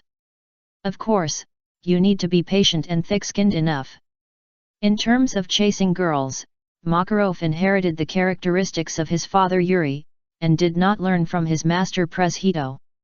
In addition to practicing, he did nothing every day. It was boring and tasteless, comparable to an ascetic monk. Time flies. 3 months passed quickly. Hito has been the president of the Fairy Tale Guild for 3 months. During these 3 months, Hito not only moved the real Devil's Heart that he placed in the Dark Mage Guild's Devil's Heart to the basement of the Fairy Tale Guild, next to Mavis's body, the Fairy Heart, but even his face has aged a lot at a speed visible to the naked eye. Ah! I'm really impressed. Hito rubbed his sore temples, and in front of him were a series of self-reviews. Well, since Hito became the president of Fairy Tale, he has been faced with endless self-reviews. This thing can never be finished. It wasn't today, when Lacuses was drinking in a bar, because someone drank too much and said something rude to the Fairy Tale Guild, he beat the entire guild into the hospital. It was when Urza and others went out to perform a mission. In order to complete the mission, they destroyed half of the town. Today, the docks are demolished. Tomorrow, the ports are demolished. The day after tomorrow, the train stations are demolished. The day after tomorrow, the cities are destroyed. These magicians of the Fairy Tale Guild are like chicken blood, tossing around in the kingdom of Fiori endlessly. I suddenly want to go back to the Devil's Heart. For a moment, Hito seemed to begin to miss the days when he was the president of the Devil's Heart. It was so easy and comfortable at that time. Is it so difficult for Makarov? Preshedo put his hands behind his back, squinted his eyes, and seemed to be thinking about something. No. We have to find something for these fairy tale guys to do. Now that I've returned to fairy tale, someone has to help me eliminate the traces I left in the dark world before. Preshedo thought so, and he had a plan in mind. He sent members of the Fairy Tale Guild in his personal name to eliminate all the branches of the Devil's Heart on the Ishgar continent. As for the cadres of the Devil's Heart Guild, they had received the notice sent by Preshedo in advance and went to the former Phantom Ruler Guild, that is, the Guardian of Luminous, to report. However, not everyone in the huge Fairy Tale Guild knew nothing about what Preshedo had done before. Hey! Isn't this Preshedo? Why did you return to Fairy Tale? Are you not playing house in your dark guild? At present, Vlad, the third seat of the Magic Council era, took a leave of absence after hearing that the president of the Fairy Tale Guild had changed from Makarov to Preshedo. He set off from the distant east of the Ishgar continent and returned to the Fairy Tale Guild. Varad. Preshedo looked at the person coming and narrowed his eyes slightly. Even his right eye, which was covered by the eye mask, was faintly emitting a fierce light at this moment. Ha ha ha! It's been a long time since we last met. However, the light in Preshedo's eyes flashed away, and he suddenly laughed, walked up to Vlad and greeted him with a smile. However, when Preshedo got close to Vlad, he pinched Vlad's arm hard, and there seemed to be some warning in his eyes, indicating Vlad not to reveal his identity in front of everyone. Vlad, I had no choice before, but now I just want to be a good person. Preshedo lowered his voice and spoke softly to Vlad. Hee. Then tell the members of the Council of Judges what you said, and see if they will agree that you are a good person. Vlad sneered, glaring at Preshedo with a cold voice. Preshedo was silent for a while. Seeing that he was not going to be soft, he loosened his grip on Vlad's arm. His 5 fingers were as dry as pine. His expression was full of hostility, and his words were full of warning. Vlad, you are forcing me. I don't want to swing the butcher knife at the entire Council of Judges. You know, I have the ability to send all the members to hell. Including Habarian and Eurofilheim. You can't stop me. Then are you going to send me to hell too? Vlad's voice was cold, and he raised his voice a few notes. Don't hinder me. Only I can protect Mavis. Preshedo looked indifferent. In his eyes, Vlad was a coward who could not protect Mavis and chose to escape from the battlefield. You're talking nonsense. Don't think I don't know what you did to Mavis. Vlad uttered 3 words from his throat, cursing Preshedo nakedly. What are you doing? Just when Vlad and Preshedo were confronting each other, the innocent Mavis came between the 2 founders of the Fairy Tale Guild who were constantly arguing. Ahaha! We didn't argue. We have the best relationship. After Vlad and Preshedo found that Mavis noticed them, they changed their previous confrontation posture, hugged each other's shoulders, and looked at Mavis's preaching in a harmonious manner. Well, I wonder if it's an illusion? The passing Fairy Tale Guild magicians seemed to see the shadows of Natsu and Grey in Vlad and Preshedo. We haven't been together for a long time. This makes me miss it. If Yuri is still alive, it would be great. When Mavis said this, her eyes were slightly red, which reminded her of some bad things. If it wasn't her fault, Yuri and Rita should have survived. She obviously liked Yuri and Rita the most. Don't cry, Mavis. Yes. Mavis. Let's go find that guy Yuri. Preshedo and Vlad looked at each other and said in panic. Go find Yuri. Mavis raised her head in confusion and looked at Preshedo and Vlad. Go to visit Yuri's grave. At this time, Preshedo was silent for a while and spoke softly. Well, that's the only way. Mavis lowered her head in disappointment. She thought Yuri could come back to life. But it's true that the dead can't be resurrected anyway. Under the persuasion of Pres Hito and Vlad, Mavis put down the heaviness in her heart. The three of them came to the graves of Yuri Dolia and Rita Dolia. Pa. Mavis looked at the photo of Yuri smiling brightly on his grave, and tears fell like rain. She was so sad that she couldn't help herself. In her mind, she vaguely remembered the time when the four of them founded the Fairy Tale Guild together. Now it's only been 100 years, and everything has changed. Ah! Yuri! Pres Hito and Vlad looked at each other at this moment. They no longer had the previous tension.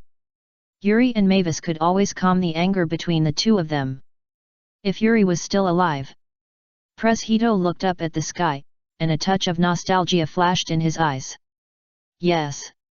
That idiot actually left this world before us. Vlad sighed, and his old face was full of sadness. Not far from Vlad, Pres Hito, and Mavis, three figures were watching silently. They were Makarov, Polyasika and Lakusis.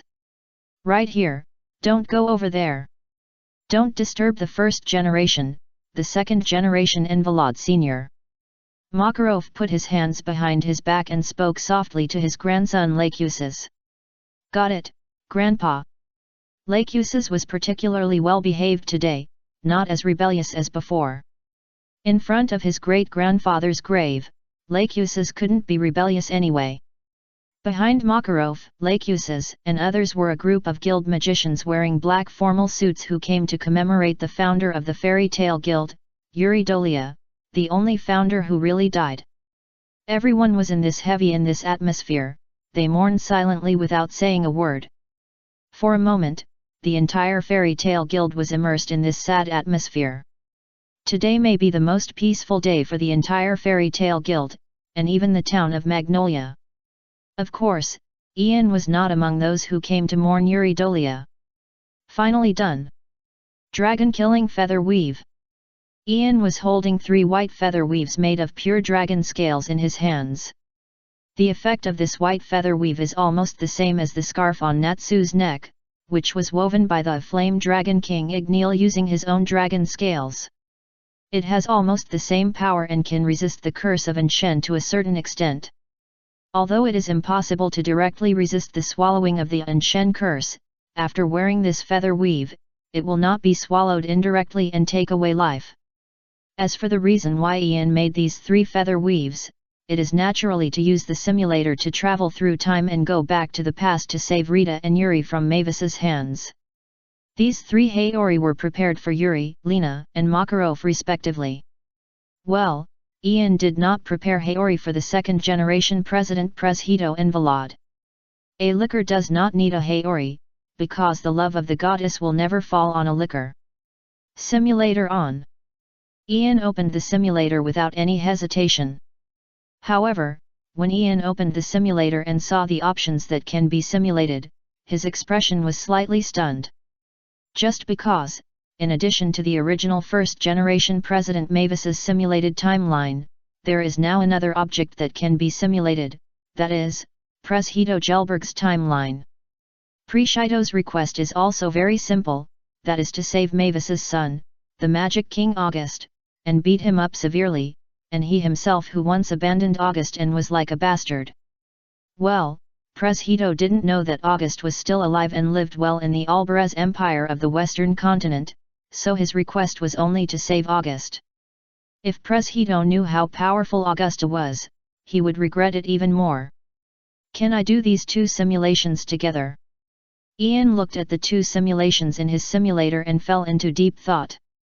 After all, the timelines of the 2 simulations were very close, with only a year difference between them. Simulation.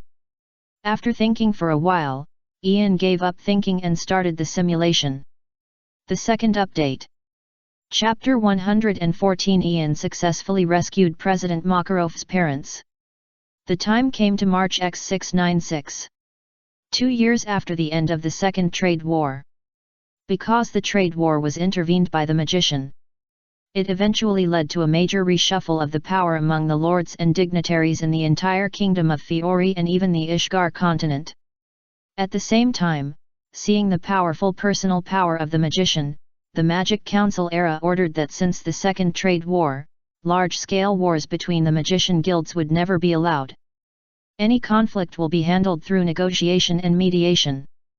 Meanwhile, Fiori Kingdom, Magnolia Town, Fairy Tale Guild. Please give this child a name, President. A gentle woman was lying on a hospital bed, holding a cute baby who had just been born. She spoke softly to the little President Mavis, who had stopped growing since she used the unfinished black magic law in the battle with the Blue Skull of the Dark Wizard Guild to protect everyone 10 years ago. Then call him Makarov. A gentle king. After thinking for a while, Mavis smiled and spoke gently. Well, one of the important reasons why Mavis, after being awakened from the graveyard by the magic of the Fairy Tale Guild, resolutely and unconditionally believed in Makarov, the third-generation president of the guild, was that Makarov was watched grow up by her, and even Makarov's name was given by her. Makarov. That's a really good name. Then Makarov will be handed over to you, President Mavis, from now on. I hope you will do your best to take care of him and grow him up. The gentle woman lying on the bed, who is also Yuri Dolia's wife and Makarov's biological mother, Rita Dolia, finally lost all her strength after trying her last bit of strength and holding on to her breath and getting what she wanted from Mavis's mouth. She fell heavily on the bed with a thump. Her face was terribly pale, as if she had lost all blood and life. Rita! Rita! Cheer up! Rita! At this moment, Yuri, who was standing in the ward with a smug look on his face, watching everything with a smile, and was wrapped in happiness, finally panicked. He took a step and knelt down beside the bed, holding his wife's soft hands tightly with both hands, and shouted his wife Rita's name loudly. Unfortunately, Yuri's shouting was met with no response. She seems to be exhausted. The doctor next to him saw this and whispered to Yuri. No matter what, please save her. Yuri's eyes were red, and he begged the doctor. No. It's not like that. No. On the other side, Mavis, the president of the Fairy Tale Guild, seemed to recall something bad when she saw Rita lying on the bed, completely lifeless and about to die in the next second. Her body seemed to be under stress, shaking constantly, and beads of sweat slid down her cheeks. I have to leave here, I have to leave here. Not long after, in the anxious moment of everyone, Mavis suddenly held her head and shouted in pain, and then, regardless of everyone's obstruction, she resolutely ran out of the Fairy Tale Guild's ward and ran towards the forest outside the town of Magnolia. Mavis! Wait! Where are you going? Mavis! Seeing this, Preshedo and Volode shouted at Mavis, who was going away. Unfortunately, Mavis ignored the two people's intentions. Her mind was full of what Ziref said to her when she met the black magician Ziref for the second time. After using the unfinished black magic law, Mavis was no longer a normal person. She was an immortal who was favored by the curse of the god Angselrum. However, immortality is against the laws of nature. No one does not need to pay a price for it. The price that those who are cursed by Anshen need to pay is never fall in love with others. Once she falls in love with others, the Anshen curse in her body will take effect and completely rob the lives of those she loves. Mavis's immortality is based on the pain of those around her. If possible, she would rather not have such power. Damn it! What happened? In the ward, Preshedo and Volode didn't chase out after all.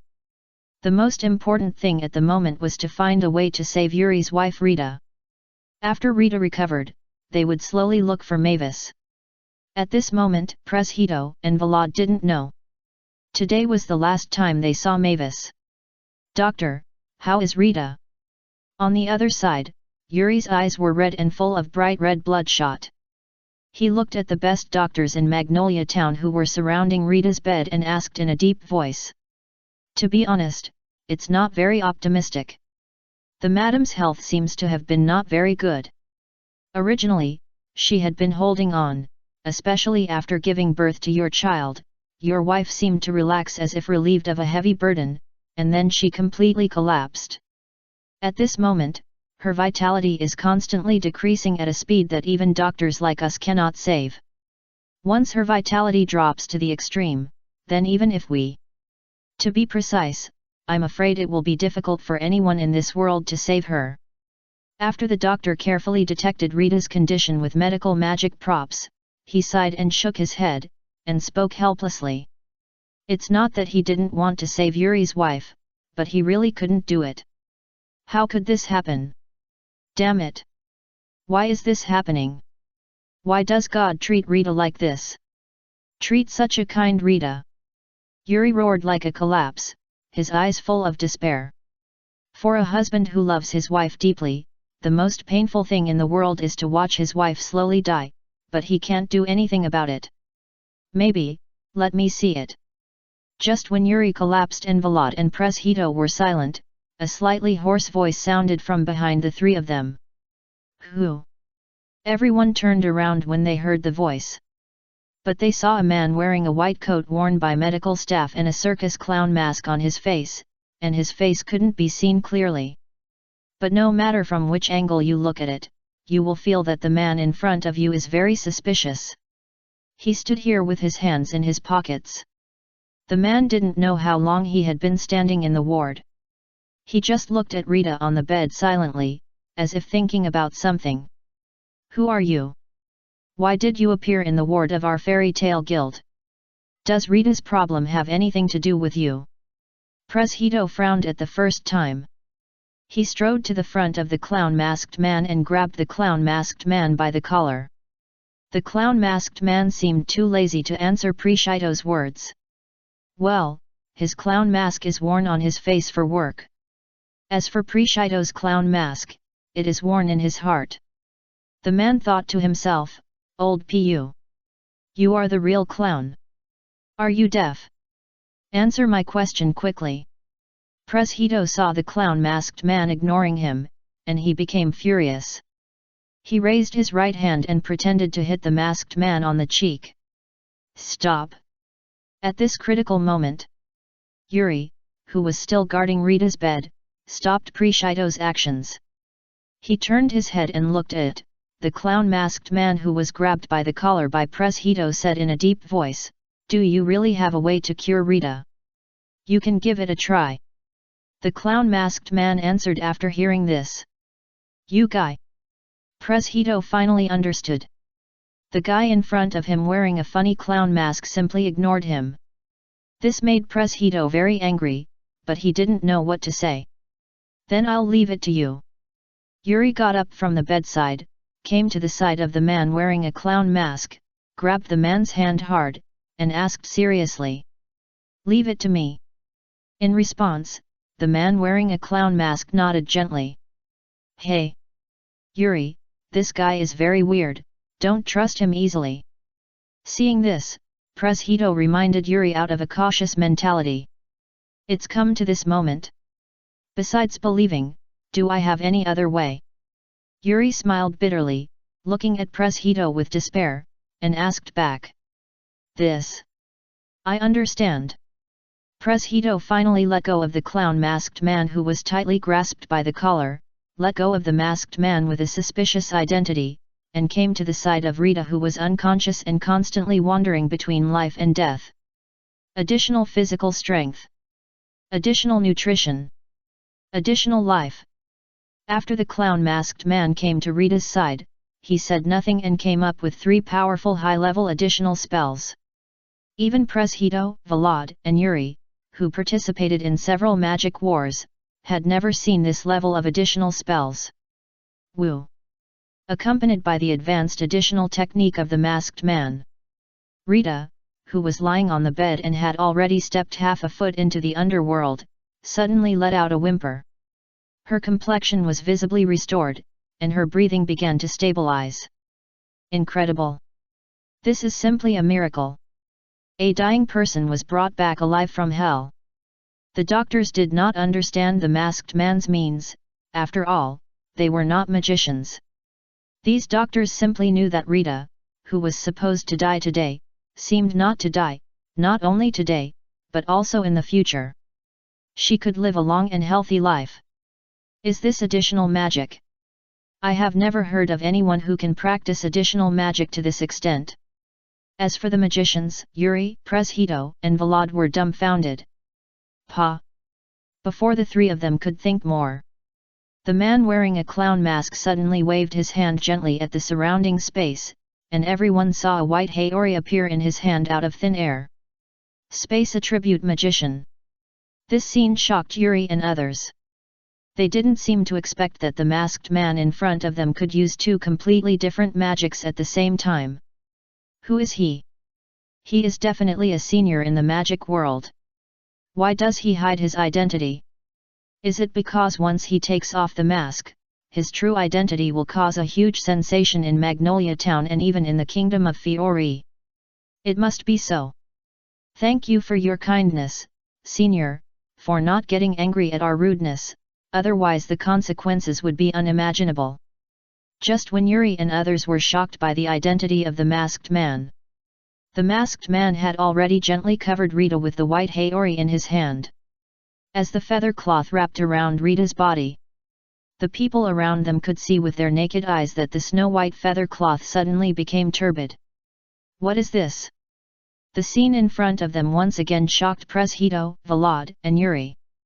Because there were so many things that shocked them in such a short time that they couldn't make any sound for a while, they just opened their mouths, not knowing what to say. This is some kind of powerful curse. This curse is so powerful that ordinary people who have not practiced well and are weak will lose their vitality immediately if they are infected with it. Even the greatest magical creature in the world will lose its vitality because of the power of the curse. What a terrible power! The masked man, to be precise, Ian, who traveled through time. When he saw the dragon scale cloak that he personally put on Rita, which was from snow white to faintly grey, countless fine cold sweat broke out on his forehead. Even the dragon scale cloak of the divine dragon level will be cursed, taking away such a huge amount of vitality. Once ordinary people are locked by this curse, there is no possibility of survival. Curse! Someone cast a curse on Rita. Who did it? Damn it! At this time, Yuri, after hearing that the reason why Rita suddenly lost her vitality after giving birth to Makarov was not only because of physical weakness, but more because of some powerful curse that could take away other people's vitality, his face suddenly changed and he spoke angrily. Have you heard of the curse of the god Angselram? In response, Ian took out another. After carefully putting on a white dragon scale cloak for the newly born Makarov, he turned his head and looked at Yuri, Preshito, and Vlad, and spoke. The curse of the god Angsaram. As Ian finished speaking, Yuri and the other two were naturally confused. Senior, can you tell us what the curse of the god Angsaram is? Preshito's attitude towards Ian changed quickly. After he was sure that Ian's strength was far above his and unfathomable, he put himself in the position of a student, bowed deeply to Ian, and asked for advice. Legend has it that there is a god who controls life and death in this world. His name is Angselram. Although he is a god, his mind is not very broad. He will never allow any mortal to invade his territory. Once someone strays into it, he will be cursed. Anyone cursed by him will gain the power of immortality and be destined to be alone for life. Ian told the three people present about the image of Anshan in his impression. The cursed person will be immortal. Haha! Isn't this a good thing? Excuse me, how can I get this curse? Warad suddenly chuckled when he heard it, and he looked at Ian and said jokingly. In response to Warad, everyone was silent. I'm kidding. I'm kidding. Warad saw that everyone seemed to have misunderstood him, and hurriedly explained. In this world, nothing can be obtained without paying a price. Everything God has given you has a price secretly marked. Ian looked at Warad, shook his head gently, and continued. If the price of immortality is that your body stops growing completely. From this day on, everything you love, from flowers and trees to relatives and friends, will be taken away by it. The more you love, the farther away these things will be from you. From the moment you are cursed, you are destined to walk alone, so do you still want immortality? Ian told Werid and others the price he had to pay after being cursed by Anshan. Then forget it. Hearing this, Werid looked at Ian and smiled embarrassedly. He just imagined the lonely life and couldn't help shaking his head. If the price of eternal life is the death of one's relatives and friends, and everything loved by one will be cursed and deprived of life, then this eternal life will be meaningless. This is indeed the most terrible curse in the world. Wait, you said that the body of the cursed person completely stops developing. Just when Vlad was still unable to extricate himself from the painful life cursed by Anshan, Preshito seemed to think of something, and he looked at Ian in shock. Could it be? After Preshito's voice fell, Yuri and Vlad's faces suddenly became ugly. They seemed to have thought of something that made them feel desperate. Where's Mavis? Where did Mavis go? Yuri's breathing was rapid. He scanned the guild hall with his eyes, but he couldn't see Mavis. This made him anxious and uneasy. He shouted angrily, "Has anyone seen President Mavis?" Yuri's words were like a heavy hammer. It hit the hearts of the people in the fairy tale guild, but everyone kept their heads down, as if they didn't dare to look up at him. Damn it! I'm going to find her, Yuri said, and ran out of the guild on his own. Where are you going? Before Yuri could leave the guild gate, Ian's arm had already been firmly clasped on his shoulder. His hand was very heavy, like a hydraulic clamp, pressing Yuri to the spot, not letting him move at all. Asshole! I mean, senior. Sorry, I said the wrong thing just now, but please let me go. I thank you from the bottom of my heart for saving Rita. But please let me go and let me find Mavis. Mavis has always been very smart. She must have known that she was cursed by that god Angselram. I think Mavis must be desperate now. She will definitely take all the responsibility for Rita's fainting. I must tell her that Rita's affairs have nothing to do with her, and she doesn't need to take any responsibility for it. No matter what kind of love it is not a sin in itself. Yuri's face was pale, and he begged Ian to let him go. You will die. Ian looked at Yuri and said in a deep voice. I know. Yuri looked at Ian calmly. There was no fear of death in his eyes. He had betrayed Mavis and used Mavis before. But that was all in the past. Even though he was so unbearable, Mavis still forgave him, the bastard. Therefore, he swore to Mavis. From now on, no matter what happens, he will stand firmly beside Mavis, because they are family, companions, and the best in this world. The closest person. Think about your wife and your newborn baby. Do you want Rita to face her husband's funeral as the first thing after she wakes up? Ian still held Yuri, not letting go, and said in a deep voice. This. Yuri was silent after hearing this. Indeed, such words were too cruel and selfish for Rita and Makarov. That's right. Yuri, since you are married and have a child, you should stay in the guild and take care of Mavis's Magister Guild. As for finding Mavis, leave it to the two of us. Just when Yuri hesitated, Preshito and Vlad suddenly smiled with ease. They came to both sides of Yuri, patted Yuri's shoulders gently, and said with a smile as if saying goodbye to old friends, this is left to you, don't let Mavis down. You must make the Fairy Tale Guild the #1 in the Kingdom of Fiori and even the Ishgar continent. You too. Yuri knew that once Preshito and Vlad went to find Mavis, they would most likely not come back. For a moment, his eyes were wet. Aya! Don't you guys understand what people are saying? If you go to find Mavis, you will all die. Don't let this matter involve the first generation, I mean the girl named Mavis. You three grown men are losing your minds here. Think calmly. Guess why Mavis left the guild so hastily just now? Because she doesn't want to hurt any of you. Ian was almost mad at Yuri and the others. He finally traveled through time and came to this point in time to save everyone, not to watch these stupid licking dogs and run to commit suicide. Senior. This matter is an internal matter of our fairy tale guild. Please let us go to find Mavis. In response, Yuri and the other two said stubbornly.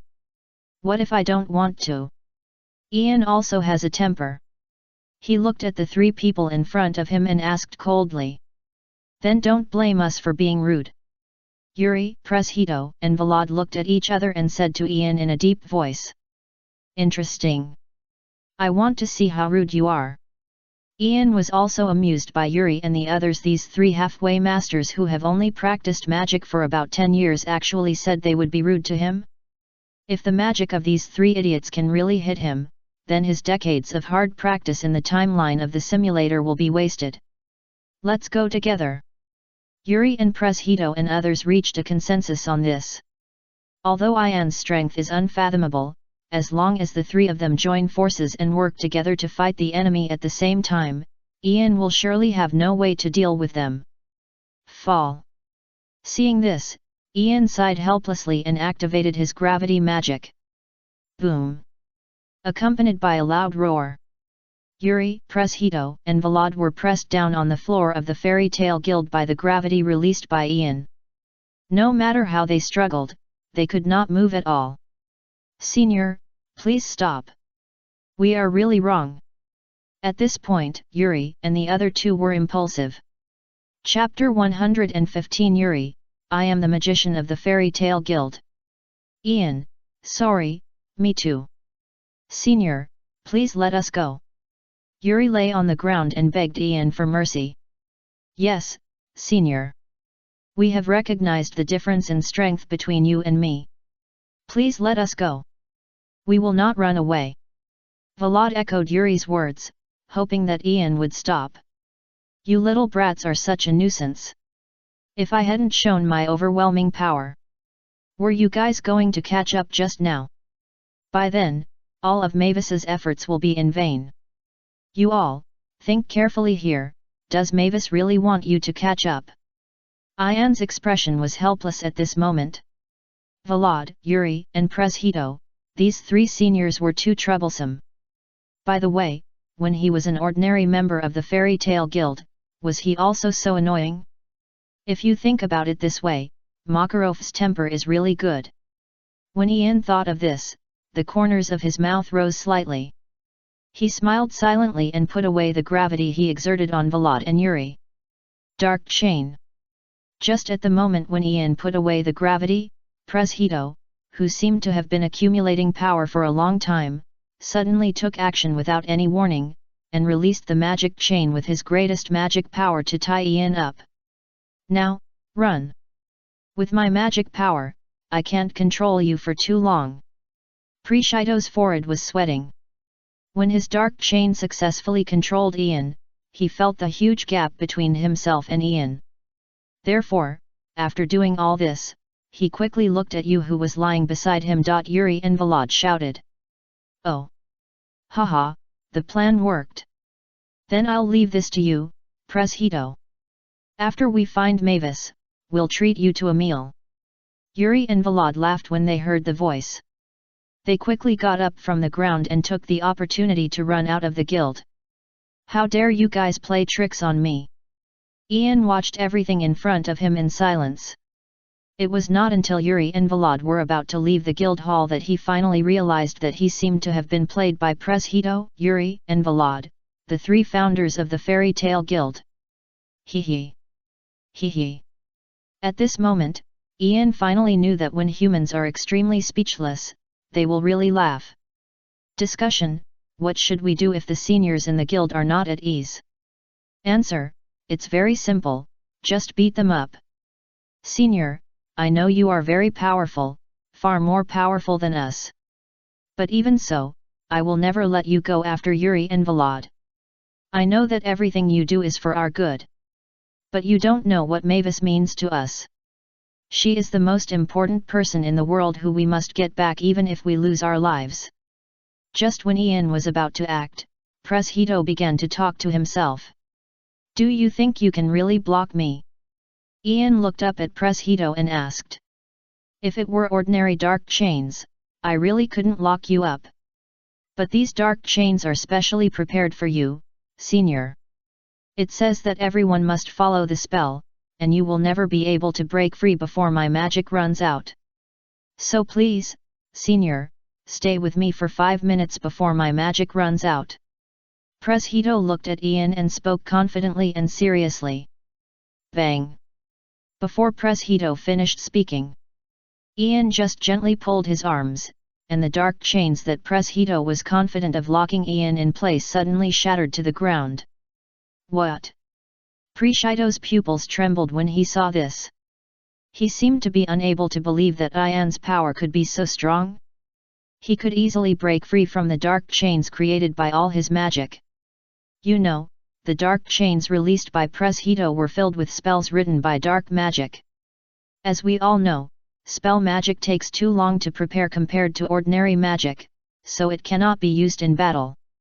However, the written spells are absolute and must be followed by everyone. This is the consensus of the magic world, but now the consensus has been broken. At the same time, Pres Hito knew from the beginning that Ian was very strong, far beyond them, so he never thought that he could control Ian all the time. But at least for 5 minutes, he was still confident.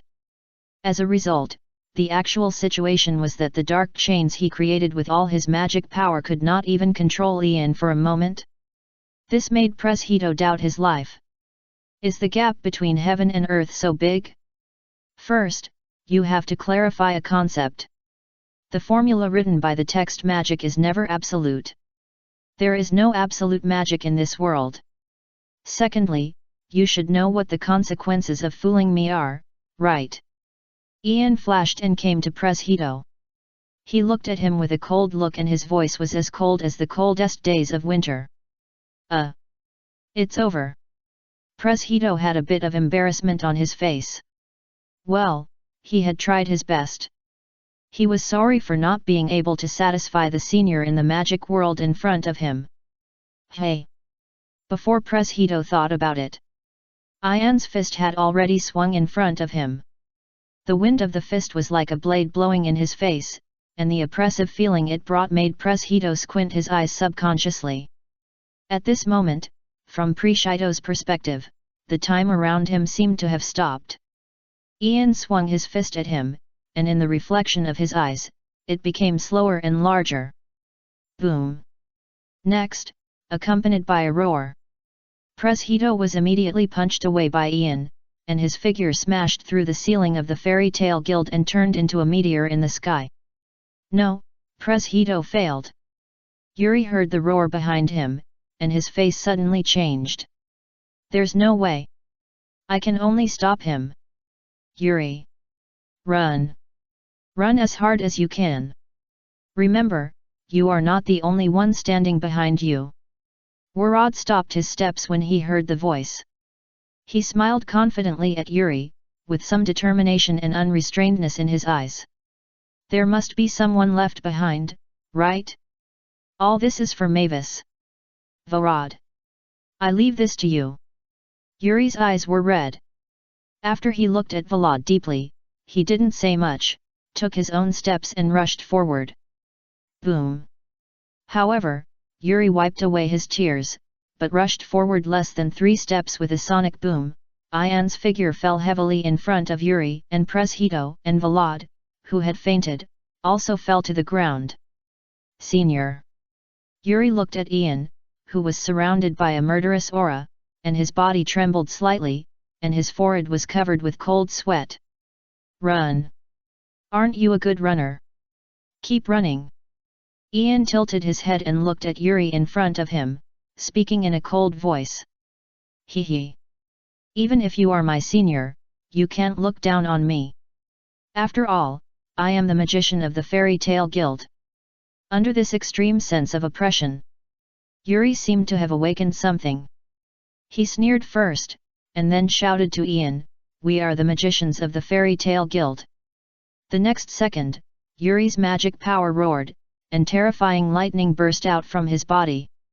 Even the weather in Magnolia Town changed. At this moment, Yuri, who had only practiced magic for 10 years, had already touched the threshold of the title of the 10 great magicians of the saints in the future. I don't know if it was Ian's illusion, but he seemed to hear a passionate BGM in his ears. What a coincidence! Ian sneered at this. He came to Yuri like a ghost, and silently said in his heart, I am also a magician of the Fairy Tale Guild. Boom! Accompanied by the thunder that resounded through the sky. Yuri was knocked unconscious by Ian's punch. Well, unfortunately, although Yuri found his cheat in advance.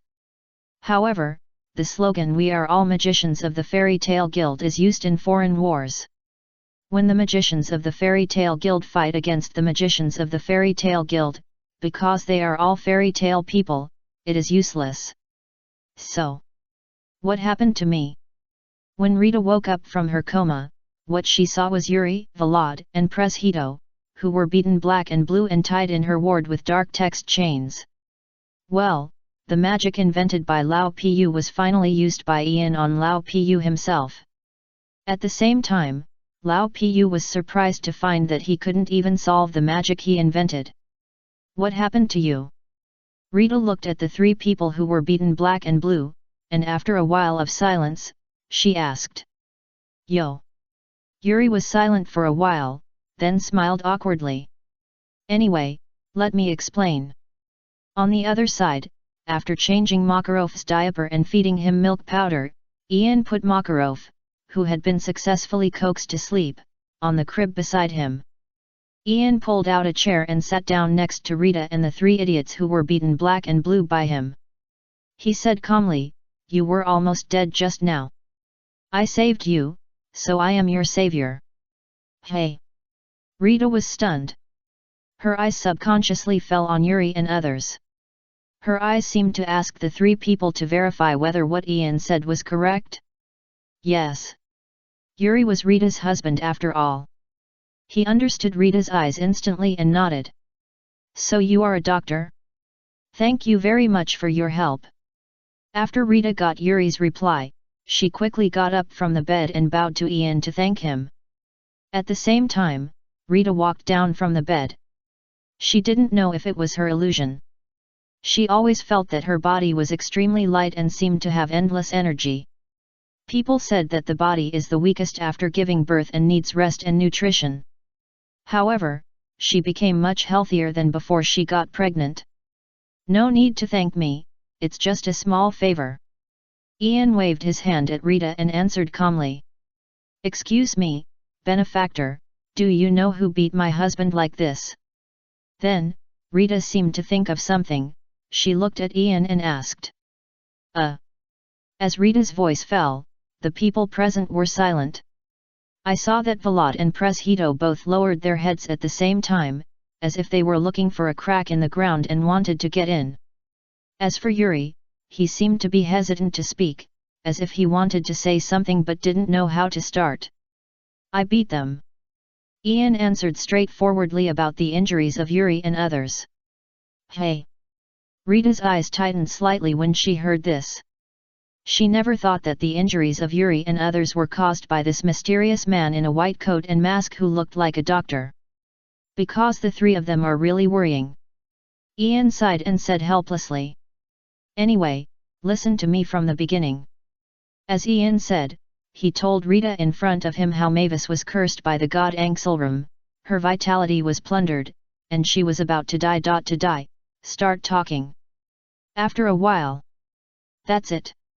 When Ian finished speaking, Rita's eyes, which were blank at the beginning, became firm. So do you understand? Ian looked at Rita and asked. I understand. Rita nodded vigorously, then she looked at Ian and said seriously, so I think we still have to find President Mavis.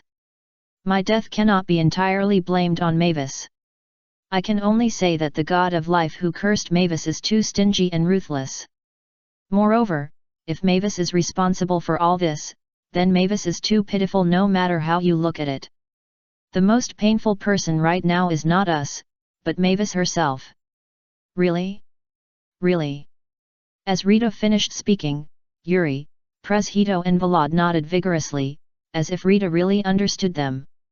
So, did you really understand what I said? If Mavis comes back, we will all die. What you need to do now is not to find Mavis, but to find a way to remove the curse on Mavis. Ian was confused. Sure enough, they are not from the same family, right? By the way, when normal people hear that Mavis is cursed by the god Angselram, wouldn't the first thing they do be to find a way to remove the curse? What is the trick of Hito, Vlad, Yuri, and Rita going out to find Mavis in a hurry? Could it be that the first 4 members, like a high school student named Kurosaki, have a big problem with their ears and didn't hear what he said at all, and will they die if they go to find Mavis? By the way, in the fairy tale created by the first generation Mavis, there are only 2 types of members, the first generation Mavis fans and the extreme first generation Mavis fans, right? Suddenly, Ian began to feel distressed for Makarov, who was born less than a day ago. When he thought of Makarov, the president, who would not only have to take care of the guild's big group of fun people in the future, but also need to take time to pay attention to his beastly son, rebellious grandson, disobedient old father and instigating mother, he just felt heartache. In response, Ian looked at Makarov sleeping in the cradle, and couldn't help but sigh in his heart, "Old Ma. Old Ma. If you were a human, I saved you all. But for you in the future, is it a blessing or a curse? Even I can't tell. Here, I can only wish you happiness.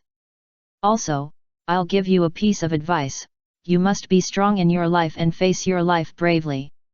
After all, you are still young, and there is nothing you can't get through. If you really can't get through it, just bear it and it will pass." In response, Makarov, who was an infant, was silent. "Since you don't say anything, Makarov, I'll assume that you've heard everything I've said. Anyway, come on, Makarov." Ian looked at Makarov and smiled. "Makarov in his infancy, you're really bullying me. You can't talk, right? First update, to make up for yesterday's. Chapter 116 Fairy Tale Family Portrait. Makarov, what is it like to have your parents suddenly resurrected? Anyway, I finally understand why you guys want to find Mavis. It's unrealistic to really stop you. How about this? It's not impossible to let you go to see Mavis, but you must agree to my 2 conditions." After Ian was silent for a while, he finally compromised. "What conditions?" "As long as we can do it, we will agree." As Ian's voice fell, the eyes of Yuri and others suddenly lit up. "First of all, Mavis must not appear in crowded places because of the curse. As you said, because Mavis is too kind, she will attack people indiscriminately in crowded places with the curse in her body. If you don't want to see Mavis's regret and despair, it's best not to take Mavis back to Magnolia Town, let alone the Fairy Tale Guild." Ian first stated his first condition. "There are few people in the back mountain, so you can meet her in the back mountain." Yuri said so. "The second condition is that when your strength reaches the king level, that is, the realm of non-human, you can go to see Mavis. By then, your vitality will be greatly improved. Even if you are very unfortunate and are affected by the curse in Mavis' body, you will not die immediately. You can have a buffer and rescue time." Ian told the second condition to the people present. "Heavenly King level? The realm of non-human." As Ian finished speaking, everyone present was stunned. "Of course, this is my way of describing that realm. In order to give you a more intuitive feeling." As Ian spoke, he took out the MPF tester, a machine used to test magic power during the Great Demonic Battle, from his storage space and gently placed it in front of everyone. "When you can type a number above 9999 on this machine without using super magic, you have basically reached that realm." Ian smiled and said. "In short, it's for your own good and for everyone's good. It's also for the good of Mavis that you've been thinking about, so work hard." Ian put his hands behind his back, said this to everyone present, and then turned and left. Above 9,999 points. After Ian left, Yuri and others looked at the instrument in front of them and fell silent. It wasn't because they thought it was difficult to type the number 9999 on the magic tester. After all, they had no idea about the number 9999. It was just because the dark magic chains on their bodies had not been removed yet, and they couldn't move at all at the moment. That Senior. Dear Senior. We all agree with what you just said. So can you please come back and remove the seal on us? We are already reflecting on it, please. After Ian left the ward, Yuri and the others suddenly broke out in cold sweat on their foreheads and shouted in all directions. Gan.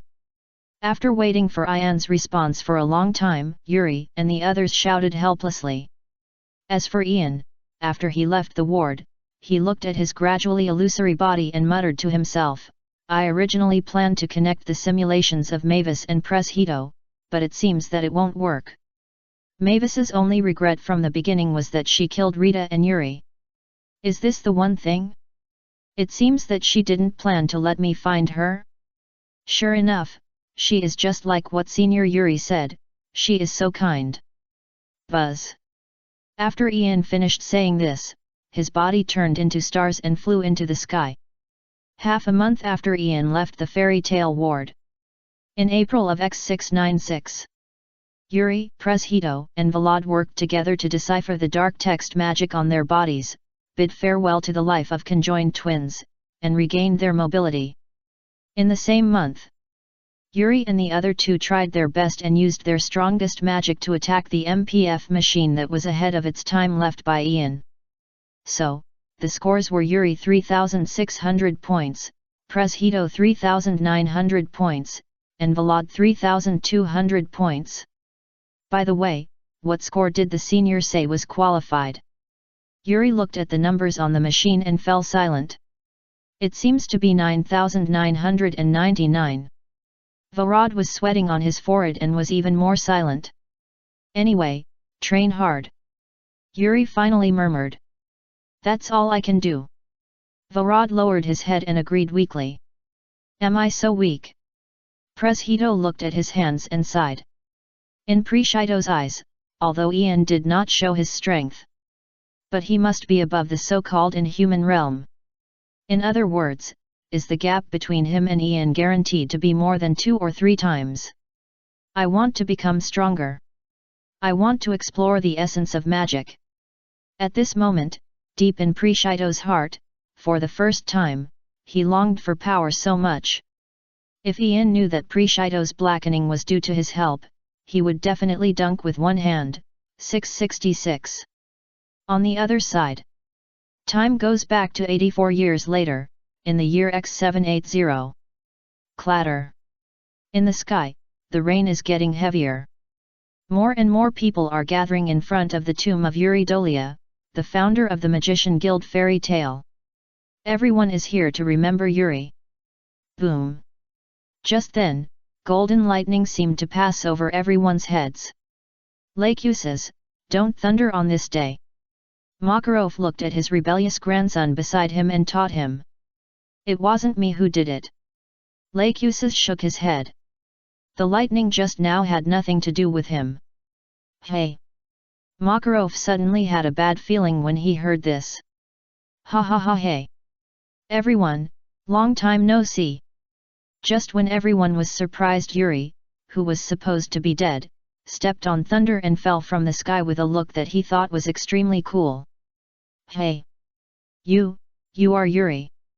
Mavis looked at the old man in front of him, who had short grey hair, a handsome appearance and a flowered shirt.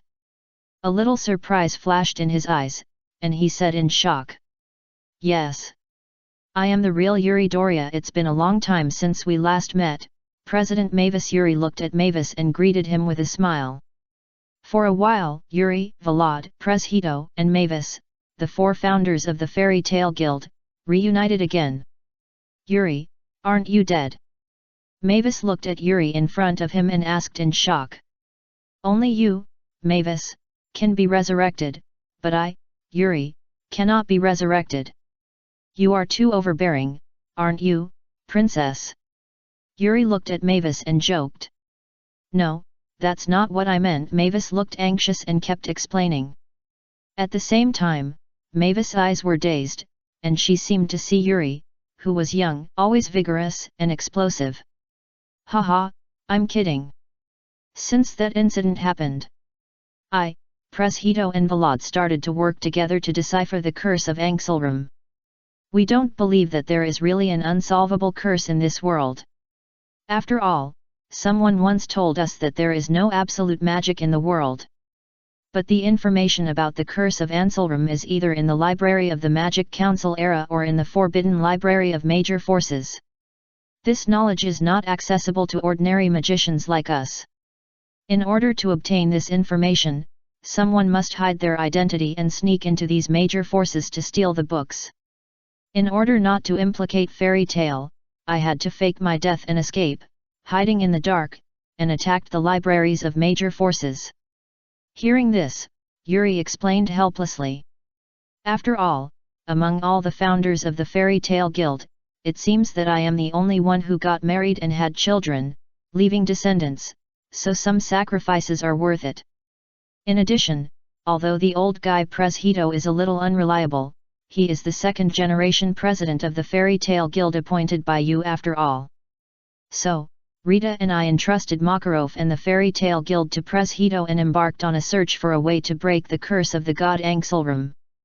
However, what I never expected was that Vlad and Preshedo, these two guys, actually stayed single for their entire lives.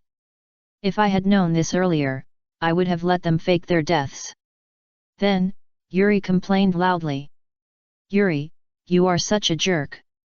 You are old, but still so irritable. Just after Yuri finished speaking, a lady who was also old, with long silver white hair and a face that looked like she was only in her 50s or 60s, and seemed to be well maintained, walked out of the rain slowly with an umbrella in her hand, and came to Yuri, Preshedo, Vlad, and Mavis. Are you Rita? Mavis looked at the person and said in shock. Long time no see, Mavis. Rita looked at Mavis, and a touch of tenderness flashed in her eyes. There seemed to be a faint light flashing beside her bright eyes. Rita, Yuri, Preshedo, Vlad, I like you the most. Mavis finally showed a bright smile. She had never smiled so brightly since she was forcibly awakened from the cemetery of the Fairy Tale Holy Land, Tenro Island, by a group of magicians from the Fairy Tale Guild. She threw herself into Rita's arms and shouted excitedly. We like you the most, too, Mavis. Rita, Yuri, Vlad, and Preshedo looked at each other and spoke softly. Hey! This opportunity is so rare, how about taking a family photo? The camera in my hand can even take pictures of souls. In other words, this is a magical camera that can record President Mavis and all of us. On the other side, before Ian was about to start Preshedo's simulation to save Augusta, he flashed and came to Yuri's grave with a camera that can take pictures of souls and thoughts, and waved to the first President Mavis and others. Ian, are you ready for this kind of thing? As Ian finished speaking, Mavis and others were shocked. Of course. Ian said with a smile, holding the camera in his hand. In that case, come here quickly. After Ian suggested taking pictures, the people who were originally preparing to visit the graves of the third-generation President Makarov's father Yuri Dolia and mother Rita Dolia dropped their umbrellas one after another. They wrapped Mavis, Vlad, Preshedo, Yuri, Rita, and Makarov, who was forced to be sent to the middle by the crowd, together, and then looked at the camera in Ian's hand and said loudly, Eggplant. Ian also came to the crowd of people taking pictures the next moment after pressing the shutter. 3, 2, 1. The camera floating in the air, after being still for 3 seconds, recorded everyone's expressions with a click sound. The real Fairy Tale Guild family portrait was finally taken. Makarov, I didn't expect you to be this old. On the other side, after everyone took the family photo, Yuri came to Lacheus's side without knowing when. He gently patted Lacheus's shoulder and said with a smile. That great-grandfather, I am Lacheus Dolia, your grandson. Lachesis was silent for a while. He had heard that his great-grandfather seemed not very reliable. His personality was similar to his, but he was more lively than him. But he didn't expect that he would be so unreliable. No matter how you look at it, he can't be his grandfather Makarov, right? What? You are my great-grandsonson. Yuri Dolia looked at Lachesis. His expression was so shocked that he couldn't help himself. Where is my son Makarov? Then, Yuri looked around and asked loudly as if no one was around. Father, father. Actually, I've been here all the time. Makarov, who was already old and had been bald for many years, raised his hand and gestured to Yuri after hearing Yuri's words. Well, in fact, even Makarov himself didn't know that his father Yuri was still alive. Both Preshito and Vlad did a good job on this intelligence work. According to their words, if you can't even fool your own people, how can you fool others? Makarov, how come you are so old? Yuri looked at Makarov in shock and said puzzledly. Look at what you said, you are already dead. I mean, you have been pretending to be dead for 80 years. I must be old. Makarov said weakly. In Makarov's impression, his father Yuri Dolia died when he was 3 or 4 years old, x700, when he could speak and remember things. Unexpectedly, one day, his father was resurrected. What kind of experience is it to have your parents suddenly resurrected after 80 years? Makarov himself was shocked. However, Makarov did not blame Yuri and Rita for being irresponsible. After joining the Ferry of the Magister Guild, from the moment they met, they had to be responsible for everyone in the guild before they were responsible for their own families. To be honest, when Makarov learned that Yuri and Rita left Fairy Tale and left him in order to revive the first President Mavis and not to involve everyone in the Fairy Tale Guild in the matter of resurrecting Mavis, he not only did not blame Yuri and others, but was proud of it. Look, he said his parents were the best. By the way, Makarov. Where is my grandson Ivan?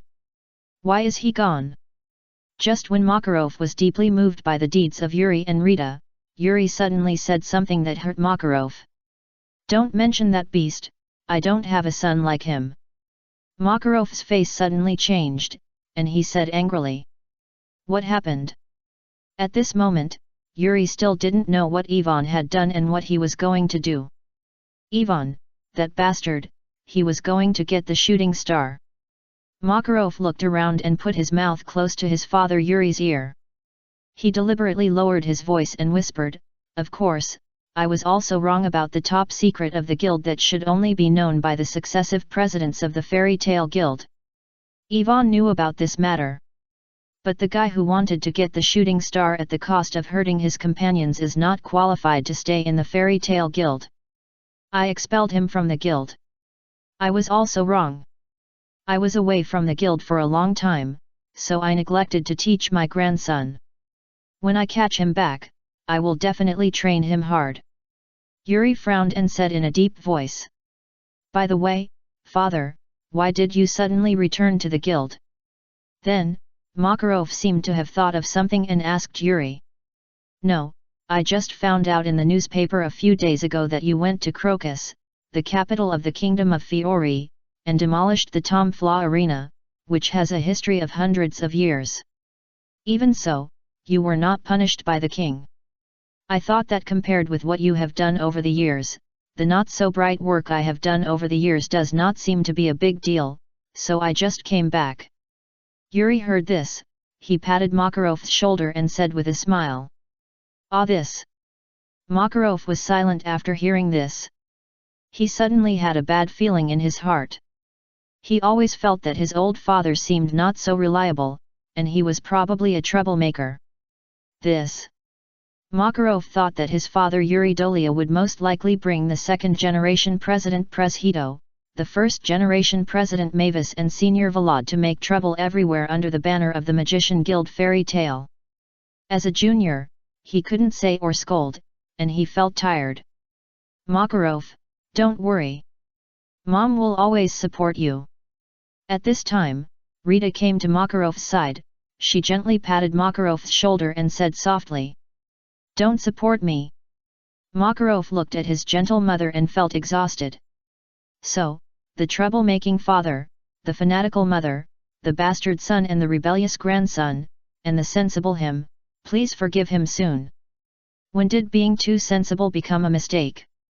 Chapter 117 Why are your Majesty's children not loved?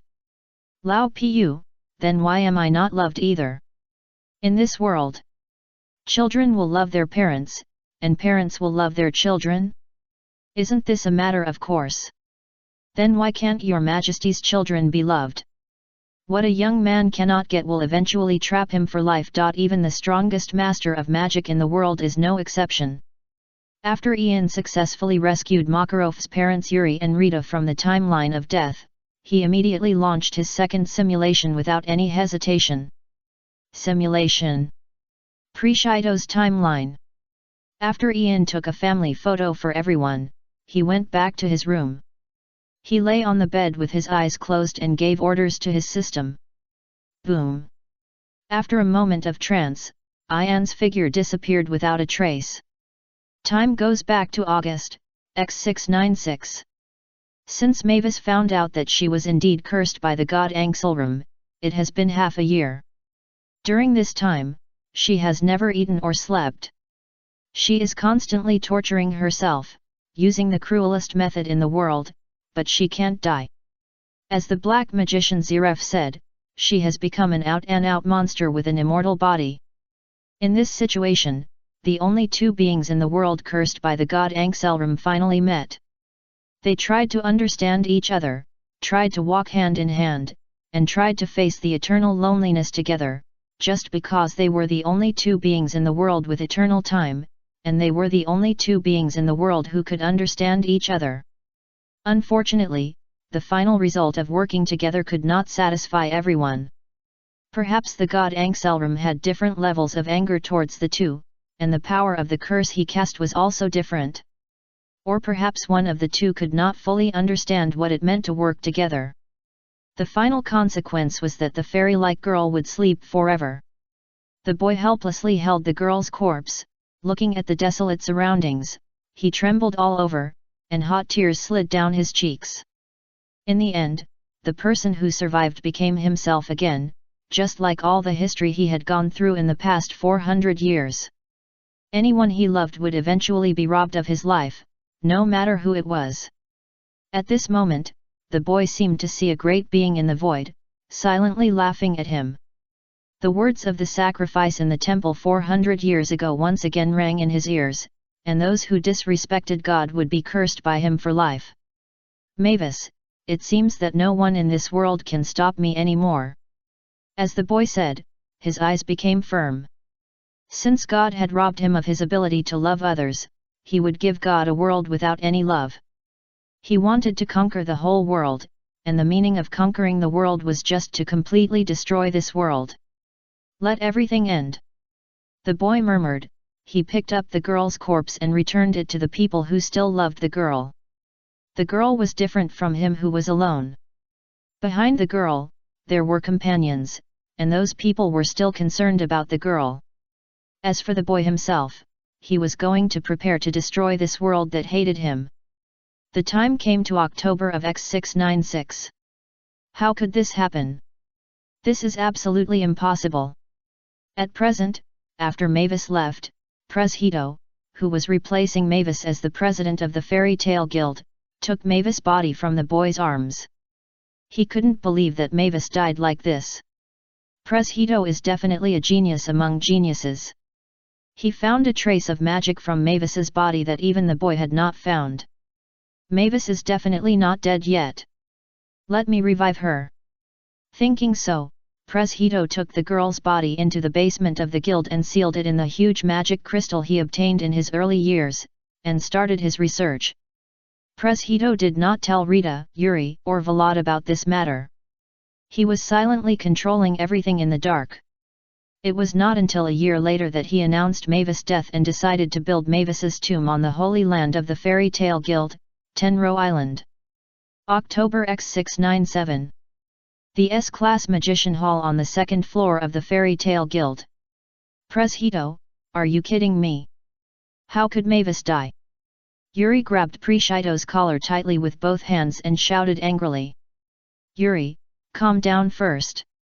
Varad stood between Yuri and Pres Hito and spoke with some embarrassment.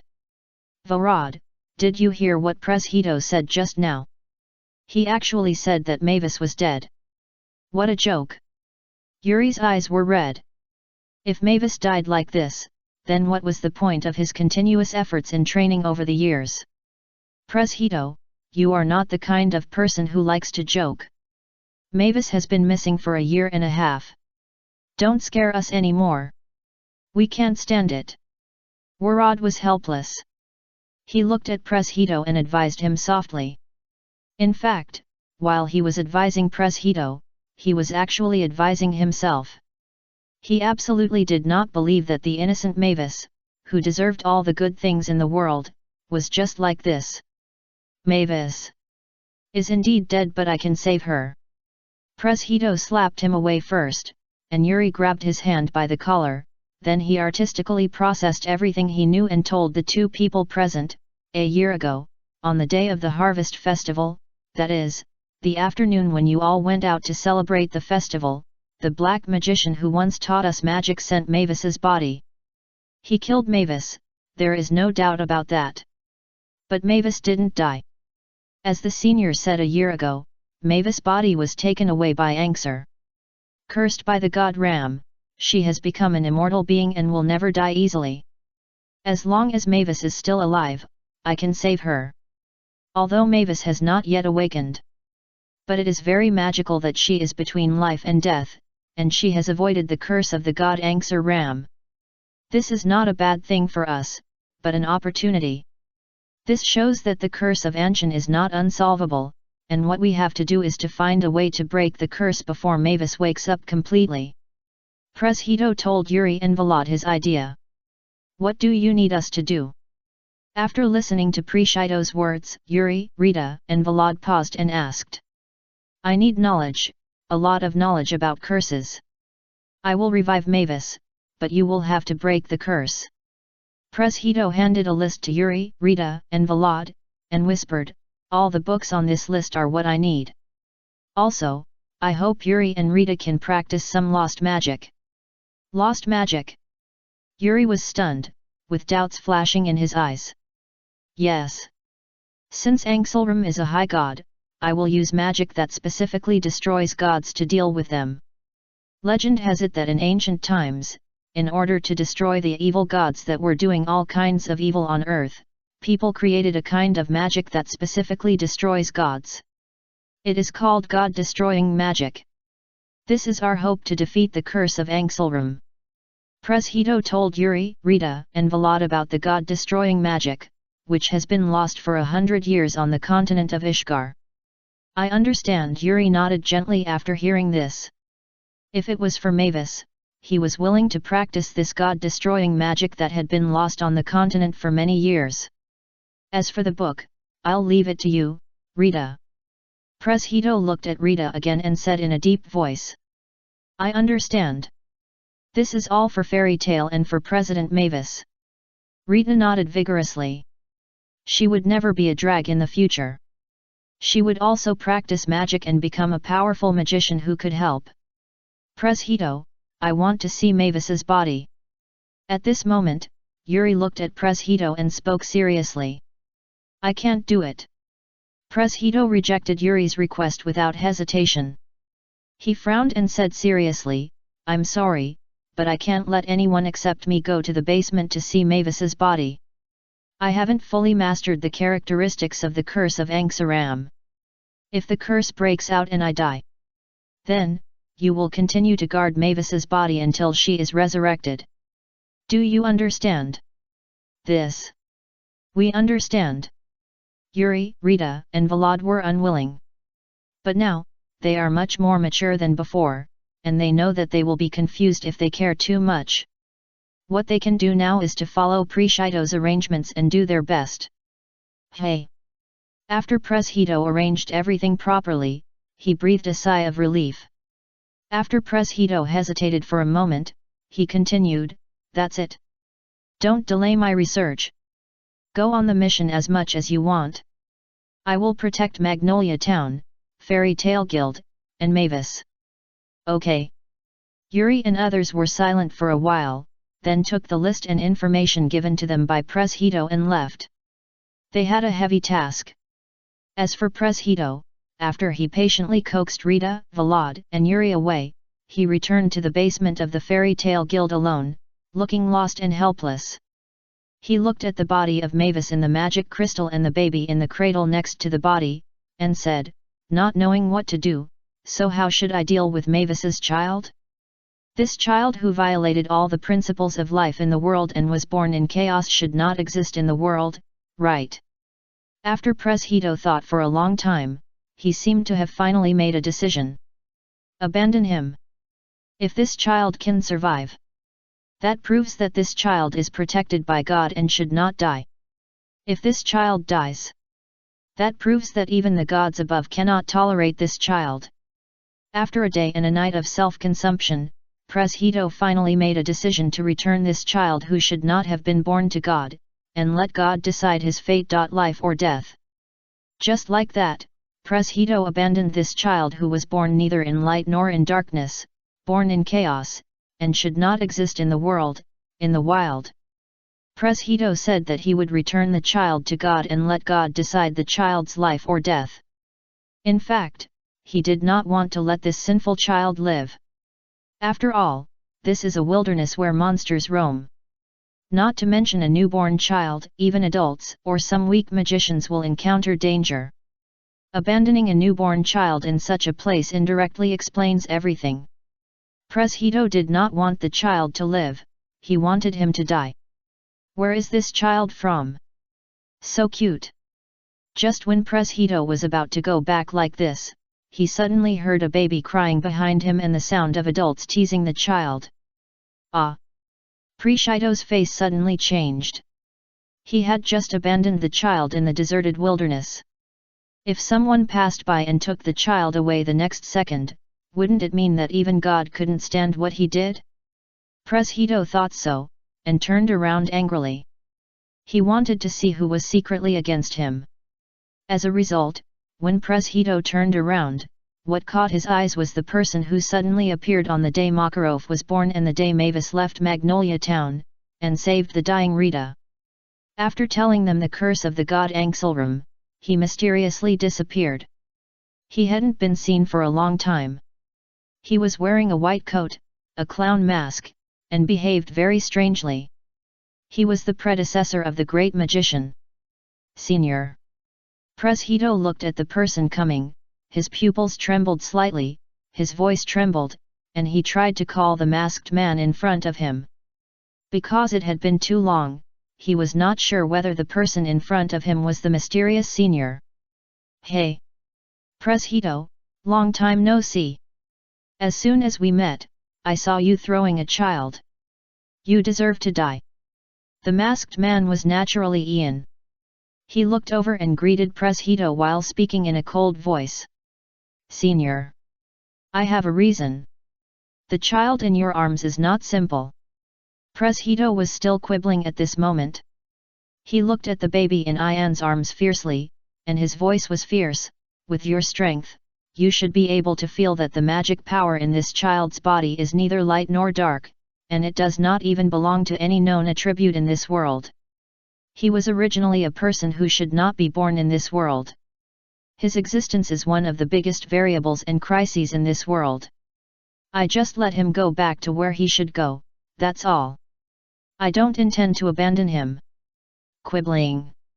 Ian was too lazy to say more. He hugged the boy in his arms with one hand and stretched out a finger to Hito. He said in a cold voice, "No matter what, I need to teach you a lesson." Hito. Hito was silent. He knew that everything he said was quibbling. However, how many people in this world know his pain?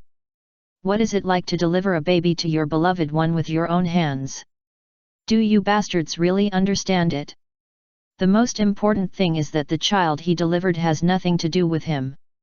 The child's father is a bastard, and the child itself is a sin. At least that's the case from Prishido's perspective.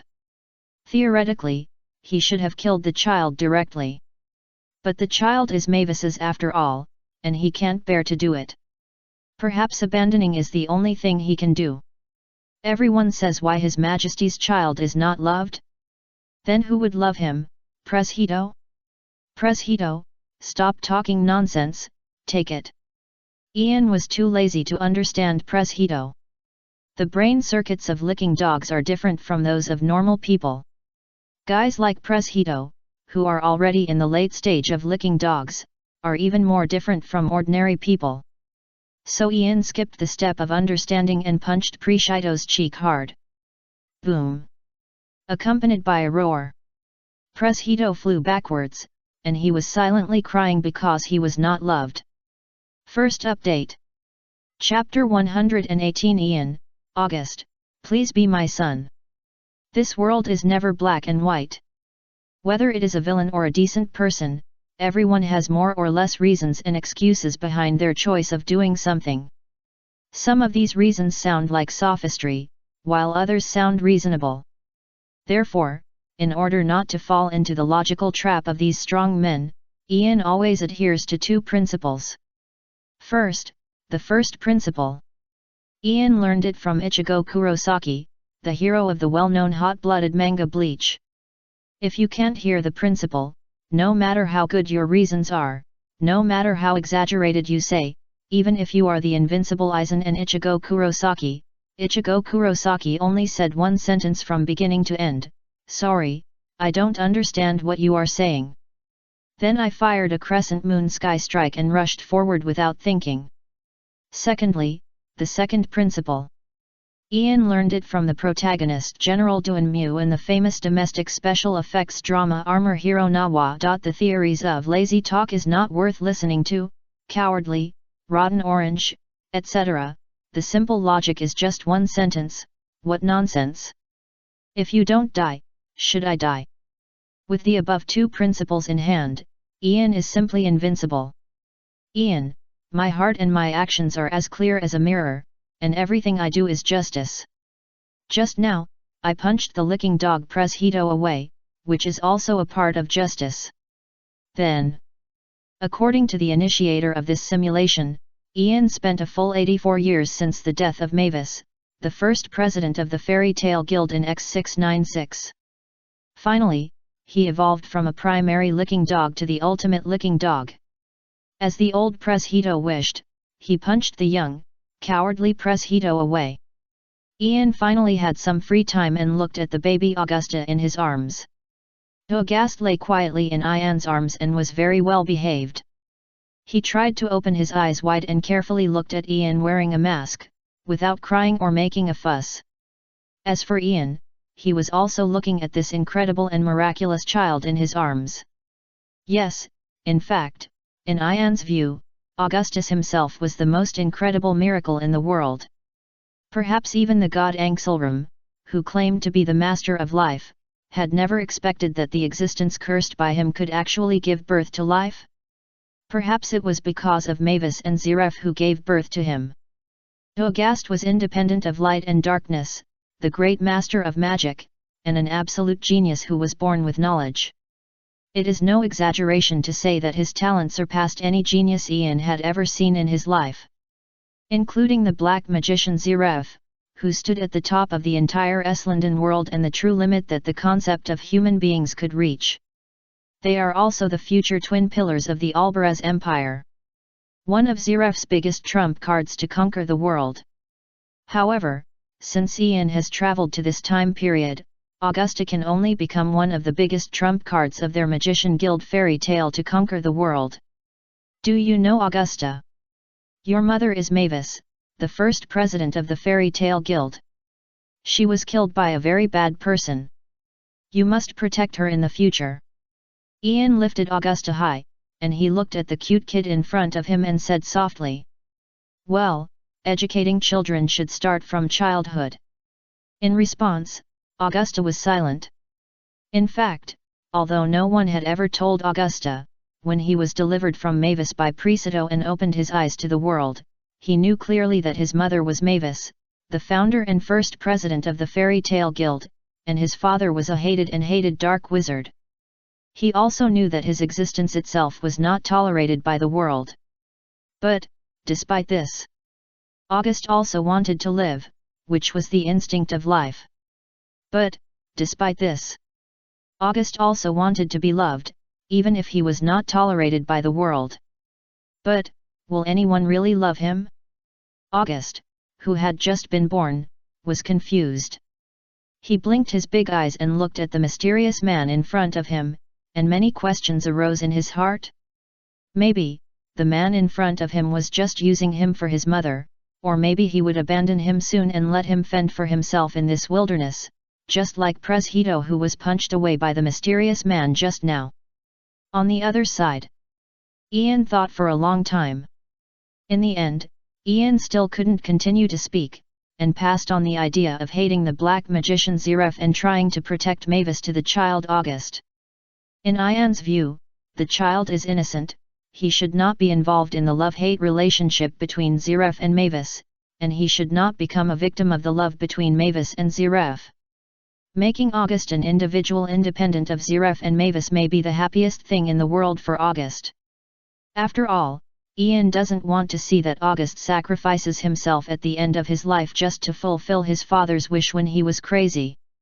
It was just to stand behind Mavis, weakly call Mavis mother, and hope that no one would respond to this call. Well, the memory that had already died turned into a sharp knife at this moment, ruthlessly piercing Ian's chest, making Ian give up the original idea of training Augusta to become the twin pillars of the Fairy Tale Guild. To put it bluntly, Augusta is just a child who lacks fatherly and motherly love. Things that are not available at a young age will eventually trap him for life, even the Magic King Augusta is no exception. So Ian decided that he would give Augusta everything he lacked. Kulalalala. Be my son, Augusta. So, Ian laughed, and he told Augusta, who could not answer him, a great pirate's experience. Classic lines. Well, if Lucy was beside Ian and Augustus at this moment, she would definitely look at Ian with her eyes wide open and complain loudly, "Hey, hey, hey! Mr. Ian, even your laughter has changed." At this moment, Augustus, who was young but knew everything in the world, had an incredible light in his eyes. He didn't know what happened to make Ian's mind change so drastically in a very short time. But there was one thing he clearly understood, that is, from today on, he also had a family. So, after Ian figured out everything and accepted Augustus as his adopted son, Ian brought Augustus to the town closest to this wilderness. Buy 50 sets of suitable clothes for this child, and a year's supply of diapers, and 100 cans of milk powder. Oh, yes, and the vitamins and other things that the child needs, all in units of years, prepare them for me. Ian entered the largest maternity and baby store in the town, and shocked the whole audience as soon as he opened his mouth. "Hey! Dear customer, are you sure that the things you need are all for 1 year?" The store manager of the maternity and baby store was shocked at first, and then she trotted all the way to Ian, rubbing her hands and asking Ian. To be honest, she thought she was hallucinating at first. If she wasn't hallucinating, the customer in front of her was definitely a rare big customer. Sure. Ian nodded slightly, indicating that the store manager in front of her had not heard it wrong at all. "Young men, what are you still standing there for? Why don't you hurry up and prepare the things according to the customer's request?" So, the store manager's face was filled with excitement. She summoned all the staff in the maternity and baby store to prepare daily necessities for August according to Ian's request. Okay. The staff also showed excitement on their faces. Once they completed Ian's order, I'm afraid everyone could get at least 10,000 commissions. Then, with the busy work of these staff, about 2 hours passed, and the 50 sets of clothes, 100 barrels of milk powder, a year's worth of diapers, baby wipes, vitamins and complementary foods that Ian needed were all packed and placed in front of Ian. 50 sets of baby clothes, all handmade by top-notch craftsmen, cost a total of 50,000 J. 1 year's supply of diapers, the best quality, including baby wipes, vitamins and complementary foods, and milk powder, altogether, cost a total of 500,000 J. The store manager held a calculator in his hand, and after a while of tapping, he came up with a number that ordinary people would find extremely exaggerated. Swipe the card. Ian didn't say much, and directly took out his bank card at the magic bank. There's no way, it's rich. In fact, for magicians like them, as long as they are not on a mission, destroying towns, etc., you will be super rich. When the store manager took the bank card from Ian and tried to swipe the card, but it failed, she was silent. Dear customer, did you take the wrong card? If I remember correctly, this year should be X697, but the processing time on your card is X776. After the store manager put the bank card in front of her and looked at it carefully, her eyes trembled slightly, and a hint of ominous premonition rose in her heart. At the same time, the store manager reminded Ian in an extremely euphemistic tone that she did not say that the card in Ian's hand was a fake card. She hoped that Ian just made a mistake and did not deliberately play tricks on her. Oh, right. This year is X767, and my bank card was processed in X776, which means it is completely unusable now. In that case, I have no money. After Ian figured it out, he took his bank card back from the store manager and put it back in his trouser pocket. No money or anything. My dear customer, please stop joking. We have even packed the things you need for you. If you don't want it now, it will be a loss for us. The store manager trembled slightly. She suppressed her anger and looked at Ian with a fake smile. I know. Just because I don't have money doesn't mean I don't want anything. Well, Ian first used the inequality to kill the store manager in seconds. So let's do this. I'll take a loss today. This magic crystal, according to the current market price, is about 1 million J. You can take it from the Magister Guild, the Magic Item Store, or the Magic Council era, and exchange it for money. As for the things, I'll take them first. Ian said, and snapped his fingers lightly. Immediately, there was a shining magic crystal in his hand. This was the reward he got after defeating a certain SS-level monster. To be honest, he felt bad about giving it away like this. After thinking for a few seconds, Ian placed the magic crystal in the hands of the store manager in front of him. Then, Ian waved his hand, and all the daily necessities packed by the store manager and the staff disappeared without a trace. So everyone, thank you for helping me take care of Augusta and helping me arrange the necessary supplies. That's it for now, we'll meet again if we're lucky.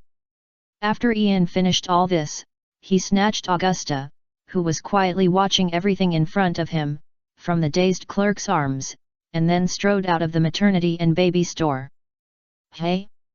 About a minute after Ian left, the store manager holding the magic crystal in her hand finally realized what was going on. She was furious and shouted loudly, "Quick! Quickly find the customer just now!" No, he is not a customer at all. He is simply a robber. Quickly get him back for me. If he doesn't come back, you can forget about your bonus this month. Chase. After these shop assistants looked dazed, they immediately rushed out of the maternity and baby store. Unfortunately, the vast streets were full of people running fast, and Ian had long lost his figure. Sorry, we couldn't find the figure of the gentleman just now. The shop assistants returned to the house weakly. They looked down at the store manager and spoke weakly. What, sir? That guy is a complete, damn robber. You go find the lord, the guards, the magic council. Be sure to catch that bastard. The store manager was almost mad, she roared. But that gentleman doesn't look like a robber. He is dressed very well, especially the bank card he took out before. It is the highest level bank card of the magic bank. I have seen it used by a mage. If the date was not wrong, I would think it was true. Maybe, there is a problem with the magic bank? Besides, didn't he leave you a magic crystal worth 1 million, asking you to sell it at the council or the magic props store? A young clerk said naively. He said it was a magic crystal, so this is the magic crystal.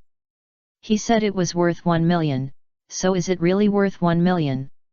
If it is really worth 1 million, you can just sell it. I only want my 550,000, and I'll give you the rest. The store manager said, throwing the magic crystal in his hand to the clerk. Okay. Thinking so, the clerk held the magic crystal in his hand and went to the most famous magic props store in the town. Miss, what do you need? As soon as the clerk of the maternal and infant store entered the prop store, someone dressed as a magician came up to him. Well, it was the traditional magician dress, with a pointed magic hat and a long magic robe, which was exactly the stereotype of the public about magicians. I'm here to sell things. The clerk of the maternal and infant store looked at the magician in front of her, and as she spoke, she took out the magic crystal that Ian gave to their store as a debt settlement from her backpack and put it in front of the man. Ah! Selling things. The magician heard the voice and his face suddenly changed. He didn't believe that the woman in front of him, who didn't even look like a magician, could come up with anything good. Until the clerk of the magician store felt the extremely pure vitality and magic power in the magic crystal taken out by the clerk of the maternal and infant store, his face suddenly changed, and then he said in shock, This is unbelievable. Sorry, miss, please wait a moment, I have to let our master see it. The young man dressed as a magician said, holding up the magic crystal in his hand, and rushed directly to the second floor of the magic props store. Soon, a grey-haired old man, holding a magic crystal in one hand and a cane in the other, came to the clerk of the maternity and baby store with the help of the young man dressed as a magician in a robe, and asked kindly, Miss, may I ask where did you get the magic crystal in your hand? Well, it's like this, I'm a clerk in the maternity and baby store in town. Today, a customer dressed strangely came to our store. He brought a child with him. After buying a whole year's worth of goods, he found that his magic bank card was inactive for some reason, so he used this magic crystal to pay off the debt.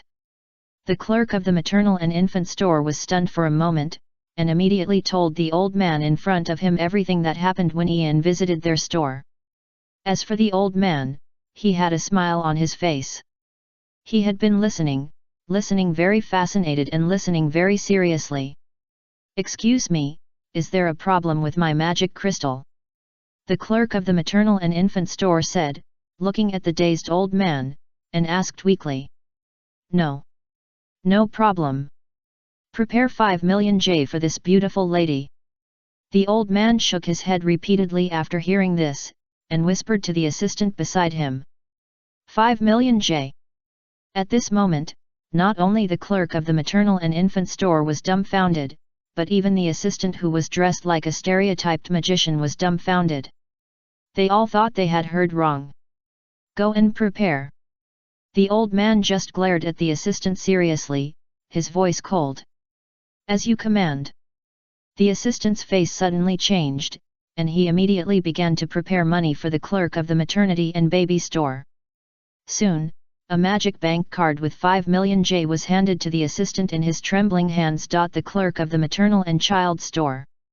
The female clerk looked at the bank card in her hand and her eyes widened. She couldn't believe that she had sold the seemingly ordinary magic crystal for a high price of 5 million J until she walked out of the door of the magic props store. Master, how can that magic crystal not be worth 5 million J?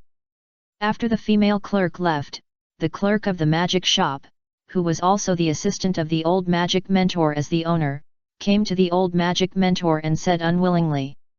Hee, what do you know? That guest must be a very powerful magic mentor. His strength is so strong that it exceeds our imagination. The old man has seen a lot of magic crystals in his life. In his early years, he even saw a magic crystal of an S-level magic beast that was hunted by the magic knights under the king and made by the court magician himself. It is said that before being hunted by the magic knights sent by the king, the monster destroyed 3 or 4 towns alone and killed more than 50,000 people in total. It was a complete killing machine.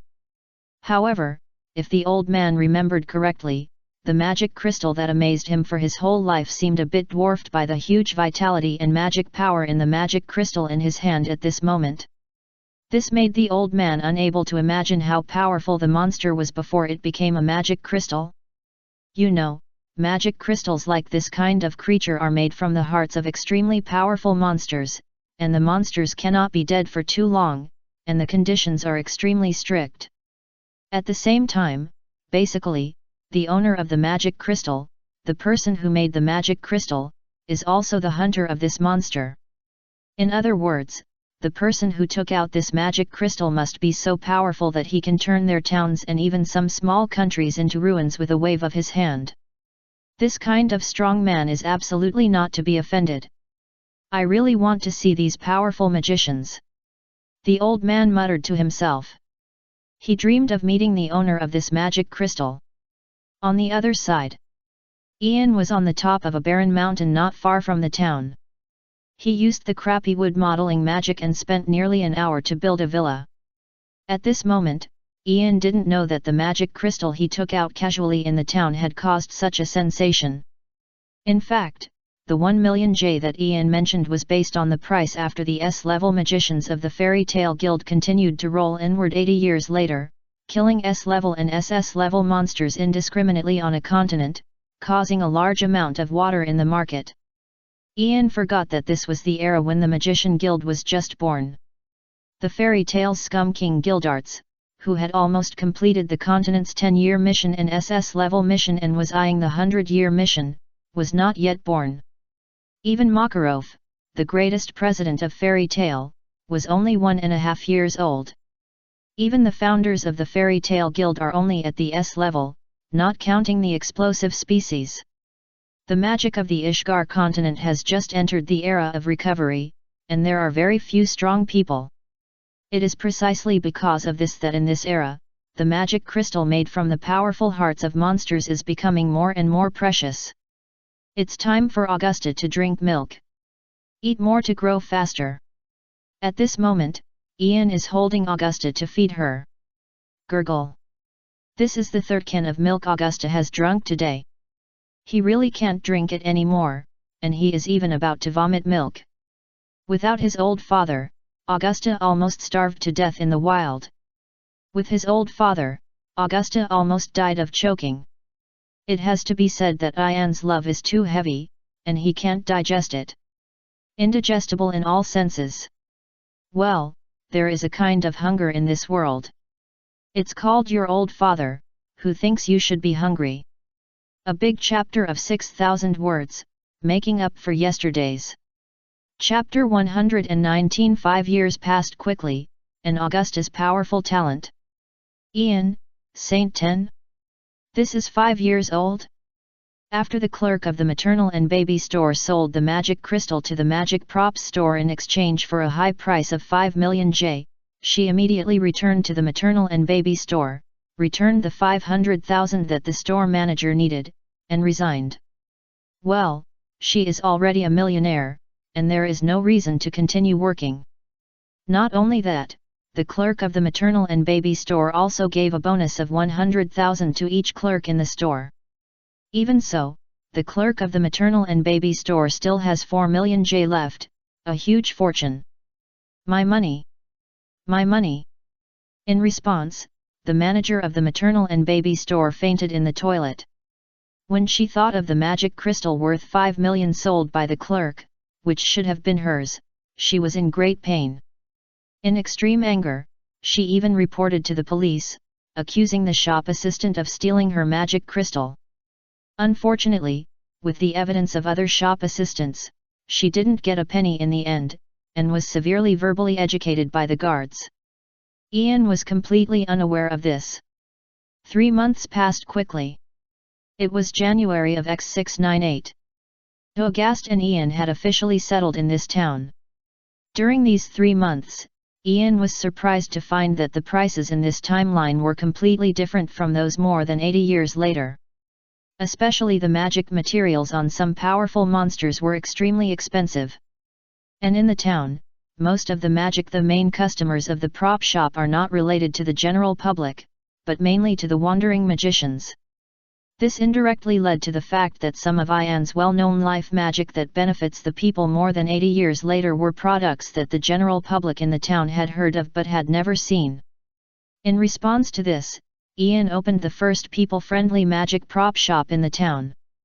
The main magic props sold are magic automatic convenient washing machines, magic automatic sweepers, magic automatic sewing machines, etc., these people-friendly magic props. In this way, Ian does not have to conflict with the major magic prop shops in the town, and can also earn enough money to support his livelihood. In fact, Ian's idea was very successful. Once his magic prop shop was launched, it set off a wave in the entire town. Every magic prop he created with additional magic was a bestseller in the entire town and even in several surrounding towns. Even those who grabbed the goods could earn 30% or even 50% of the fee by just reselling them, which was a big shot in the magic world. But even so, everyone is happy to do it. They line up in the store every day just to grab the various props sold in the store, so that Ian's store is in short supply every day. Of course, the success of the magic props store opened by Ian has also attracted many other magic props stores in the town to follow suit. Unfortunately, their works are too rough compared to Ian's props. Although they can be sold, they cannot form such a huge market and industrial chain as Ian's magic props store.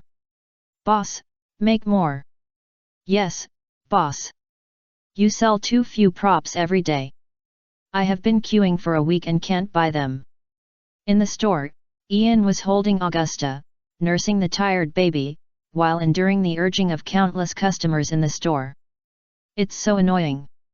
Anyway, I've made enough money, so I might as well close the store. Ian, with dark circles under his eyes, looked at the group of urging customers in front of him and spoke irritably. Closed? No, boss. Just take your time. The guests panicked when they heard Ian's irritable voice. They waved their hands and persuaded Ian. Anyway, today's goods have been sold out. You all go out. Ian rubbed his nose and drove all the guests out without giving them a chance to say more. Well, in the whole big town of Violet, the only store that dared to drive all the guests out for a disagreement was Ian's magic props store. Hey! After all the guests in the store left, Ian slowly breathed a sigh of relief. He held Augusta in one hand and rubbed his temple with the other. This was not going to work. The store had grown too big by accident. He needed to get some reliable people out. If I go out and hire shop assistants now, it will be too troublesome, and these shop assistants are not reliable. I can't use them with confidence. Therefore, there is only one way. Thinking so, Ian took out a rolling pin, a black sharp blade, and a shop assistant uniform from his shop. What on earth does father want to do? In Ian's arms, August looked at Ian, who was fiddling with something by himself, with doubts in his big eyes and curiosity in his eyes. Personality attachment taught by Irene. Ian did not hesitate at all, and he suddenly burst out with terrifying magic power. Using the concept attachment personality that only high-level attachment magicians can use, the personality of the shop assistant, the personality of the warrior, and the personality of the chef were attached to these 3 products. Boom! The next second, 3 beautiful girls with cute faces and 3 different hair colors of white, black, and brown appeared in front of Ian. Amelia, Tifa, Asuna, meet Ian, Master Augustus. The 3 beautiful girls knelt on one knee in front of Ian and spoke respectfully. What is this? August in Ian's arms couldn't help but widen his eyes after seeing the scene in front of him. He was shocked by Ian's strength and this wild idea, actually attaching personality directly to the props to generate subordinates. Ah! No. As for Ian, after he used personality attachment 3 times at a time, the whole person seemed to be exhausted, and sat down on the sofa behind him. With his current strength, it is still very tiring to create 3 senior S-level magician level, close to the Saint 10 level personality in a row. Like Irene in the original book, who is the ultimate attachment magician, he can attach 1,000,000 people at any time. He is still far away. From today on, Amelia will be responsible for cooking and taking care of Augusta, Tifa will be responsible for guarding, and Asuna will be responsible for sales. As for me, I will be responsible for manufacturing products and training. Ian thought for a while and smiled easily. Well, he arranged the work very reasonably. Yes, sir. Tifa, Asuna, and Amelia heard this and spoke respectfully to Ian. Although the 3 of them had different personalities, they all knew clearly in their hearts that Ian was the creator of the 3 of them.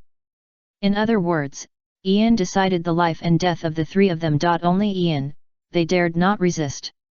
Oh Gast, there will be others to take care of you in the future, are you happy? Ian said, lifting Augusta high and asked with a smile. Actually, I want to stay with my father more. August murmured in her heart. If you don't say anything, then I will take it as your consent. To this, Ian said with a smile. August was silent when he heard this, he hated himself for being too young to speak. So far, time flies. 5 years have passed in a hurry. Time has come to X703. Let's not talk about Augusta and Ian. In the distant town of Magnolia, Pres Hito has officially become the 2nd-generation president of the Fairy Tale Guild in accordance with Mavis's will. Among them, in X700, when Makarov was 3.5 years old. In order to revive Mavis, Yuri and his friends practiced the magic of exterminating gods, faked their own death, and began to wander around the Ishgar continent, the libraries and forbidden libraries of major forces, looking for a large amount of information and research reports on the curse of Angsaram. In X703, when Makarov was 6.5 years old, Rita entrusted Makarov, who could already speak and had some self-care ability, to Vlad and Pres Hito. She also faked her own death, practiced the magic of exterminating gods, and followed Yuri's footsteps. Well, Yuri and Rita are true love, and old Ma is just an accident. Time has come to the present. In the small town of Waylett where August and Ian settled. Master August should go home. Otherwise, Master Ian will be anxious. In 5 years, August grew from a weak baby to a cute boy with a head of silly hair, who is somewhat similar to Mavis. I know, Sister Amelia. August, who was playing on the roadside, turned around immediately after hearing the maid Amelia's words, looked at her respectfully, and bowed slightly. Although, August knew that Amelia was not a human being, not even a living creature. She was just a product created by his father Ian using high-level additional magic and personality, but he still respected her. After all, she had indeed taken care of him for a long time. Oh, Master August is so cute and polite. He will definitely grow up to be a handsome guy who is loved by everyone in the future.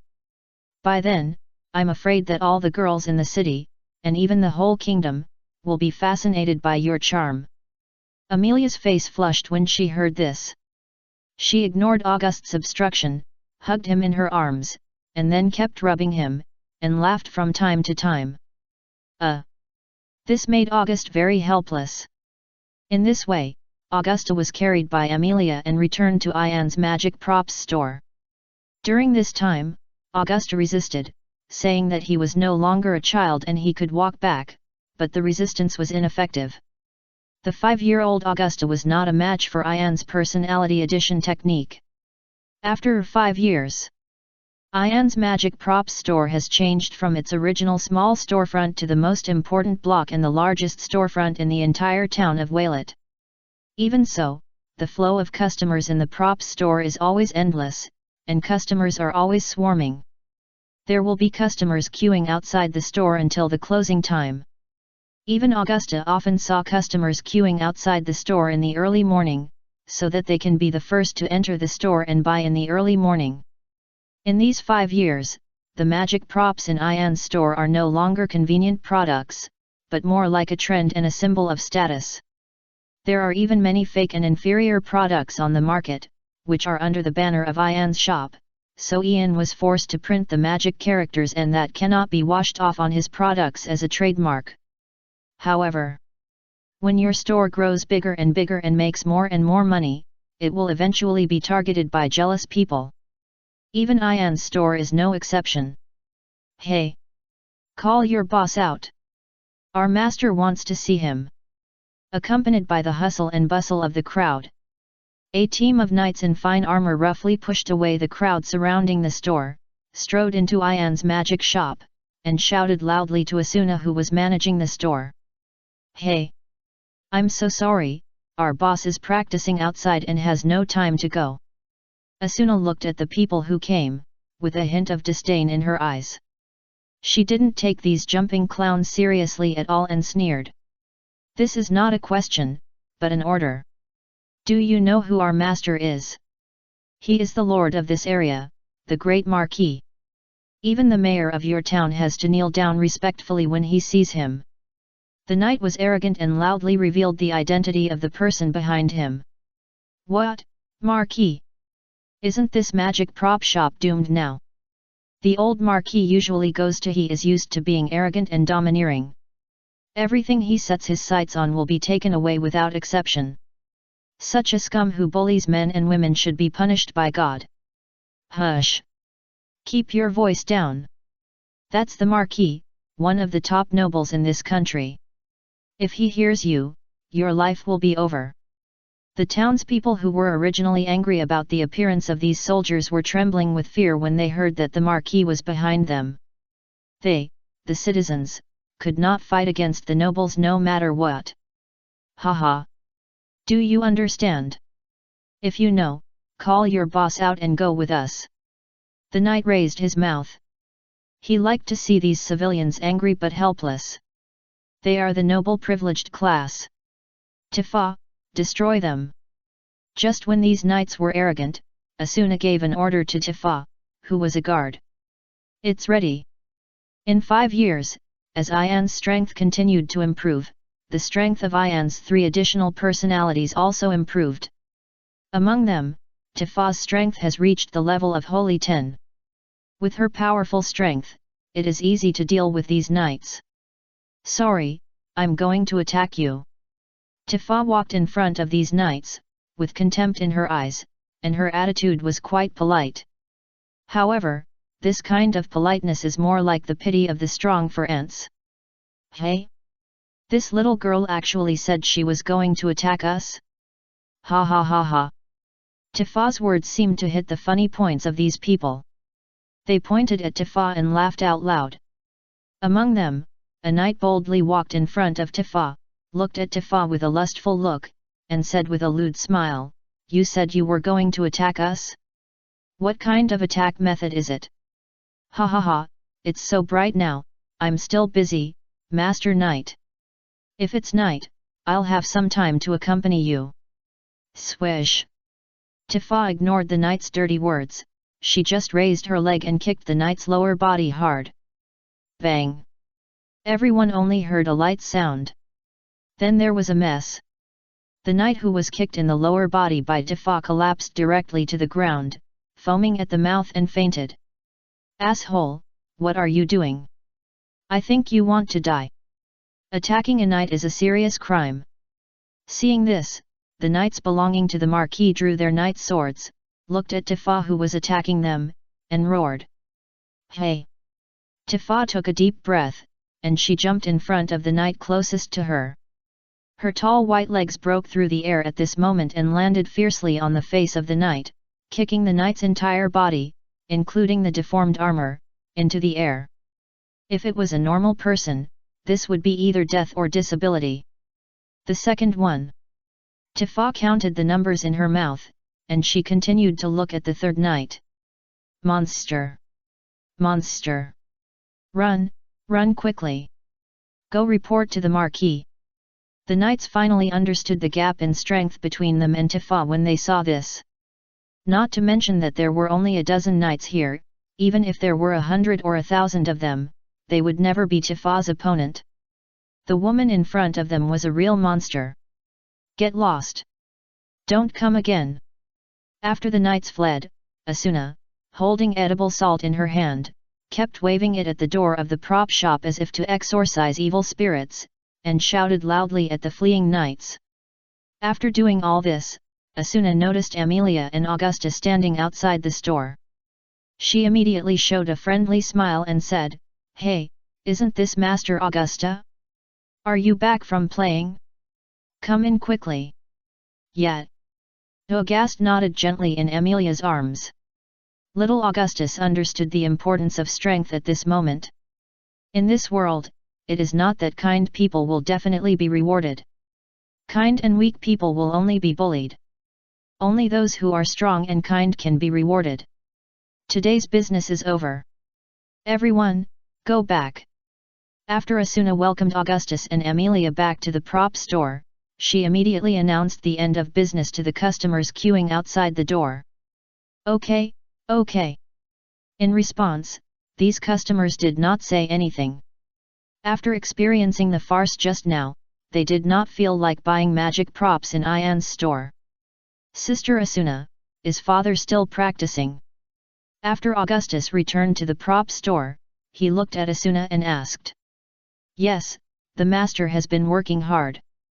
Asuna sighed and nodded gently. Father, you are already very powerful, why do you need to practice hard? In response, Augustus' eyes flashed with confusion, and he looked at Asuna and asked. This. Because, the master's enemies are stronger. Asuna didn't know how to explain, so she could only speak vaguely. Anyway, when the young master grows up, he will understand. Asuna said, gently rubbing Augustus Special's little head. Wait until I grow up. August whispered softly. In fact, at the age of 5, Augusta was already very mature. The most important thing is that at the age of 5, Augusta's strength was no weaker than that of the S-level magicians of the General Magician Guild in the future. This is a very exaggerated thing. The most exaggerated thing is that Ian has never systematically taught Augusta how to use magic. After all, in Ian's opinion, Augusta is still too young. It doesn't matter if he learns magic when he is a little older, but Augusta's talent is too strong. He just occasionally watched Ian use magic and learned it. If you have to say it, Augusta is a person cursed by talent. Evening. After finishing his training, Ian returned to the shop. He took August from Amelia and asked, "How was August today?" "Not bad. Father, there is something I want to get your approval for." August looked up at Ian, with determination in his big eyes. "What is it?" Ian touched August's little head. He was amused by August's adult appearance. He was only 5 years old, why was he so mature? Look at the fairy tale in the future. Lachesis is almost 20 years old and still like a rebellious child. "I want to learn magic," August said seriously. "You want to learn magic? Why?" Ian raised his eyebrows and asked August in his arms. "I want to help father and fight against father's enemies." August looked firm, as if he had thought it over. "Ha ha ha! That's too early for you." Ian smiled when he heard it.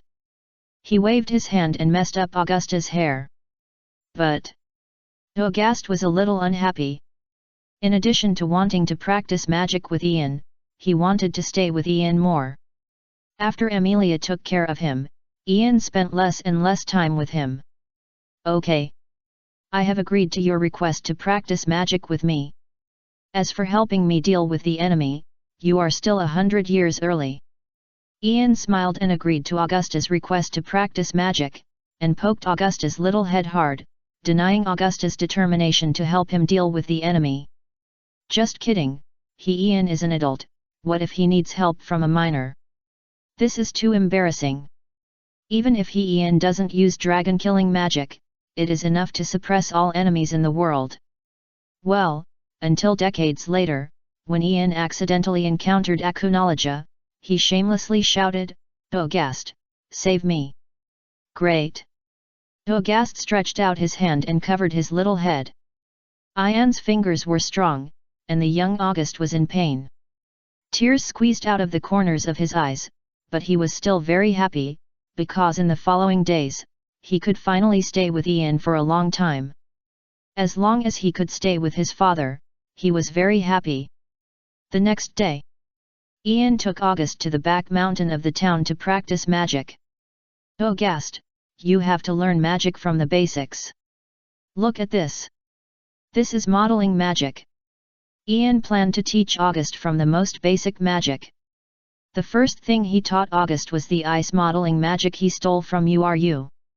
Well, ice modeling magic. Auguste looked at Ian's movements, and he used the ice modeling in a very realistic way. Boom! For a moment, with Augusta as the center, the entire back mountain turned into a land of ice and snow. Auguste's shapes include animals, weapons, flowers, castles, humans. Including all the shapes in this world.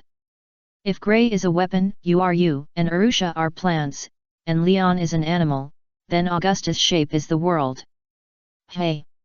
For a moment, Ian was stunned.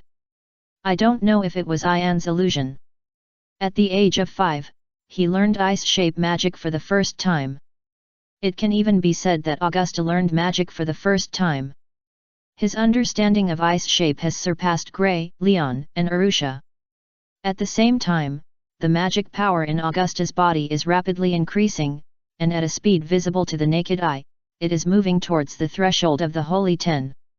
You call this 5 years old? Ian was numb to this. A 6,000-word chapter, to make up for yesterday's.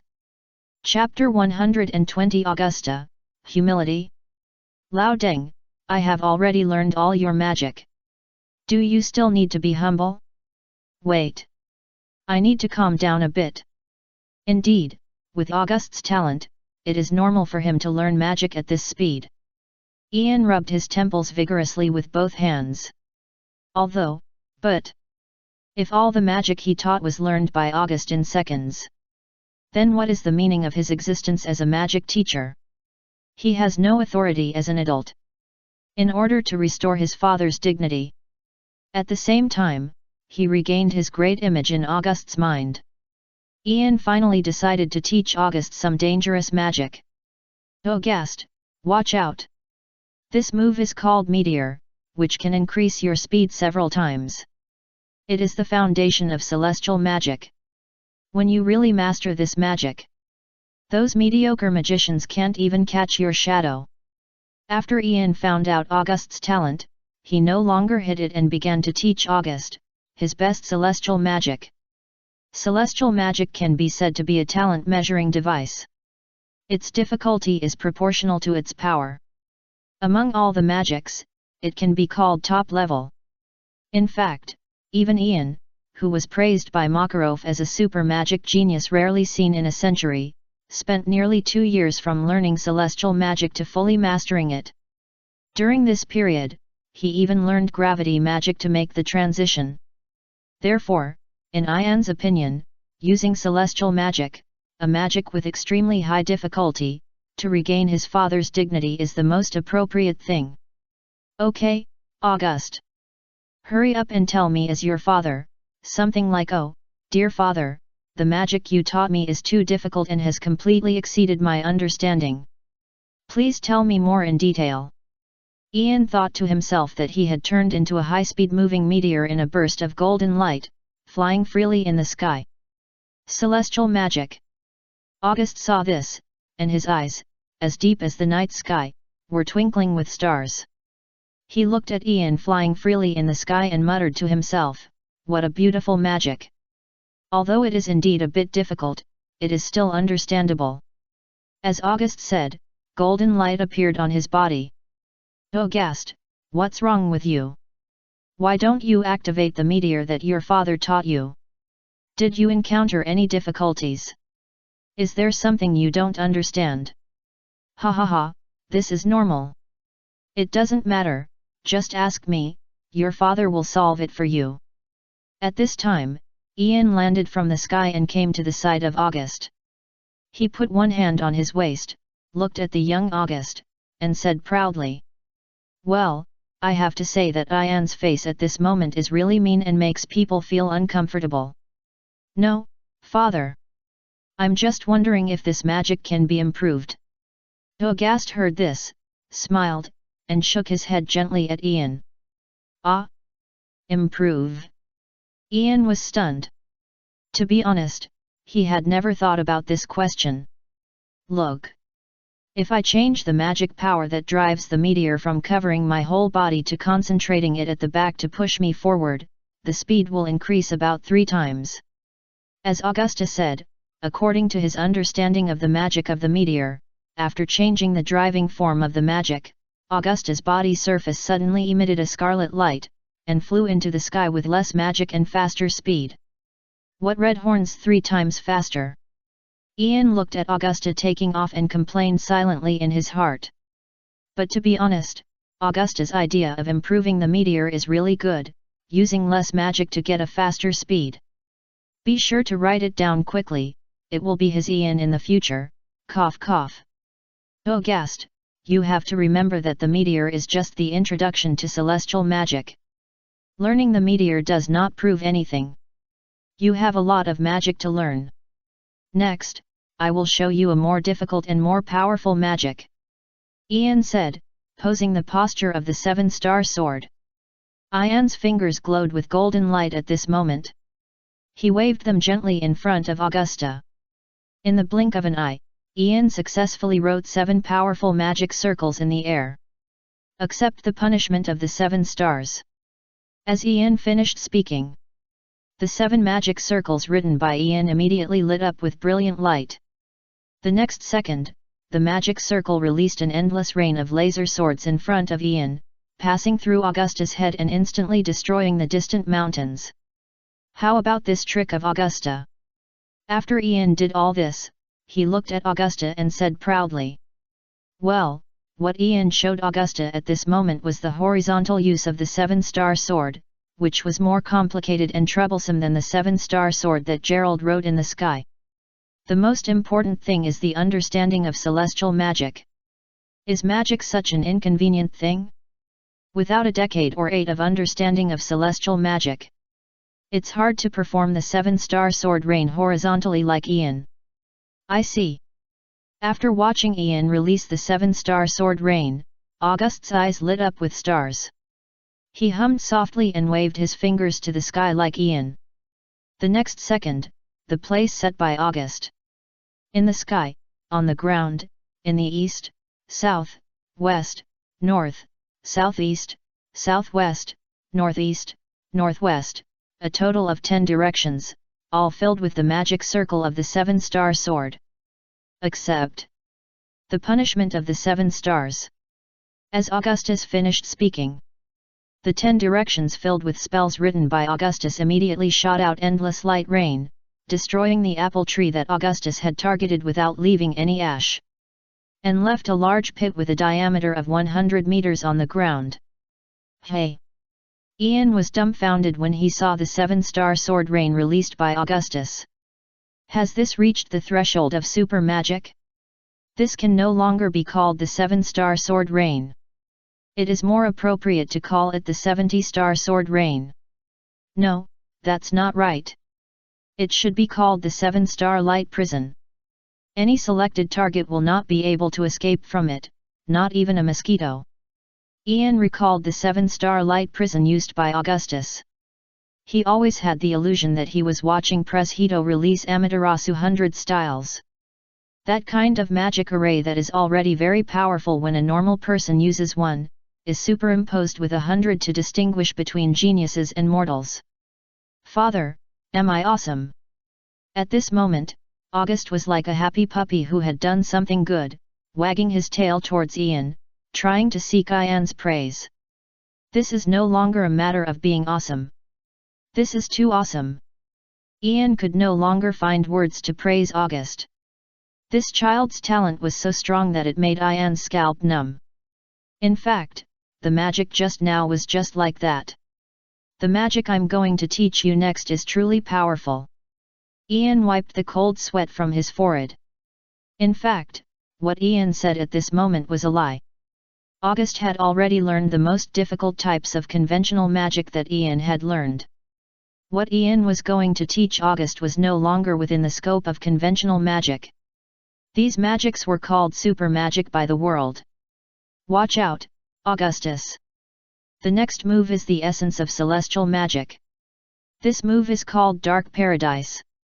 Ian raised his hands above his head and released a huge black hole, which continuously absorbed everything around it, even the light and shadow. Oh! August imitated Ian's movements. He also raised his hands above his head and released a hole that was slightly smaller than Ian's Dark Paradise. August's Dark Paradise is nothing. The next move is the ultimate move of celestial magic, the essence of the essence, the essence of the essence. This is the secret of combining gravity magic with celestial magic, super dark space. Ian's forehead was sweating. He watched as August learned his Dark Paradise. He then used his own secret, combining the super magic of gravity magic, super gravity ball and the quasi-super magic of celestial magic, Dark Paradise, to simulate the black hole in space and create super magic, dark space. This move strengthened the scope of Dark Paradise, and the power of the super gravity ball was enough to crush some mages at the Holy 10 level in an instant. Oh! After pausing for a second, August made improvements on the Dark Paradise he used, forcibly changing it into dark space. Can it be done this way? Ian widened his eyes. He was shocked by August's talent.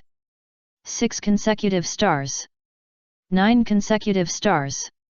12 consecutive stars. 88 consecutive stars. Next, Ian used 6 consecutive stars, all the way up to 88 consecutive stars, all of which were easily used by Augustus. The only difference between the magic used by Augustus and the magic used by Ian is that Augustus's magic power is not yet mature, so it is not as powerful as Ian's, that's all. Even in terms of magic proficiency, it seems that Augustus is better than Ian. This made Ian's forehead veins tense, and he started chanting directly. Measure the sky, open the horizon, and finally reach the sky. All the stars shine, destroy their brilliance, all before me. 4 books of divination. I am the guardian of the starry sky and the ruler of the interstellar. Open the door of the wilderness with complete orientation, all 88 stars in the sky, shine for me at this moment. Star map and history. Ian didn't say any nonsense, and directly used the ancient super magic of celestial bodies, which is also one of Lucy's ultimate moves. Boom! For a moment, the sky was suddenly filled with countless stars.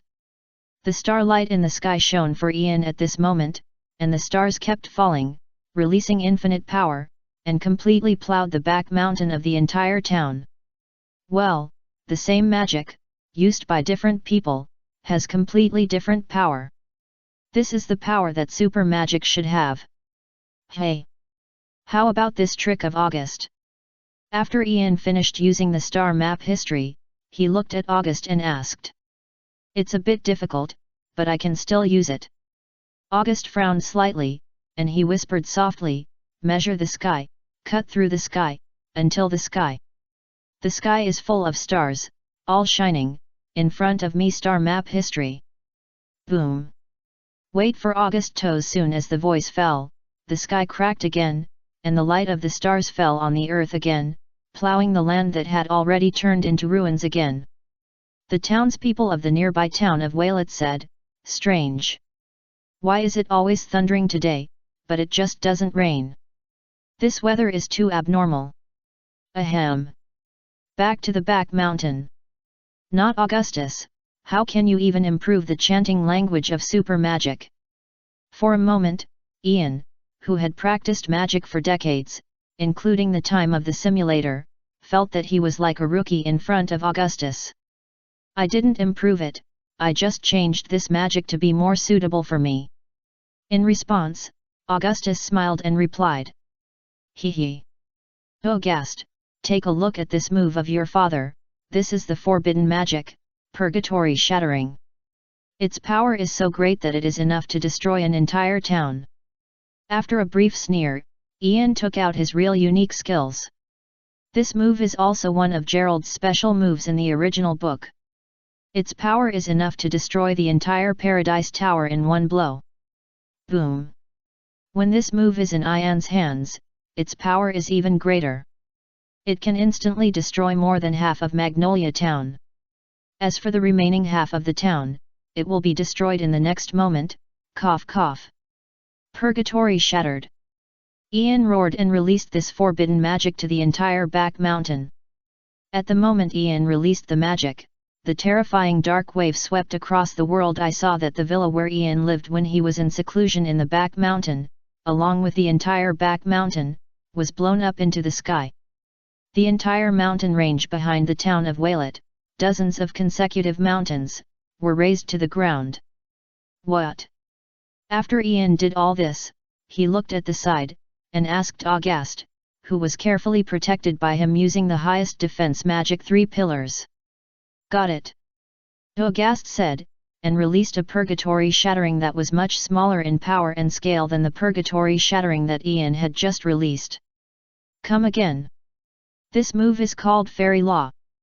Because August is Mavis' son, Ian has no psychological pressure to teach him Fairy Law, which is like returning the property to its original owner.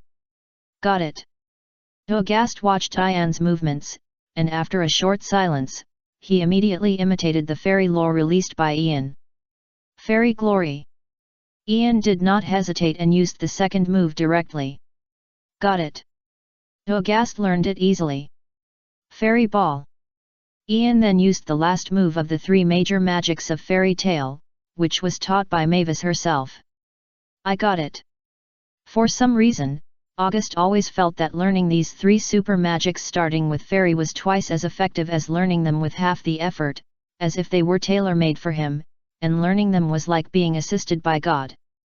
Self-disciplined collapse magic circle. Genesis 0. Then, Ian used 2 magics that he had learned from Brian's memory a long time ago when he killed him. I got it. But it's too disgusting, I don't want to use it. August learned it easily. Amaterasu style. Ian's eyes twitched slightly, and he used the famous skill of Fairy Tale's second-generation President Preshedo, the Amaterasu style magic circle. Simple.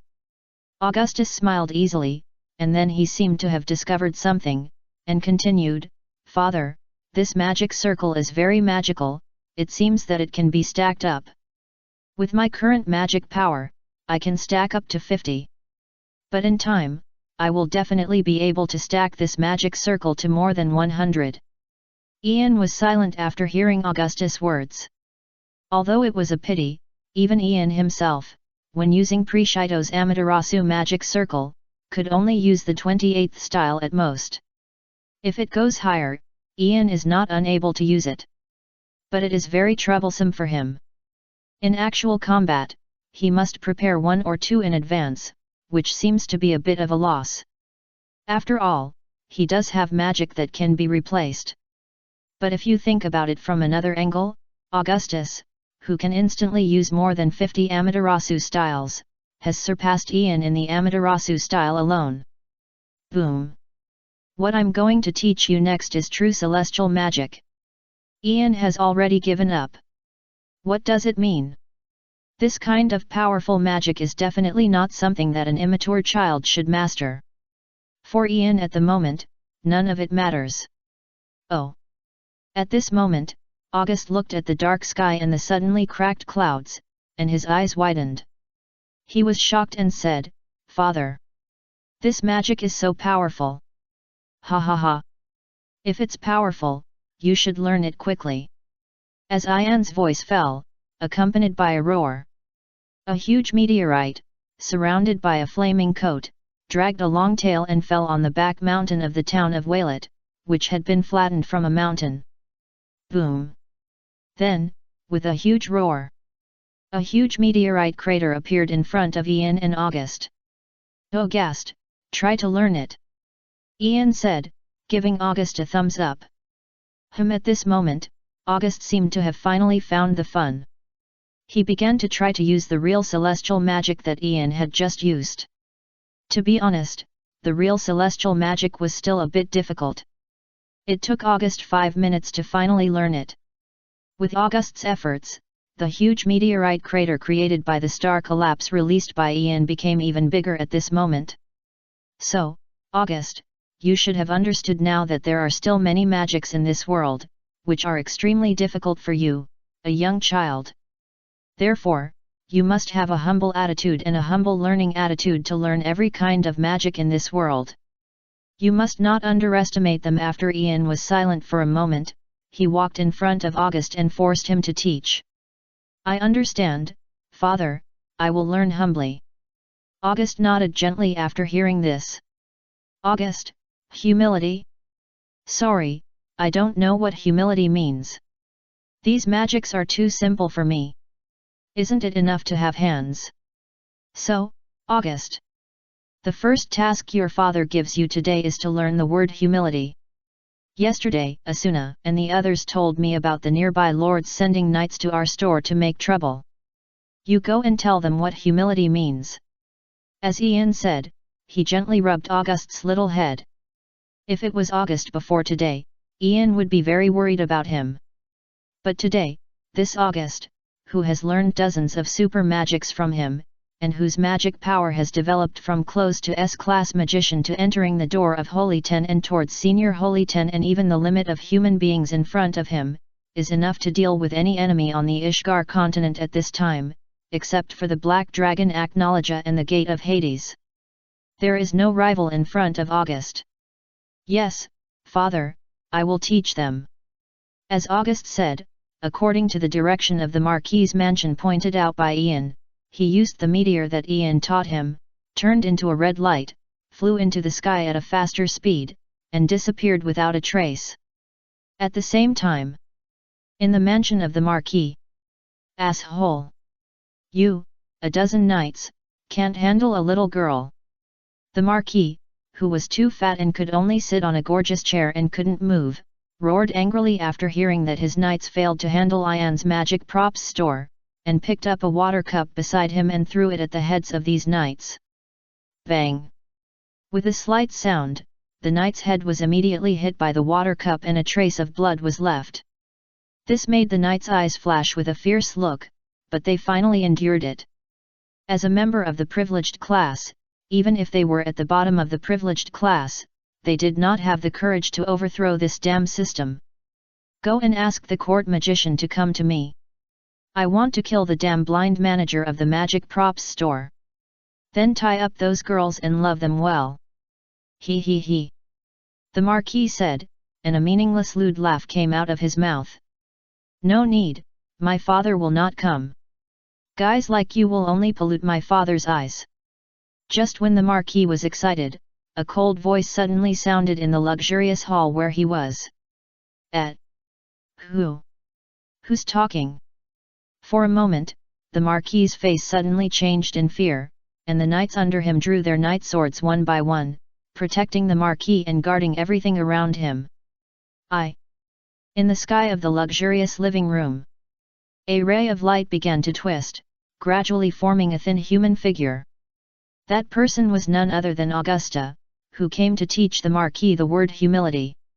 At this moment, after Augusta understood the Marquis's character, he had decided that humility could not be taught to the Marquis, but moving the monument could. Ha ha ha! A young boy dares to be so arrogant. Knights, catch him quickly. After seeing Augusta's appearance clearly, the Marquis laughed out loud. He just believed in the judgment of his own eyes. He thought that Augusta's appearance would never lie. Augusta was just a child. He was very simple-minded and didn't even think about how Augusta could have invaded his castle if he was just an ordinary child. At the same time, after the Marquis confirmed that the invader was just a child, he suddenly laughed and gave orders to the knights, "Catch that child for me, don't bump into him. That child is very cute, I want to love him well." The old pervert, the Marquis, was attracted by Augusta's cute appearance. You said what? Augusta is a little boy? Then he was even more excited. Let all this disappear without a trace. August ignored the perverted old Marquis. He flew into the sky with a meteor and then used the true celestial magic that Ian taught him. Where did the little boy go? At this moment, the Marquis in the gorgeous hall was still wondering about Augusta's whereabouts. Yes, he didn't even see how Augusta left. He turned into light. Some powerful knights gave the answer. But they only saw Augusta turned into light. Then, they knew nothing. Find him for me. The Marquis roared angrily. He couldn't stand the fact that the lamb that was already in his mouth ran away. Swoosh! Unfortunately, before the Marquis could think about it, their entire castle began to shake for unknown reasons, and at the same time, they heard the sound of whistling wind in their ears. Earthquake! At this time, the knights first protected the Marquis, and then looked puzzled. Master, run! It's a meteorite! Then, before the knights could think about it, the door of the luxurious hall was suddenly pushed open. An old man with an old appearance, wearing a tuxedo and dressed like a butler, shouted loudly to the existence sitting on the gorgeous throne in the hall. Boom! Unfortunately, it was too late. From the moment the meteorite fell, everything was flattened and everything returned to peace. The entire Marquis's mansion had completely turned into dust and disappeared in history. This was not done by Augusta. It just happened that God couldn't stand it and sent a meteorite to the Marquis. This is a punishment from heaven. As the saying goes, those who do evil will eventually perish. After Augustus finished all this, he left silently. 7,000 words, a super long chapter. Chapter 121. Augustus beat up his scumbag father Jelf. Augustus, I will focus on filial piety. After Augustus left, above the ruins of the Marquis's mansion, Ian's figure slowly emerged. Augustus is still too kind. Ian sighed. Although Augustus is only 5 years old, as a super genius who knows everything, his mind is already extremely mature, even surpassing Lacheus's, who is over 19 and suffers from middle school syndrome all day long. This is also the main reason why Ian would be extremely relieved to hand over the handling of the Marquis's problem to Augustus. In fact, according to Ian's observations in this era for 5 years, he found that the current situation in the world is not stable. The boundary between light and darkness is not clear. Especially in the eyes of many people, the Magister Guild is the Magister Guild. In their hearts, there is no distinction between light and darkness. They are all symbols of power and fear. At the same time, these magisters often collude with the powerful. This is also the sequelae caused by the magisters' direct participation in the trade war of the powerful. It is easy to invite gods but difficult to send them away. When power and strength are mixed together, it is very difficult to cut off the connection between them. Although, because of the 2 trade wars, the power of the Magister Guild and the nobles was consumed a lot, everyone was forced to sit down at the table and start negotiations calmly. But everyone with a discerning eye knows that this kind of peace is just a false peace. The nobles are still accumulating strength and making some small moves in secret. Among them, things like this Marquis, relying on the privileges of the nobility, oppressing the people in the town, are also common in this country. In addition, although due to the mediation and intervention of the Magic Council era, the first president Mavis was killed by others when he was a handyman in the Red Lizard of the Magister Guild when he was young, it has become less and less common, but it does not mean that there are no such cases. Therefore, in this era, it is necessary to take up arms to protect yourself. As a father, Ian, to be selfish, would rather Augustus be cruel and hurt others, and he does not want Augustus, his child, to be used or hurt by others because of being too kind one day. Ian's only requirement for Augustus is repay kindness with kindness, and repay grievances with justice. As long as Augustus has a clear conscience, it is enough. No matter what happens, he has his father behind him. Although, with Augustus's growth rate, he will soon not need Ian's support behind him, and he will become Ian's support behind him. Hwalala! Just as Ian was thinking. Accompanied by the sound of loosening stones and sand, a pair of hands broke out of the ruined Marquis's mansion, followed by 2, 3, and 4 pairs. Just as Ian said before, August was too kind. He perfectly inherited the kindness of the first President Mavis. Obviously, August was furious because of the greed of these nobles. He once used the true celestial magic and planned to raise the entire Marquis's mansion to the ground. But in the end, in August's angry heart, kindness finally prevailed. He used gravity magic to offset the impact of the meteorite, making the power of the meteorite explode just right, without hurting too many innocent people, and... My legs, my legs! The extremely fat Marquis, who was after being rescued from the ruins, he roared in panic. His entire lower body had been shattered by the explosion. This would definitely not have happened in Ian's previous life. But in this magical world, there are ways to prolong life. Of course, if such a distinguished Marquis wants to rely on his little brother to do evil in the future, he will definitely not be able to do it. After all, he is gone. Marquis, Marquis! These knights are better than the Marquis, but they are also in a very bad state. Although Augustus stopped at the critical moment. Although they activated the defensive magic props at the critical moment. But it was a fatal meteorite after all, and not many of them were awake at the moment. Waste. All a bunch of waste. Go and catch that bastard for me, I want to tear him into pieces. The Marquis was still roaring arrogantly at this moment, and he seemed to not understand the gap between the enemy and our strength. We. The knights knelt on one knee in front of the Marquis. They looked at each other with helplessness in their eyes. Let these ordinary knights catch that monster kid who can summon meteorites casually? Really? To be honest, these knights, relying on the name of the Marquis, bully ordinary people and tease decent women, etc., which is still okay. But let them catch a powerful magician? Let them spare them. Waste. It's just a bunch of waste. If I still can't see the body of that damn stinky kid tomorrow morning, I will definitely make you bastards look good. The Marquis was still shouting, showing his magnificent vitality. This bastard. For a while, the knights were scolded by the Marquis and became angry. After looking at each other, they looked at the knight swords in their hands. Now the knight swords were in their hands. Do they still have to obey the orders of a dead fat pig? However, in the end, these knights still let go, their hands tightly grasping the hilts of the swords at their waists. The glory and power of the knights all come from the lords they are loyal to. Although the swords are tied to their waists, the glory and power belong to the lords. What, are you still going to resist? You bunch of trash! Do you really have the guts? At this moment, the Marquis with a rotten lower body seemed to have noticed something. He looked at the knights and roared. Of course I dare not. The knights all lowered their heads, and no one dared to look at him. Humph! The Marquis snorted coldly, and he didn't say anything more. In fact, he didn't have the strength to say more. Oh, it's really disappointing.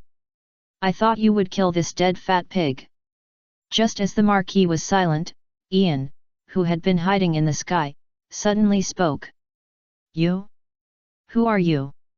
The Marquis looked up and looked at Ian, who was standing in the sky with his back to the dazzling sun, like a god, emitting infinite brilliance, and his face was not clearly visible. He squinted and asked. The father of the child you want to kill? Ian answered the Marquis calmly, and his words were like a bell, ringing in the heart of everyone here. The Marquis seemed to have noticed something, his face suddenly changed, sweat flowed down his forehead, and his fat face was filled with fear and despair. He looked up at Ian and said in panic, misunderstanding. It's all misunderstanding. What I said just now was just angry words. How can I have the ability to deal with the noble young master? You, a waste, really don't have this ability, I know. But isn't there the Magic Council era, and the major magician guilds? Ian looked calm, as if he was not surprised by the Marquis' words. After hearing Ian call him a waste, the Marquis's face twisted and twirled. Obviously he was very angry, but he still had a hypocritical and flattering smile on his face, like an ugly wild boar, and said flatteringly, "Please rest assured, Lord Mage, I will never report this matter to the council, let alone ask the Mage Guild to take action. This matter is over, and we will let bygones be bygones from now on. But I'm afraid you won't keep your word." Ian looked at the old face of the Marquis and sighed. "Then tell me, what exactly will make you feel relieved?" The Marquis looked up at Ian and continued to ask. "I will only feel relieved if you die." The moment Ian's voice fell, the sky was suddenly covered with dark clouds. From time to time, there were lightning and thunder, which kept ringing. "Mr. Mage, please believe me. I really won't retaliate, I'm telling the truth." The Marquis panicked. He looked up at Ian and spoke in panic. "Hee." Ian just sneered when he heard it. The Marquis didn't retaliate against him only because he was not capable enough. If it was someone with a weaker character, he would have been finished long ago. Over the years, there are not a few townspeople who have been bullied by the Marquis and his knights. It is reasonable that the Marquis deserves to die. Boom! This time, no one is slowing down the meteorite. After these Marquis and knights, with a look of fear and despair, a meteorite 10 times larger than the one before fell from the sky and completely smashed through the entire Marquis's mansion. It turned into a huge deep pit. This is not over yet. The huge force went straight underground. It triggered the rich groundwater resources under the Marquis's mansion. Accompanied by the spring water spraying up, the Marquis's mansion turned into a huge lake at a speed visible to the naked eye. Now that the Marquis has died, he can still turn the mansion into a freshwater lake, making some contributions to the surrounding towns, and accumulating merits for him. After doing all this, Ian disappeared in the sky. Ian returned to the back mountain of the town and saw August, who was frowning and worried. "What are you thinking about, August?" Ian approached August and asked. "Father, I have read many reports written by the Marquis when he was young. When he was young, he paid so much for the people in this territory. I was wondering, the Marquis, who went from being a lord who loved his people and son to what he is now, does he have his own difficulties?" August frowned. "Kind people are like this. They like to think from other people's perspectives and have super strong empathy, which is why they always live in pain. No matter what he did when he was young, once it's rotten, it's rotten." Ian looked at Augustus' appearance, smiling, gently stroking his head, and softly educating him. "I have witnessed the greatest magic genius in the world, degenerated into a black magician who intends to destroy the world. I have also seen a brave man who stood up for mankind and fought against the dragon. He turned into a black dragon king who destroyed mankind. No matter how brilliant they were when they were young, and how many achievements they made. But wrong is wrong, although merits can offset mistakes, but once the real mistakes are made, they cannot be corrected." Old Pu said when educating Naz and others. Ian shook his head.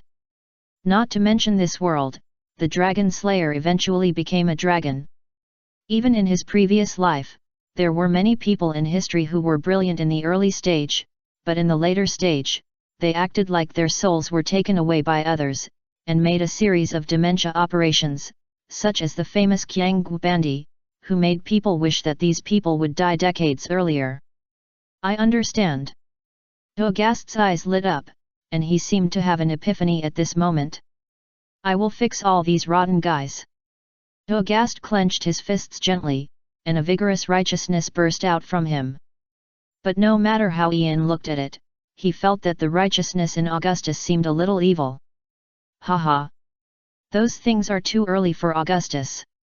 If it hadn't happened suddenly, your father would have hoped that you could have a happy childhood," Ian said, picking up Augustus from the ground. "Father, what are you doing?" August asked with some confusion when he saw this.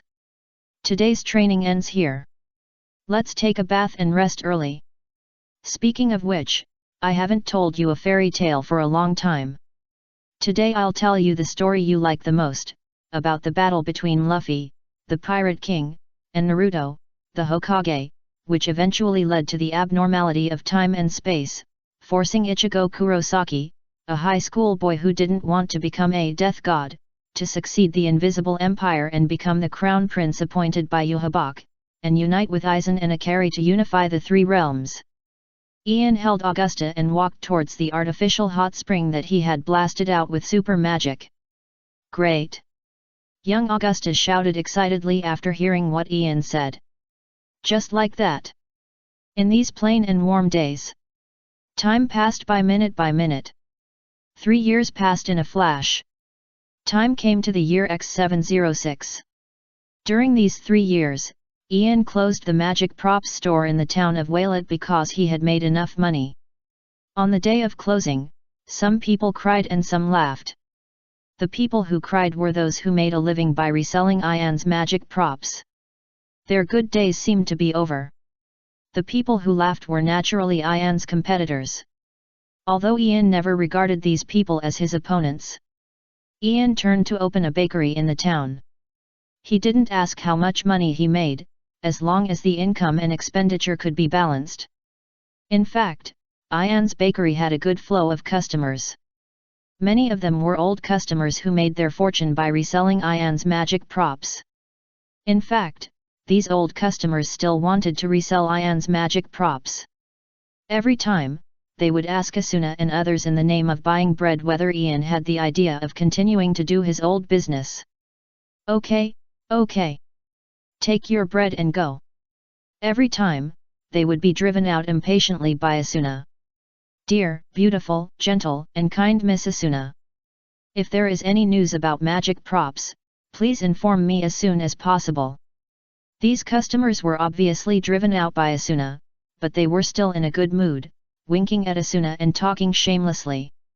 Well, there is no way. Who in this world would feel bad about money? No more. Don't ask again. Asuna waved angrily at those who asked about magic props. He waved his arms and said angrily. Strange, isn't Augustus at home? On the other side, Ian, who had just returned from his training, yawned and returned to the bakery. He looked at Asuna, Tifa in the house, and Emilia in the kitchen, and asked in confusion. Well, since Augustus was 5 years old, Ian has given Augustus more freedom, allowing Augustus to walk around the city freely, as long as he doesn't go far. Hey! Master Augustus has been out for 3 hours. According to past experience, he should be home by now. Master, do you want me to look for him outside? After hearing this, Emilia was surprised to find that 3 hours had passed since Augustus went out after lunch. No need. Maybe Augustus was attracted by something new. Ian was not too worried about Augustus's safety. The speed at which this kid's strength improved was amazing. It was no exaggeration to say that. Since Augustus officially entered the threshold of the Saint 10 at the age of 5. A year later, when he was 6 years old, his strength stabilized at the level of a senior Saint 10, the limit of human beings. Then, at the age of 7, he finally broke through the bottleneck of human limits and reached the non-human realm, which is the level of the kings of Ishgar. As for now, Augustus is about 8 years old. Even if he has not reached the shield level, he is not far from the shield level. According to Ian's calculations, Augustus can officially enter the threshold of the shield level at the age of 9 at most, and this is the case when Augustus does not explode. With Augustus' strength, Ian couldn't imagine what in the world could threaten him at this time. I'll go find it myself. But on second thought, Ian decided to find Augusta himself. It wasn't that Ian was worried about Augusta's safety, but it was almost time for dinner, and Ian didn't want Augusta to be hungry. Well, Ian, the old father, was really worried about Augusta. At the same time, the back hill of the town of Wailot. A young man with short black hair and wearing strange foreign clothes, just standing there, seemed to represent the entire era. After seeing Augusta playing alone, he murmured, "Sorry, I thought there would be no one here. After all, I heard that meteorites would fall here at night." The person who came was the black magician Jelf. "You are?" August looked at the person who came, his pupils trembled, as if he thought of something. "You look very similar to a girl I met in August. You have a very similar, almost identical aura. Although I once swore that I would never get involved with anyone on this continent of Ishgar again. But I happen to have founded a country on the western continent, and now there is no one to manage it. You are very powerful, so powerful that you don't seem to be from this continent. I wonder if you are interested in coming." Jerv didn't know why, but the idea of recruiting Augustus arose in his mind the moment he met him. Obviously, since that girl, he swore that he would never have too much involvement with people from this continent again. These involvements would only make him more embarrassed and more painful. But it was as if there was a voice in the dark telling him that if he didn't take this boy under his command, he would regret it. "My name is Augustus." August first bowed slightly to Jalal and introduced his name generously. Then, he looked up at Jalal and said seriously, "Father said that when you meet a stranger, you must first introduce your name, otherwise it is very impolite." Sorry." Jalal didn't expect that at his age, he would be taught a lesson by a 7 or 8-year-old kid.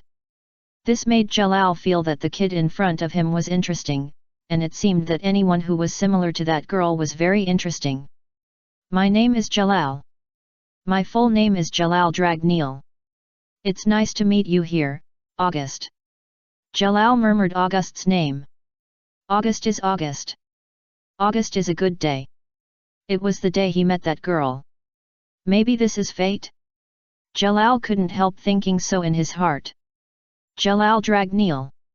Are you the legendary Black Wizard?" August opened his eyes wide and said in surprise.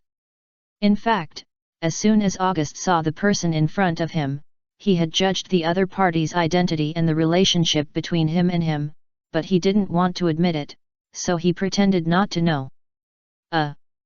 Have you heard my story?" Jerf was stunned for a moment, and he looked at August with a sad face. "I've heard it. You are the rotten orange that my father mentioned, one of the sons." When August heard this, he smiled and preached. "Rotten orange? What is that?" Ziref was obviously stunned for a moment. He seemed completely unable to understand what the rotten orange that August meant. "It's just a broken orange." August's eyes flashed with persistence and calmness, and he explained softly. "Of course I understand this, but what does it have to do with me and rotten oranges?" Ziref was still confused and couldn't figure out the situation in front of him. "Father. He likes oranges the most.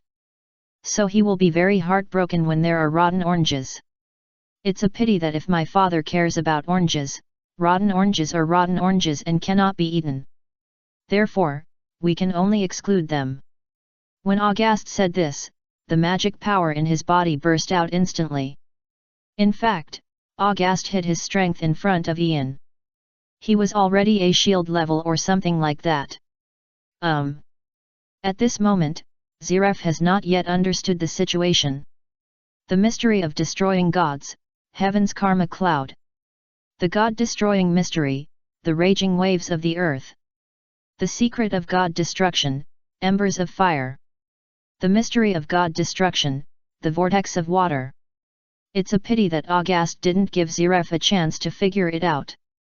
The 4 elements of earth, water, fire, and wind, and the highest level of god-destroying mystery, fell on Ziref. This level of god-destroying mystery, to put it bluntly, is enough to beat the war concubine Timaria Yesta, the descendant of the god of time, who has become one of the 12 shields more than 80 years later, to tears. That terrifying power knocked Ziref flying into the sky, spitting bright red from his mouth. What? At this moment, Ziref was flying in the sky, his mind empty. Can't be killed. It is worthy of the curse of the god Angsaram. August narrowed his eyes slightly as he looked at Ziref, who was recovering in the sky. First of all, god-destroying magic is definitely effective against gods, but his god-destroying magic is not powerful enough to eliminate the curse of god Angsaram. I'm still too weak. I'm really sorry that I can't help my father to eliminate all the rotten oranges in this world.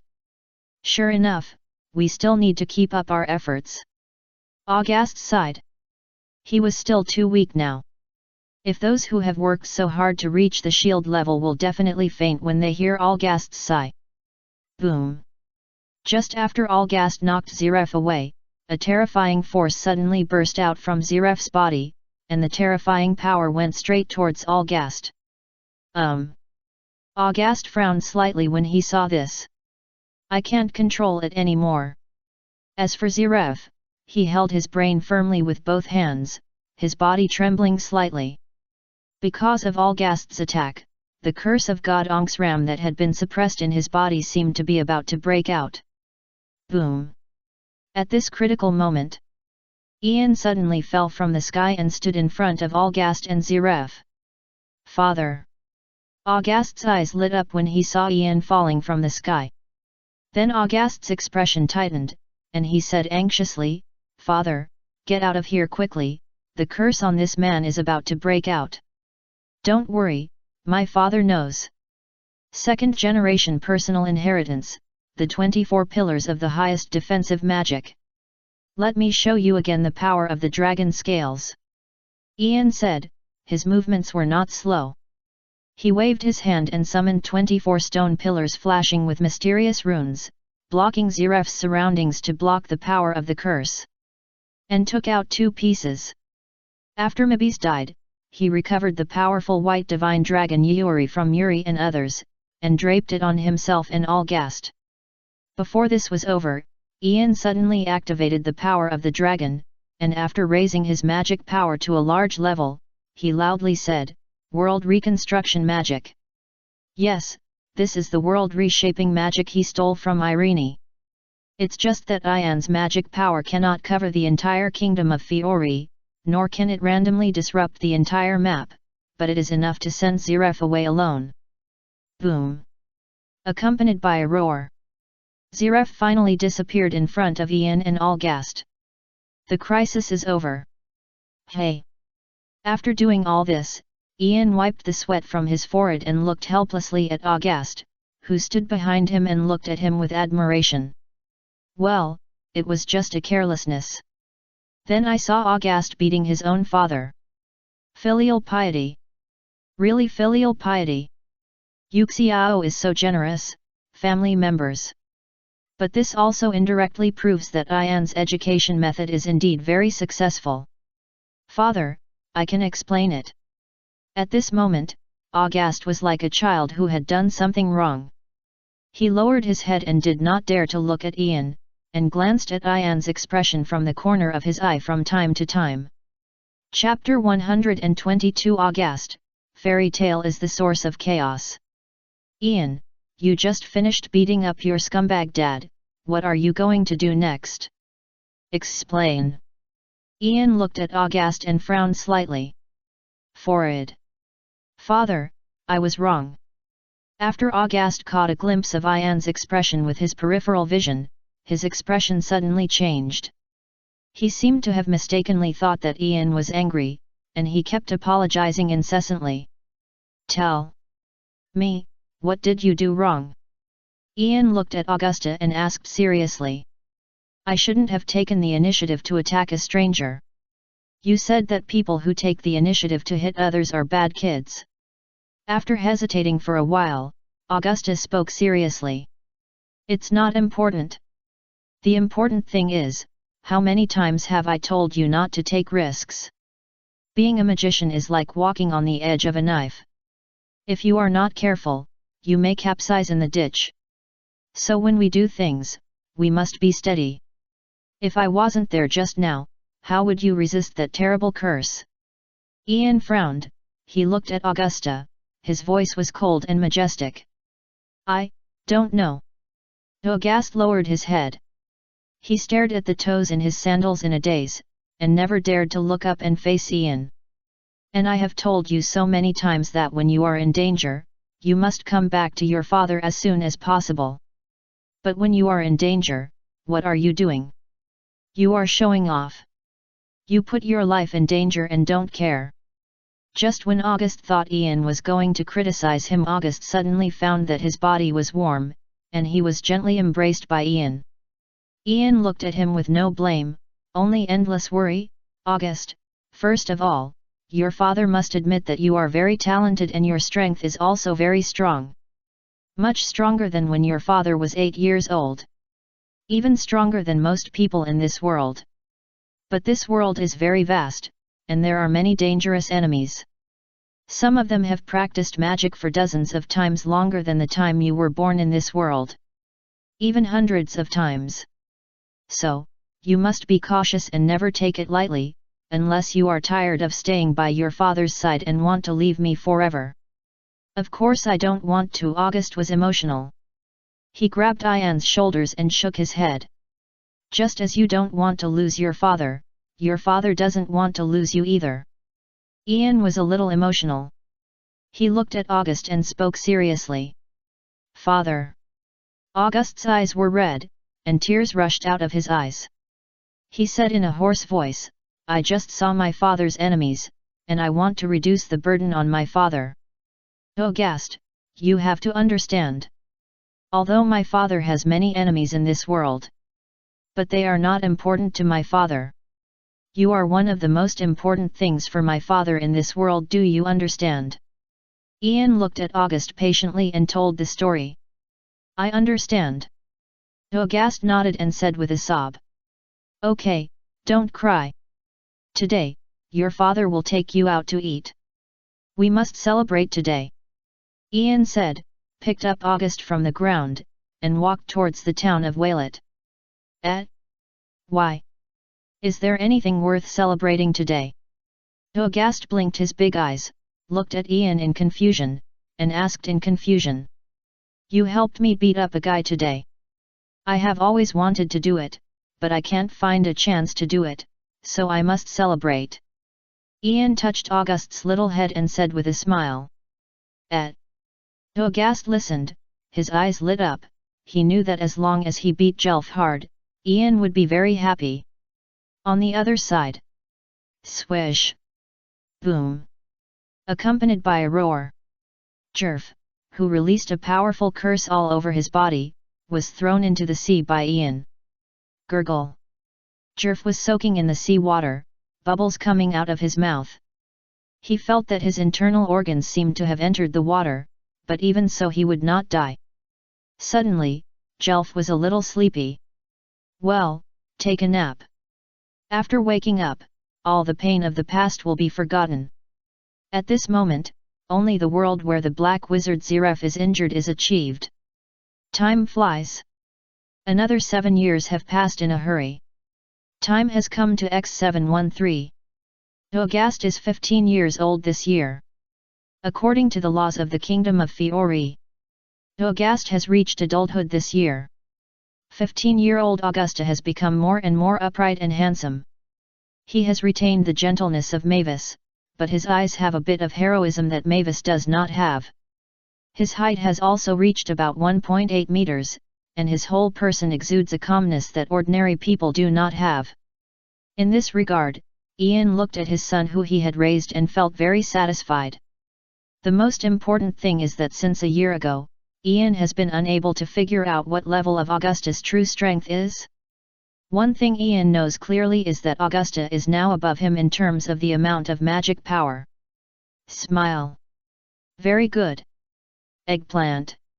Today, Ian specially customized a suit of Warcraft fur for August, which was made by top craftsmen and was handmade. According to the world before Ian's rebirth, it was comparable to the Vicuna fursuit's top-grade materials, which seemed a bit wrong to Ian's family, who always thought of saving money. In addition, Ian also found a master who specialized in photo shooting and took a group of photos for August. "Father, it's just a coming-of-age ceremony. There's no need to make it so grand," right? Under the guidance of the cameraman, August kept posing, and his face was faintly blushing. Today is your coming-of-age ceremony. How can it not be more grand? Ian put his hands in his pockets, looked at August, and said with a smile. But it doesn't have to be so grand. August muttered softly. As a proper adult, he really couldn't stand the feeling of being watched by everyone. In fact, the best coming-of-age ceremony in August's eyes is to have a meal with his father and family. Why are you talking so much? Or do you think that you are an adult and you feel that you are strong enough to disobey your father? Ian said, pinching August's shoulders twice. No. No. It's just. August was flustered by Ian's words. He waved his hands repeatedly and couldn't speak clearly for a while. Okay, let's not talk about this for now. When Mrs. Mary Jane came to visit the store yesterday, she said that her daughter wanted to invite you to go on a picnic, but you turned her down. To be honest, Mrs. Mary Jane's daughter is fair-skinned, beautiful, graceful, and nice-speaking. I wonder how many teenagers in the town are dreaming of her. If I were a few decades younger, I'd never know. Ahem. Anyway, which girl are you looking at? Just tell me. To be honest, there is no relative in the whole town of Waylett that I can't persuade. Even if you think you are still young and don't want to get married in such a hurry, you can be brave. Don't have any burden. I mean, you young people should take advantage of your youth and sweat more. Ian really looked like an old father at this moment. Looking at Augusta, who was brought up by him, there was unspeakable emotion in his eyes. In fact, Ian is not a conservative parent. Young people. When hormones are high, they should sweat. They should turn into yellow-haired men and go out to have fun. What? You said there is a yellow-haired man who wants to cheat my daughter? Damn it, die for me. Unconsciously, Ian has become a double-standard old man. Father, you are really enough. Compared to me, you should think more about your own luck in love, right? Why do you think Mrs. Mary Jane has been running to the bakery every day since her husband passed away? Is it really because her daughter likes me? I don't think so. In response, August smiled helplessly. In fact, Augusta is more worried about Ian's future than his own.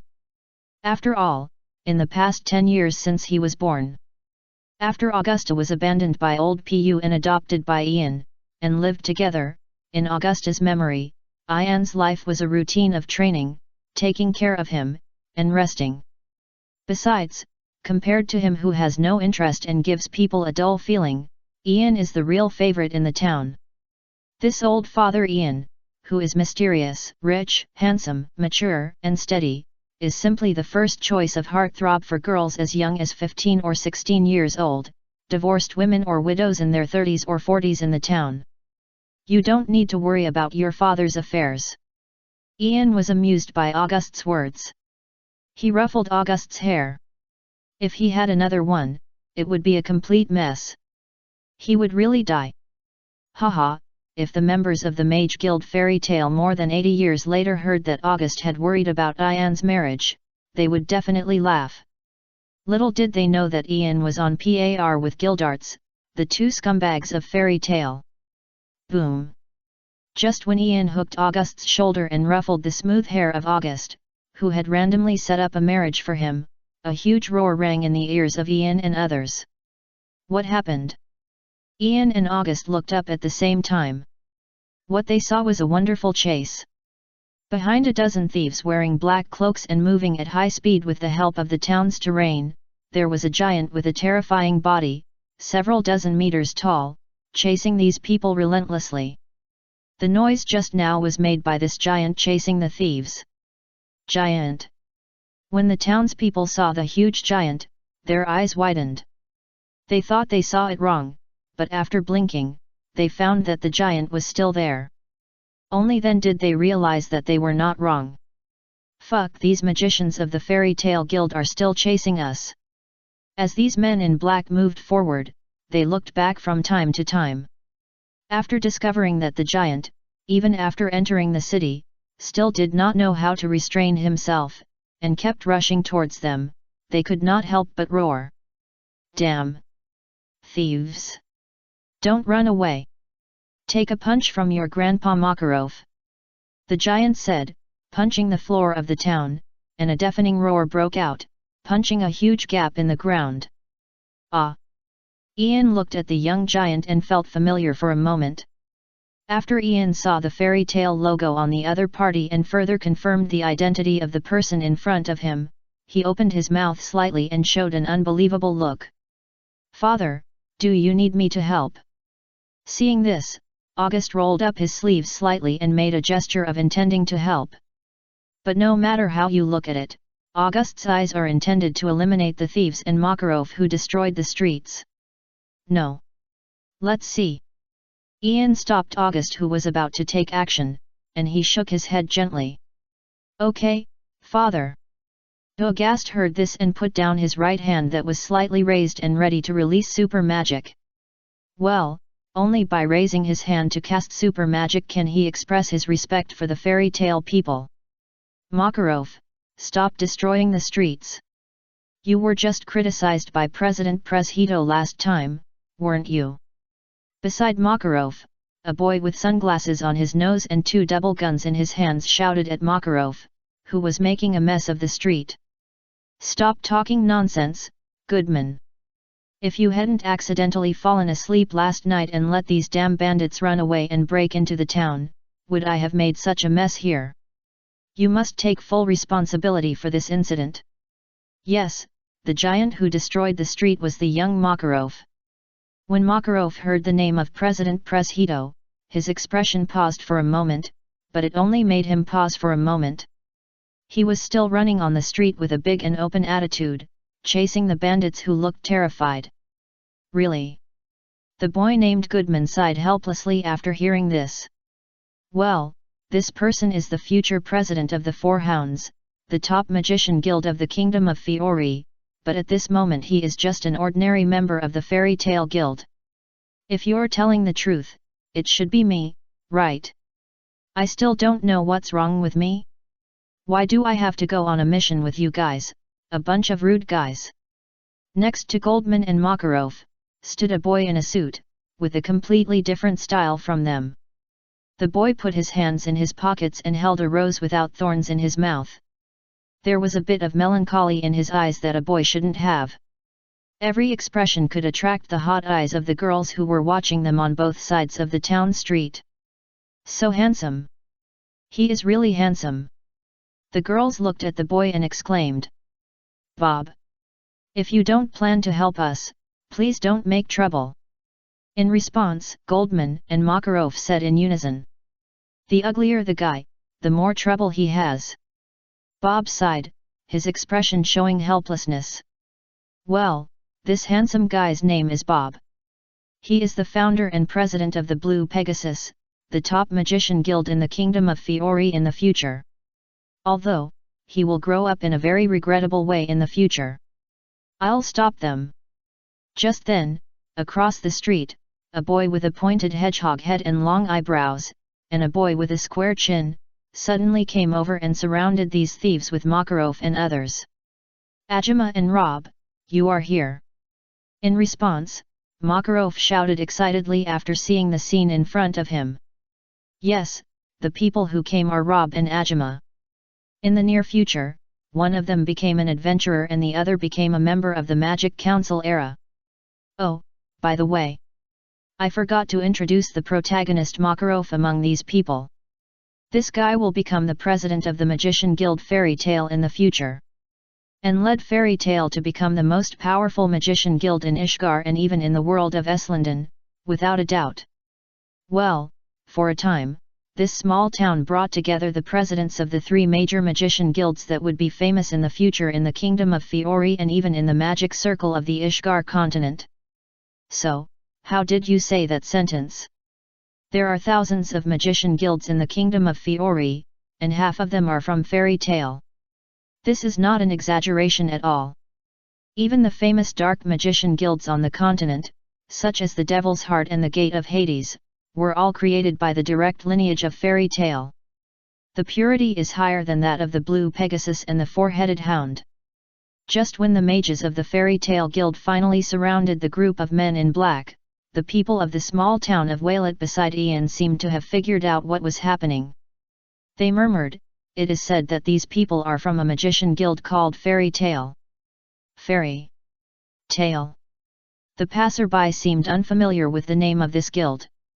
Yet, I heard that this group of people might have been tossing. A few days ago, in order to deal with a few monsters, they burned the mountain. The townspeople who seemed to know something about the Fairy Tale Guild frowned and said helplessly, "Ah! Even the mountain was burned. So lawless. What is the army doing? Didn't they catch them?" The passerby was shocked and said in disbelief, "That's right. Alas! How dare the local lord's army catch the magicians? Look at that giant, no matter how many people come, he can't catch it." The townspeople sighed, and seemed to be quite helpless about the Magician Guild fairy tale. Sure enough, this Wizard Guild fairy tale is the source of the chaos on the continent. After Augusta took in all the words of the townspeople, a strange light flashed in his eyes. "August, what are you going to do?" "Augusta. August, you have to be rational. You must stay calm." Ian heard the voice and held down Augusta, who was ready to move. What a joke, if Augusta suddenly dismantled the Wizard Guild fairy tale that Mavis had put all her efforts into, it would be too much fun. First he punched his father, Jalal. In the future, he kicked his mother, Mavis, and founded the Guild fairy tale. "You ask what my name is? I am not talented, the Magic King Augusta. Father, these magicians of the Fairy Tale Guild are too much." At this moment, August frowned. He looked at Ian beside him and spoke softly. "Wait a little longer, wait a little longer." Ian had no choice but to hold August's shoulder and persuade him. Boom! Then, there was another roar. Makarov, who turned into a giant, dealt with the bandits with one punch. Although, Makarov's fist made the already unbearable street even more shaky. Buzz! After Makarov did all this, his body slowly shrank in front of everyone in the town, and soon became normal size, even a little smaller than a normal person. "First of all, I'm really sorry. I must apologize to everyone for letting these bandits break into the town without permission, thus putting everyone's safety in danger. Today's events were all caused by the negligence of us, the magicians of the Fairy Tale Guild. The problem is all on us. Regarding the follow-up matters, please rest assured that we, Fairy Tale, will be responsible to the end. You need to use our money, or need us to compensate for the losses caused to the town when chasing the bandits today. Please contact Preshedo Gelberg, the president of the Magician Guild Fairy Tale in Magnolia Town, directly. We will compensate you for all the losses today at 1.2 times the original price." Makarov bowed to the people in the surrounding towns and spoke seriously. "A magician bowed and apologized to us. It's incredible, am I dreaming?" The townspeople were confused by Makarov, who suddenly bowed and apologized to them. They were in the kingdom of Fiori, and they had seen magicians before. But which of these magicians was not arrogant and looked down on ordinary people? This was the first time they had seen a magician who apologized after doing something wrong. "Makarov's army is coming." Just when Makarov apologized, Bob seemed to have discovered something, and he shouted in panic. "Oh my God! No, run! Everyone, remember to contact us, we will compensate you." When Makarov saw that the army had indeed arrived, he immediately picked up the bandits on the ground, and ran in the direction they came from with his guild companions. "Don't run! You bastard magicians!" Behind Makarov and others was the kingdom's army that was chasing them relentlessly. Well, now everything is right. Chapter 123, Ian's last lesson. August's family. With Makarov, the spirit of fairy tale. Father. That Wizard Guild fairy tale. After Makarov and others left, August looked thoughtful. He looked at Ian beside him, as if he wanted to say something but stopped. If you want to go, go. You are no longer a young eagle. You should have taken off a long time ago. You can't stay by your father's side all your life. Move forward to the future. You should have made friends of your own a long time ago. Ian patted August's shoulder gently. Before he knew it, the child was almost as tall as him. It seemed a bit inappropriate and difficult to pat his head again. As for children, there will always be a day to let go. He can't keep August by his side forever. Just as Ian said before, Augusta is now grown up. He should not continue to follow Ian, his old father. When the young eagle grows up, it is time to take off and head for a farther world, Augusta. Father. I mean, no matter what, no matter how you look at it, the Mage Guild fairy tale is of no benefit to the kingdom of Fiori or even the Ishgar continent. I have a hunch that keeping fairy tale in this world will cause a disaster sooner or later. So, it is really unnecessary. Should I exclude it now? After listening to Ian's words, August paused. In fact, his old father Ian completely misunderstood his meaning. He did not intend to join the Mage Guild that looked messy and uninteresting. But he intended to completely exclude the Mage Guild organization called Fairy Tale, which he defined as the source of chaos in the world. At the same time, August had a hunch in his heart that if the Fairy Tale Guild was destroyed now, the world would be much safer in the future. August, calm down. Do you know who founded the Mage Guild Fairy Tale? Ian's eyelids twitched slightly when he heard this. Ian fully agreed with Augusta beating up his biological father, Ziref. He had long wanted to beat up Ziref, the psychopath. However, Ian could never let Augusta do something that would let down his mother, Mavis, the first president of their Fairy Tale Guild. Besides, if Augusta really attacked the Magician Guild Fairy Tale, he, as a member of Fairy Tale, would obviously suffer as well. Then everything would be over. By the way, the reason why he accepted Priscido's regretful commission and traveled through time to this time period, in addition to saving Augusta and giving Augusta a happy childhood? Isn't the most important thing for him to prevent Augusta from attacking the Fairy Tale Guild again as in the original work? If, under Ian's education, Augusta eventually went to the opposite side of the Fairy Tale Guild, wouldn't he have come back in vain?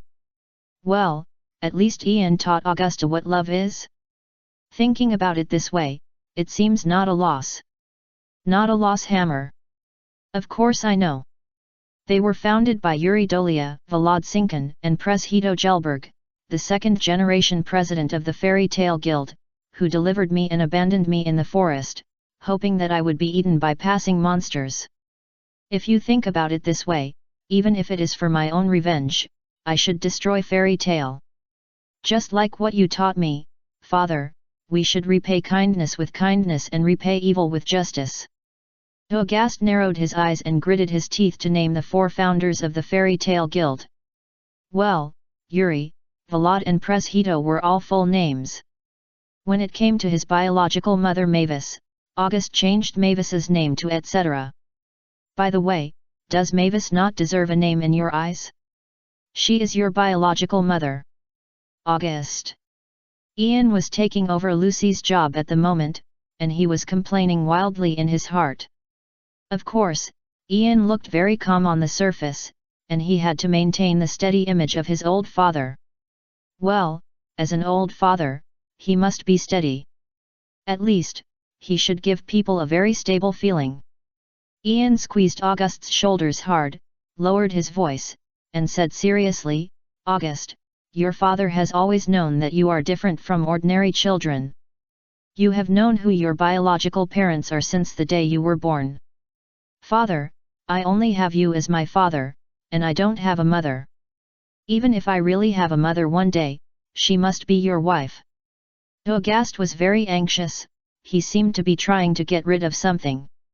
Just like some teenagers who have problems in their original families, even if they grow up in the future and successfully get out of their own darkness.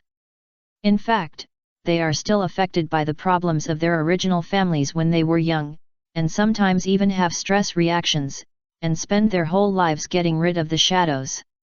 August is trying to convince himself, and he is also talking to Ian.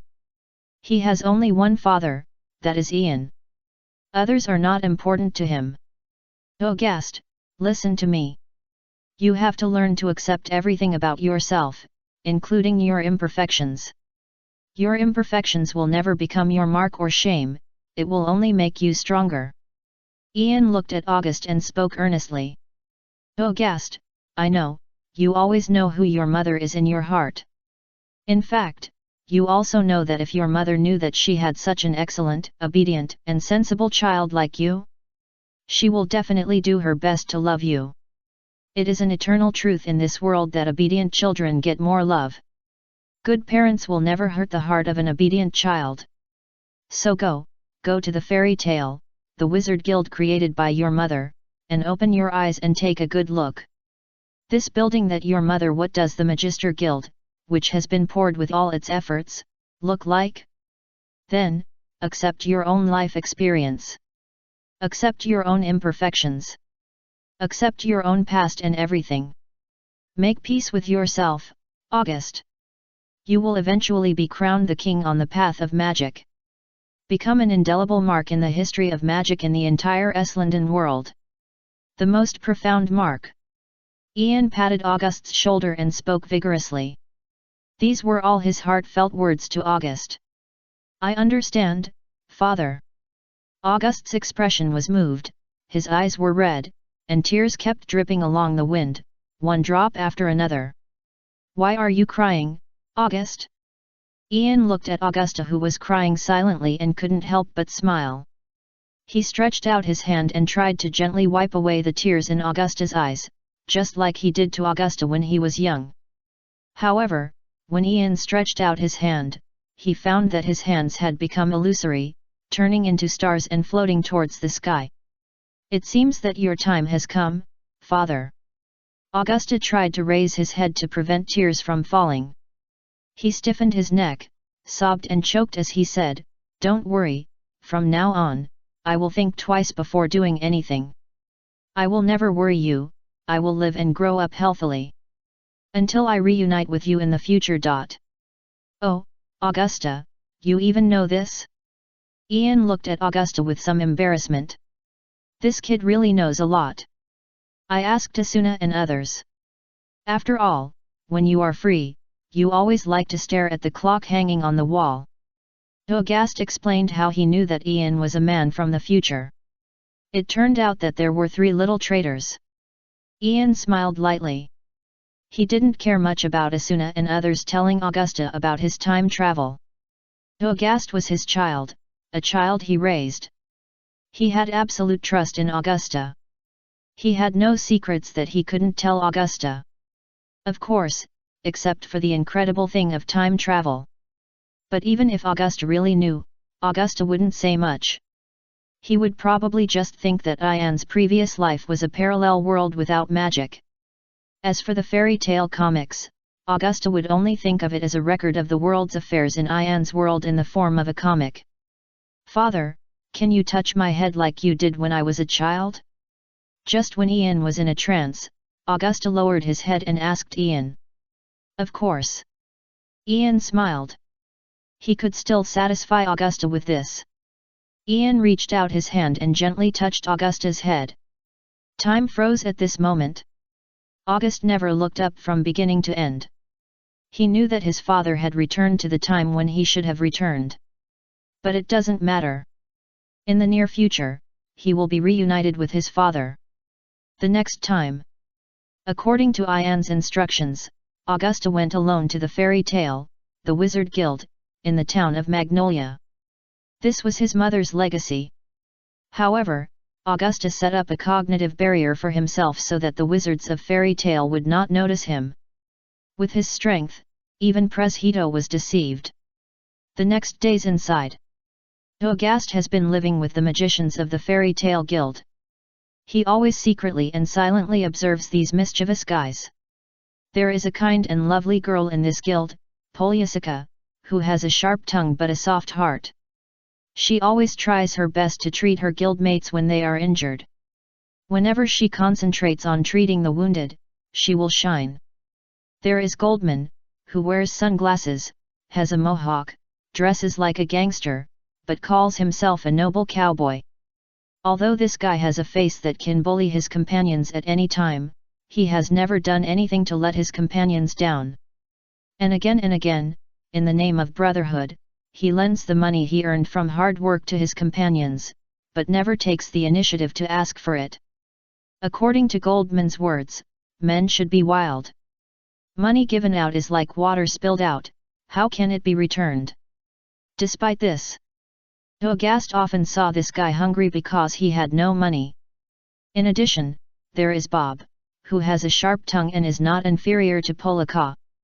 He always wears a decent suit and has a handsome appearance. His style is incompatible with fairy tale. Although he always complains that his companions in the guild have poor aesthetics and it is easy to embarrass him when standing with him, affecting his image outside. But in fact, the guild's large amount of funds are earned by Bob's hard work alone, although the way Bob makes money makes Augusta a little ashamed. Well, Augusta was very curious once, how did Bob make so much money by himself? Then, Augusta, who secretly followed Bob, went out with a pale face and came back with a red face. These, the magicians of the fairy tale guild. Each of them made Augusta feel differently. Except one individual. That is, Makarov, the troublemaker of the fairy tale guild. August could not understand the significance of Makarov's existence in this guild. Even if there is no Makarov in fairy tale, there will be no impact, right? No, without Makarov, this guild will be better, right? At least, that's what August understood. Until one day. Quick! Get out of the way! Several magicians from the fairy tale guild carried a stretcher with a white-haired boy lying on it. They ignored the scratches and bloody wounds on their bodies and tried their best to send the man to the guild, in front of the doctor, Polashika, and begged, "Please, Polashika. Save him. I'm afraid." Polashika looked at the boy whose chest was completely pierced, and her forehead was covered with fine cold sweat. She really wanted to save him, but his internal organs had been completely destroyed. No matter how you look at it, it's impossible to save him. To be precise, it's a miracle that the boy in front of him can survive until now. Am I about to die? The boy murmured to himself, his face extremely pale. What nonsense are you talking about? Cheer up. You will not die here. Makarov held the wound of the boy tightly with both hands, which was constantly bleeding. He said to Polashka beside him nervously, "Hey! Polashka, think of a way. We can't let him die here. Why are you so excited, Makarov? You and I should not be familiar with each other." The boy looked up at Makarov with a puzzled look. In fact, the boy's doubts were also August's doubts. If he remembered correctly, the boy had no intersection with Makarov. To be precise, the boy had a very withdrawn personality and had few intersections with anyone in the guild, so that even he couldn't call out the boy's name. "Ghost, what are you talking about? My companions in the guild were injured. Isn't it normal for me to be emotional? We are all family." Makarov cried out in pain when he said this. Just because the ghost in his arms seemed to have lost its breath. Damn it! If it could be delivered earlier. If I could destroy all the nearby monsters in advance. The ghost wouldn't die. Makarov was in great pain, tears kept falling, he looked at the ceiling of the guild above his head blankly, wailing loudly. A companion, a family member of the fairy tale guild, died just like that. Died in his arms, how can he let it go? Makarov, let me try. Just when Makarov was holding the ghost's body and couldn't let it go for a long time. A gentle voice sounded in Makarov's ears. Makarov looked up and saw that a boy with a warm smile on his face appeared beside him at some point. Okay. Makarov didn't know why, he felt that he should believe the boy. So, he planned to give up his position. However, the boy shook his head gently, signaling Makarov not to move. Then, the boy released magic on his own. Attach. Heart. Well, the handsome boy who came to Makarov's side was August himself. When he looked at Makarov, who was crying constantly, and the people in the fairy tale guild, he seemed to be infected by something. He walked to the dead ghost and silently used high-level attachment magic to reattach a conceptual heart to the ghost who had lost his heart. Looking at the whole world, probably only August and Irene could do this. Inhale, exhale. For a moment, the boy named Ghost, who had fallen into Makarov's arms, opened his eyes instantly because his name was remembered by others and his mouth was still upturned when he died. He gasped and greedily breathed in the fresh air.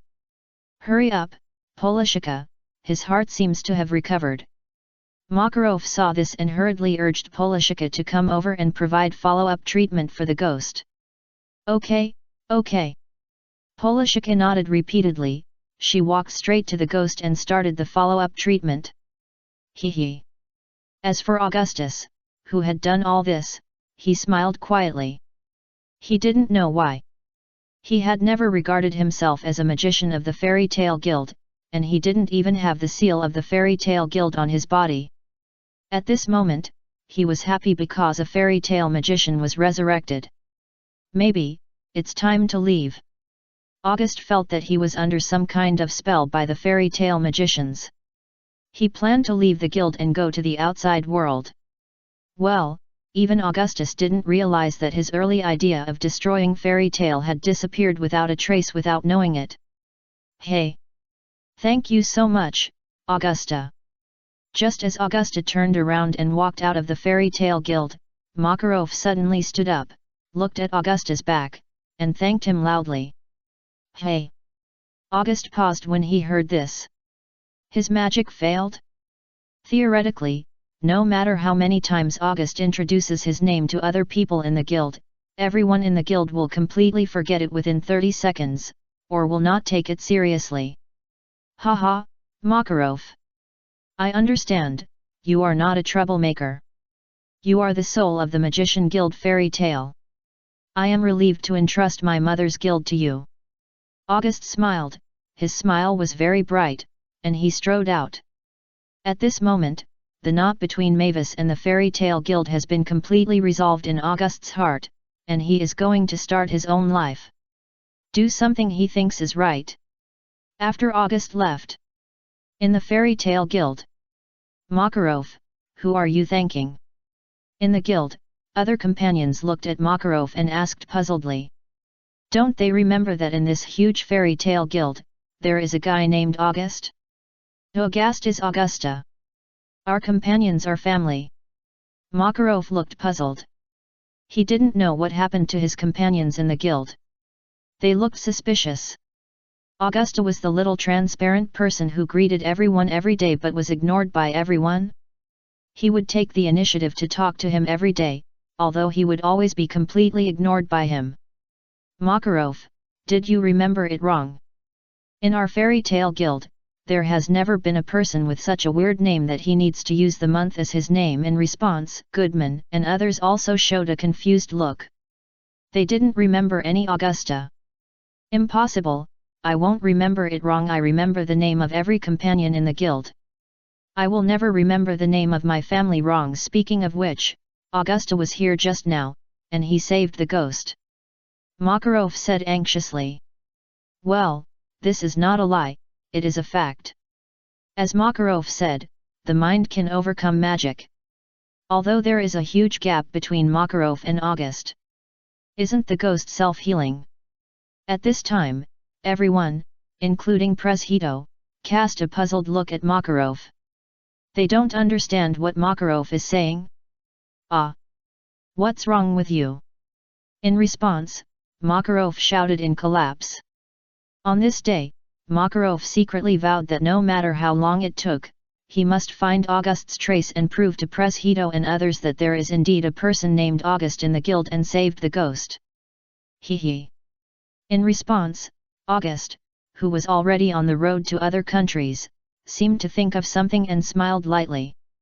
This was a little joke he made to his family. Then, August looked up. He who originally lacked family members unknowingly already had a lot. Great! A big chapter of 6,000 words. Sorry, everyone, this chapter is too late. The main reason is that it is really too difficult to write. I can only try my best to describe the feeling of being a family member in the big family of fairy tale. Chapter 124, The Ultimate Magician of the Black and White Dragon, Augusta. An Augusta who finally came to fairy tale to find his father. Time goes back to 67 years later. Year X780. In the fairy tale guild in the small town of Magnolia. The simulation is over. Now I should have returned to my original timeline. I just don't know what kind of impact this simulation has brought. How is Augusta doing after I left? How is he eating? How is he sleeping? Has he grown taller? How strong has he become? After Ian woke up from the bed, he pinched his temple and muttered to himself. The difference from the previous simulations is, this time, Augusta, who is the object of Ian's help, is too powerful in terms of strength and growth, which makes it very uncontrollable. If Augustus wanted to, he could have done many things that would have influenced or even changed the original major historical events in the 60 years since Ian left. Thinking so, Ian returned to the fairy tale guild. Well, Ian first had to confirm whether the fairy tale guild that Augustus clamored to destroy before he left was still there. Ian believes that if August is determined to destroy fairy tale, he might be able to do it. Good morning, Father. Irene and I are looking for a suitable mission. To be honest, because Lacuses, Myra and Arusha always snatch our missions, there are no missions suitable for us in Fiori Kingdom. If you want to do a mission, you can only go abroad. But Ishgar is too big, we don't know which country is more suitable for the mission. In the guild, the first to greet Ian were Urza and Air standing in front of the sign. They were hesitating about where to go for the mission. After all, their strength has reached Fiori. The top of the kingdom, the S-class monsters in the kingdom, have been destroyed by them, Lacuses, Guildarts and others, and many monsters have become national protected animals. Therefore, they want to go to a farther place to have a look. However, the continent of Ishgar is too big, and the kingdom of Fiori is just a small, permanently neutral country with a very small land area on this continent. Although this small neutral country has a land area that is not much different from Australia in Ian's previous life, that's it. Well, if it were in Ian's previous life, it would have been the size of a continental plate. Good morning. If you are planning to go abroad for a mission, you can go to the surrounding countries first, such as the Bosco country bordering the east of the kingdom of Fiori. Haha, the magicians there are quite interesting. I went there once a few years ago and experienced it. It's a very good local customs. Ian heard this, he touched his chin, revealing a thoughtful look. At the same time, the most important reason why Ian recommended Urza and Elle to go to Bosco more often if they have time is, in the original book, this country was destroyed by the 12 shields when the Albarez Empire and the Ishgar continent went to war. It is a country that you can visit once, but you will miss it once. Although, at this time, Ian will not sit idly by and watch such a thing happen. The main reason is that Ian also wants Elle and Urza to make up for the regret that cannot be made up in the timeline of the original book. Really? Since this country is recommended by my father, we will definitely consider it seriously. Urza and Elle's eyes lit up when they heard this. They were originally hesitant, but at this moment they finally locked on the country to go to next. No, it is the country to save. Porco, damn fairy tale, please don't come over here. Porco, originally, we were quite grateful to Mr. Ian for saving us who should have been destroyed as cannon fodder. Now we are not grateful. Well, at the moment of the apocalyptic crisis, fairy tale is the savior of the entire world. When there is no apocalyptic crisis, fairy tale is the biggest crisis for this continent and even the whole world. Yet. Ian nodded gently after hearing this. His eyes stayed on Urza and others for a while, and then looked at the second floor, which only the magicians above S level in the guild could go to.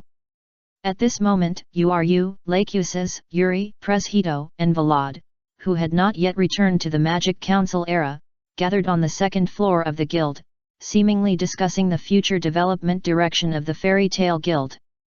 Strange, where has this world changed?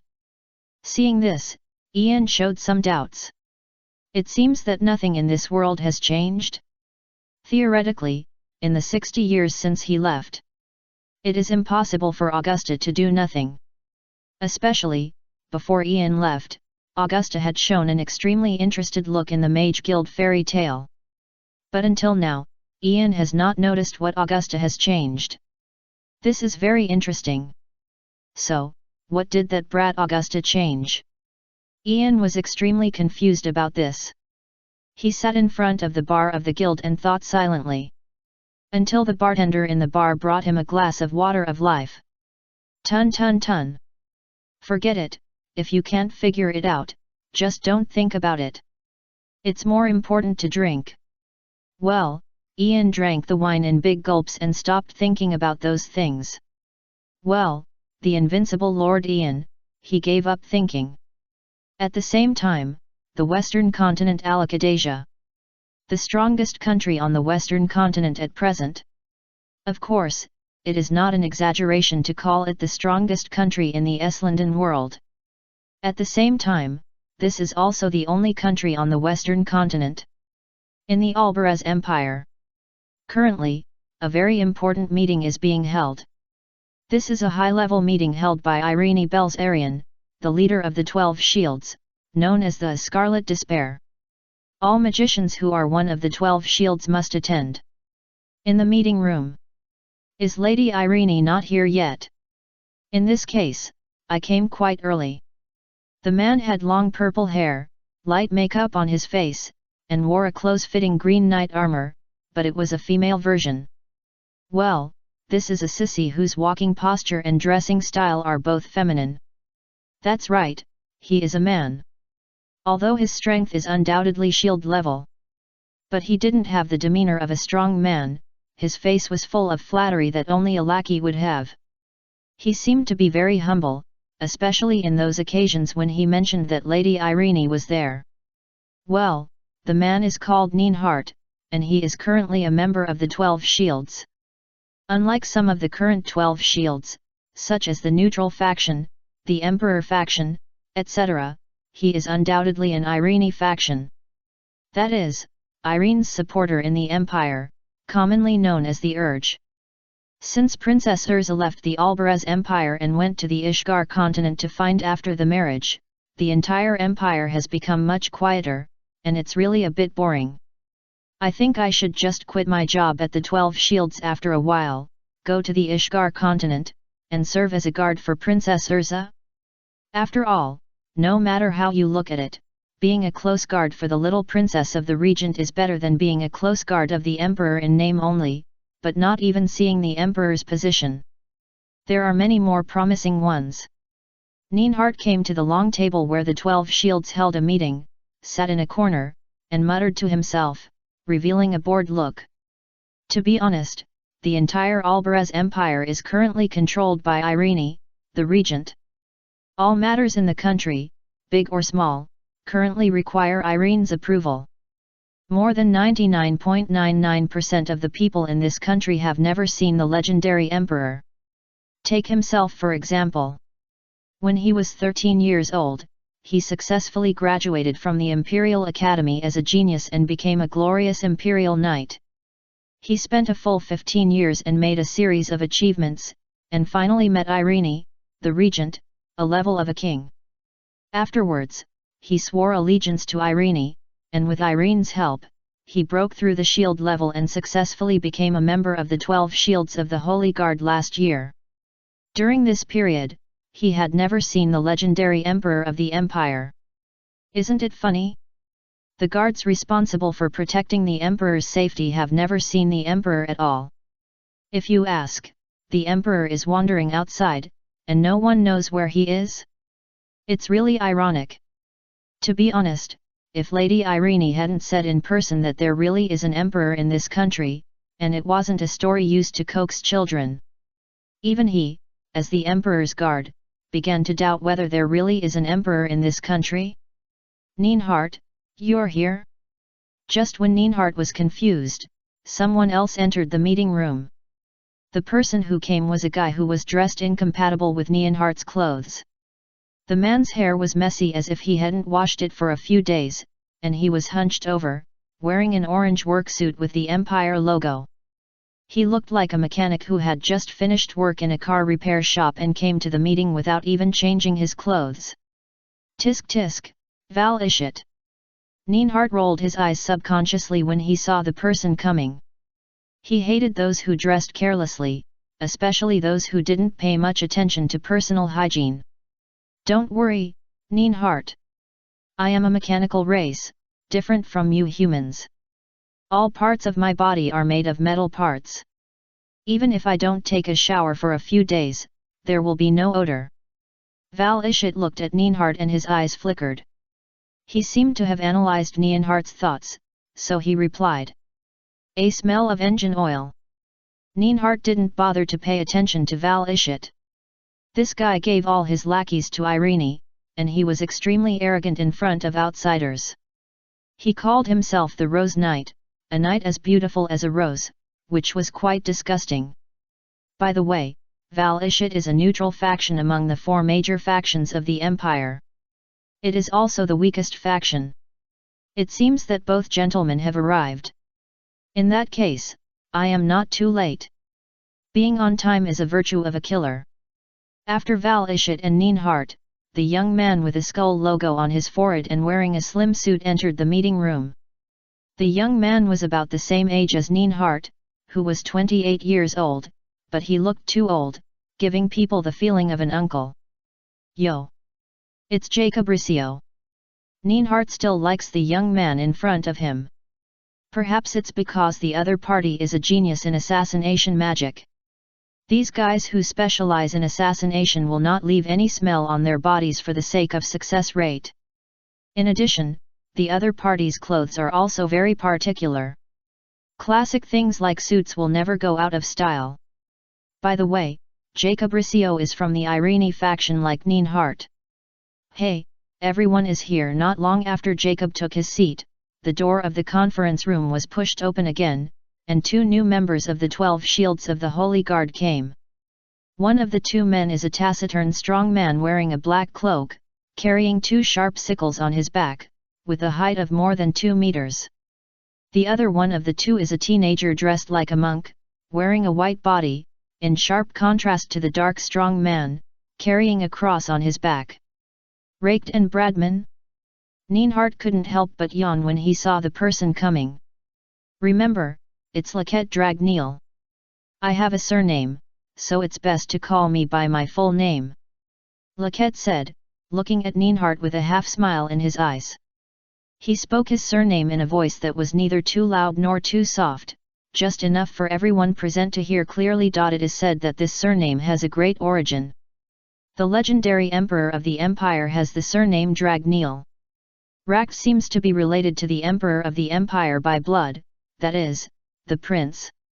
Of course, these are all gossips.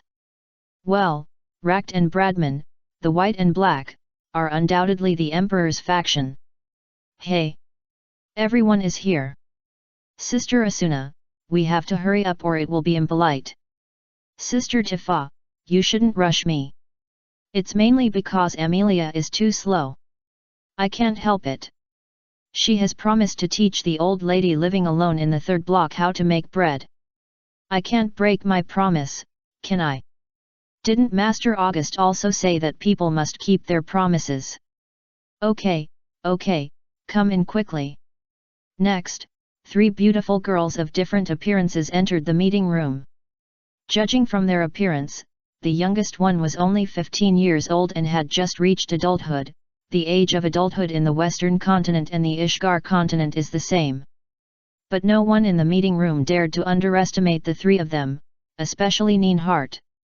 He remembered that when he was still young and had just graduated from the military academy, the three people in front of him looked like this. More than 10 years have passed, and he has become the leader of the knights and the guardian of the 12 shields from a newly graduated trainee knight. The three of them are still so young, as if time has not left any traces on them. Asuna, Tifa, and Emilia. Since these three are here, it means that the adults should also be here. Nienhart muttered to himself. The three beautiful girls in front of him are the last faction of the 12 shields, and the only force in the entire empire that can compete with the Irene faction, the subordinates of the Magic King August. When Nienhart mentioned the Magic King Augusta, he couldn't help but tremble. In the entire empire, there were only two people that Nienhart could not resist.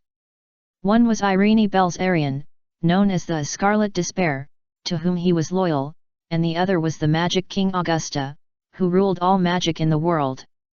Boom!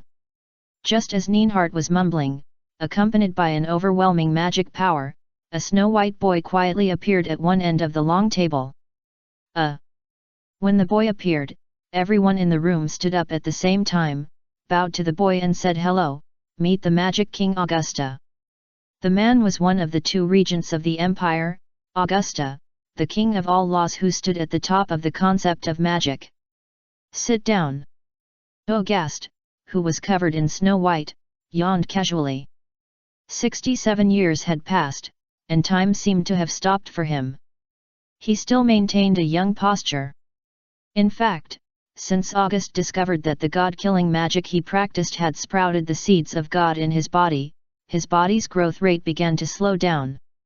After the god-killing magic was perfected, he simply stopped growing, and even rejuvenated to a certain extent, finally freezing at the age of 15.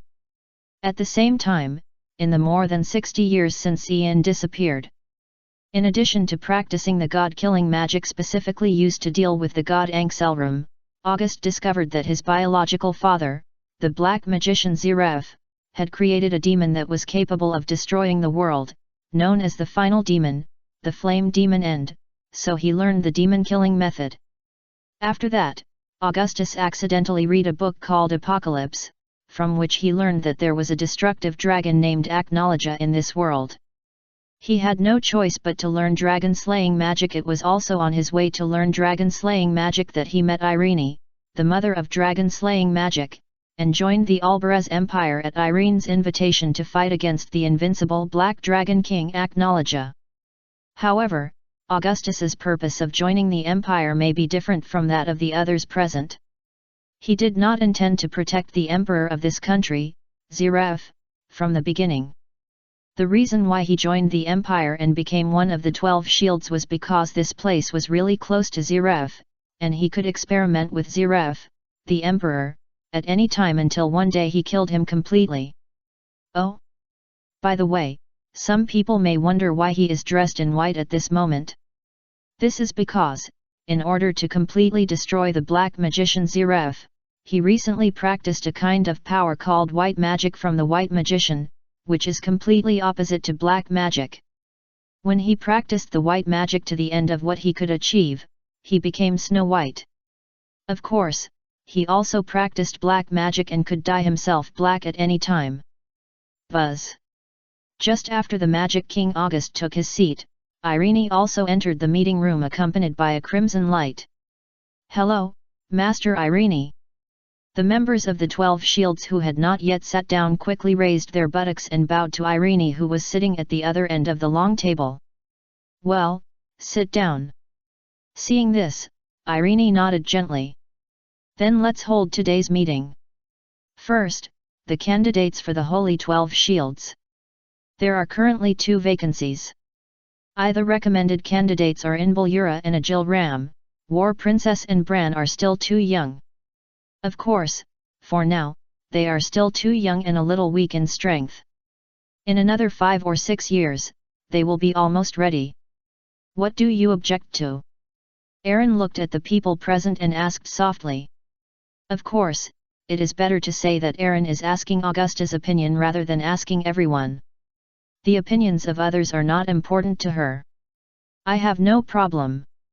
August said absent-mindedly at this moment. That's good. Irene nodded slightly.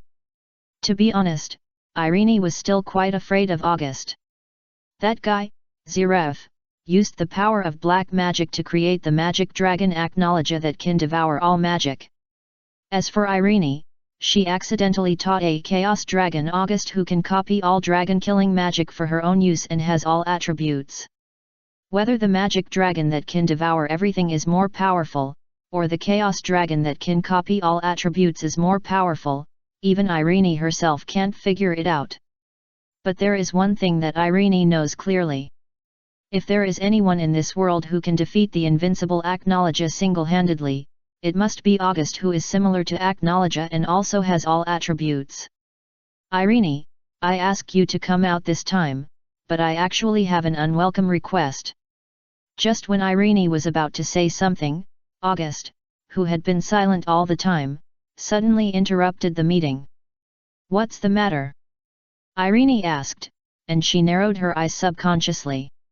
Honestly, Irene was a little curious.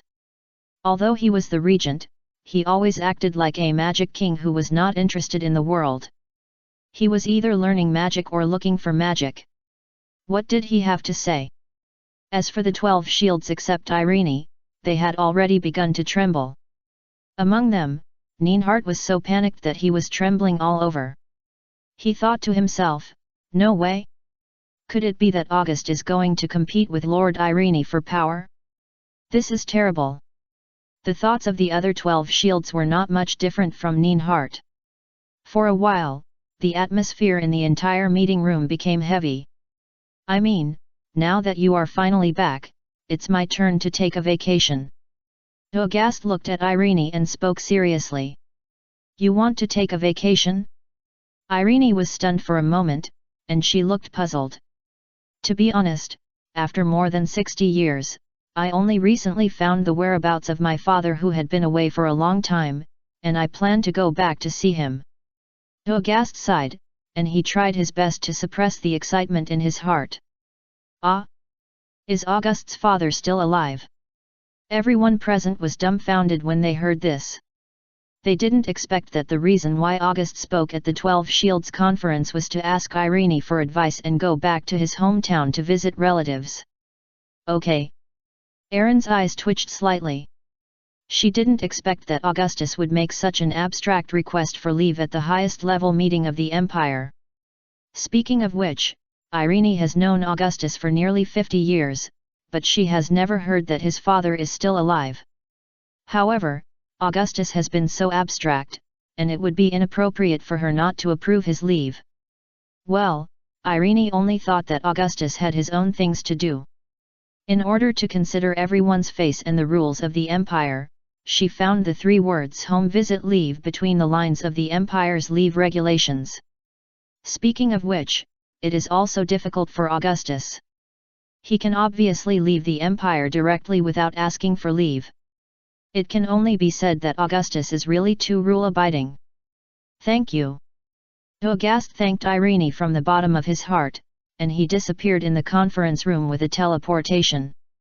Not a buddy. You just left like that? The meeting hasn't ended yet. Irene was dumbfounded, and so were everyone present. Who would leave right after asking for leave?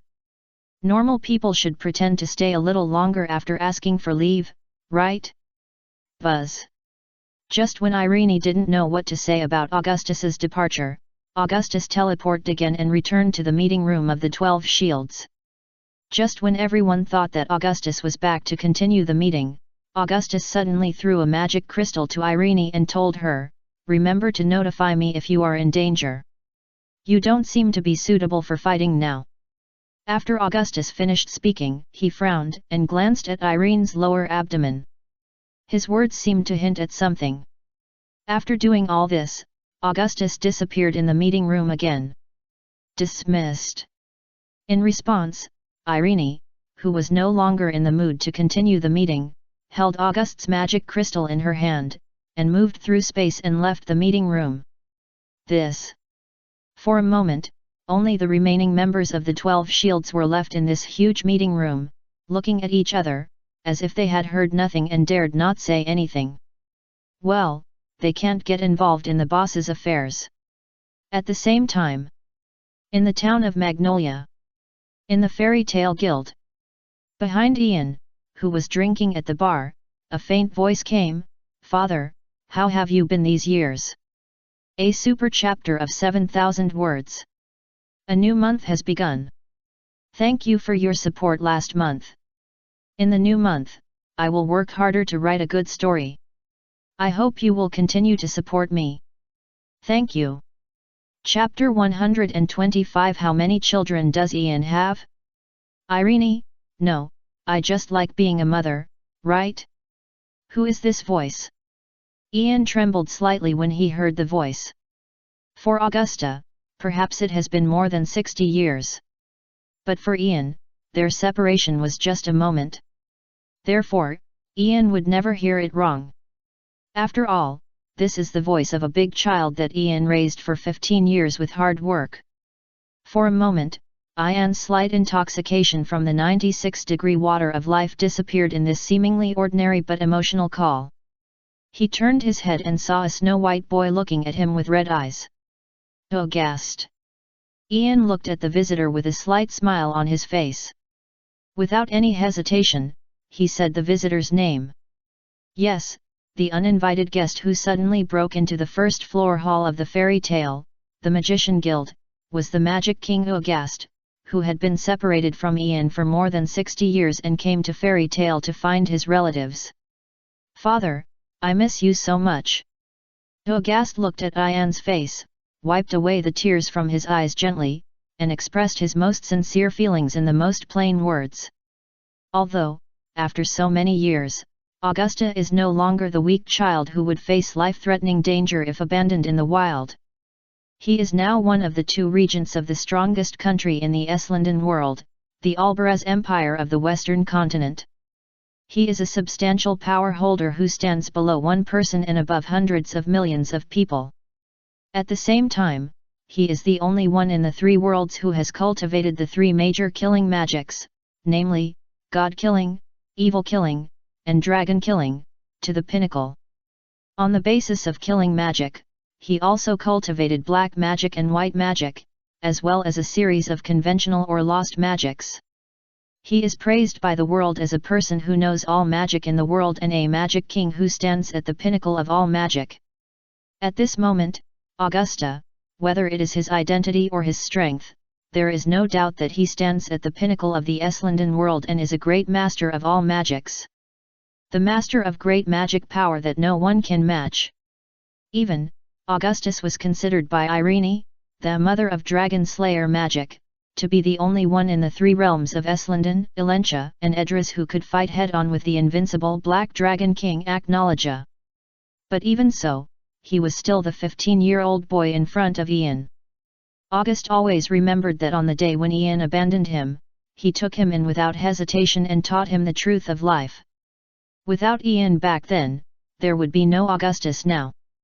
Therefore, when Augustus saw Ian again, the emotions in his chest could no longer be controlled, and his tears kept rolling down.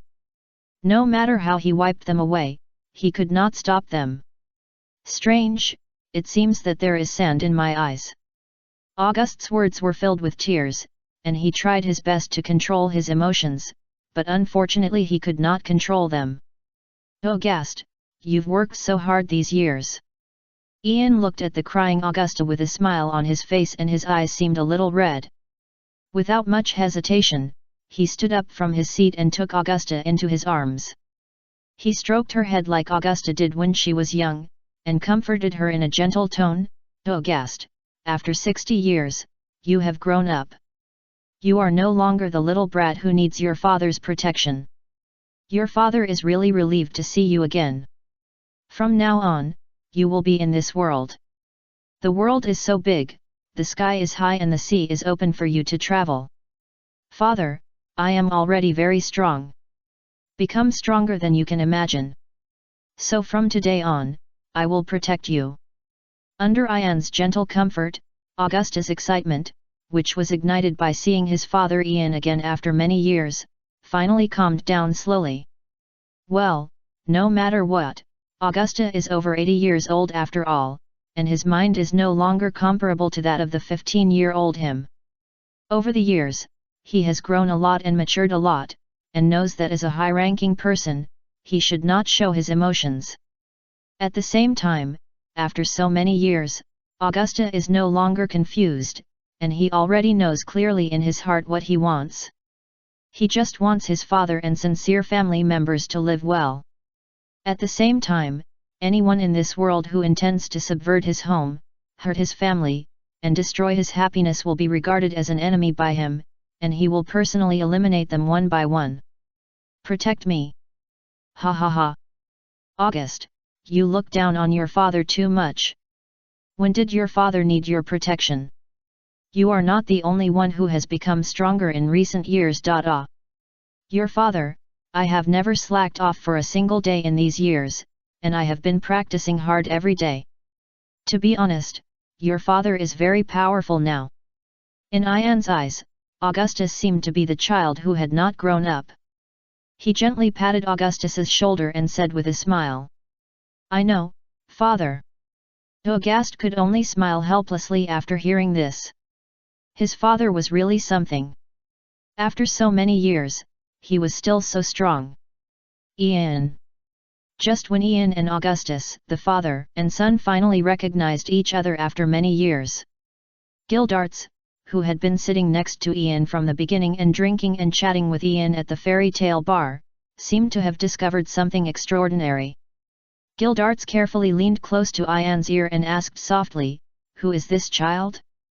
Did I hear it right? He seemed to call you father? Do you have other children besides Urza and Elle? Oh, I forgot about it. Let me introduce you to my son, August. He is not simple, he is a real magic genius. He is more talented than Gildarts. His strength is terrifying, even I am far from his opponent. For the specific situation, let August tell us himself.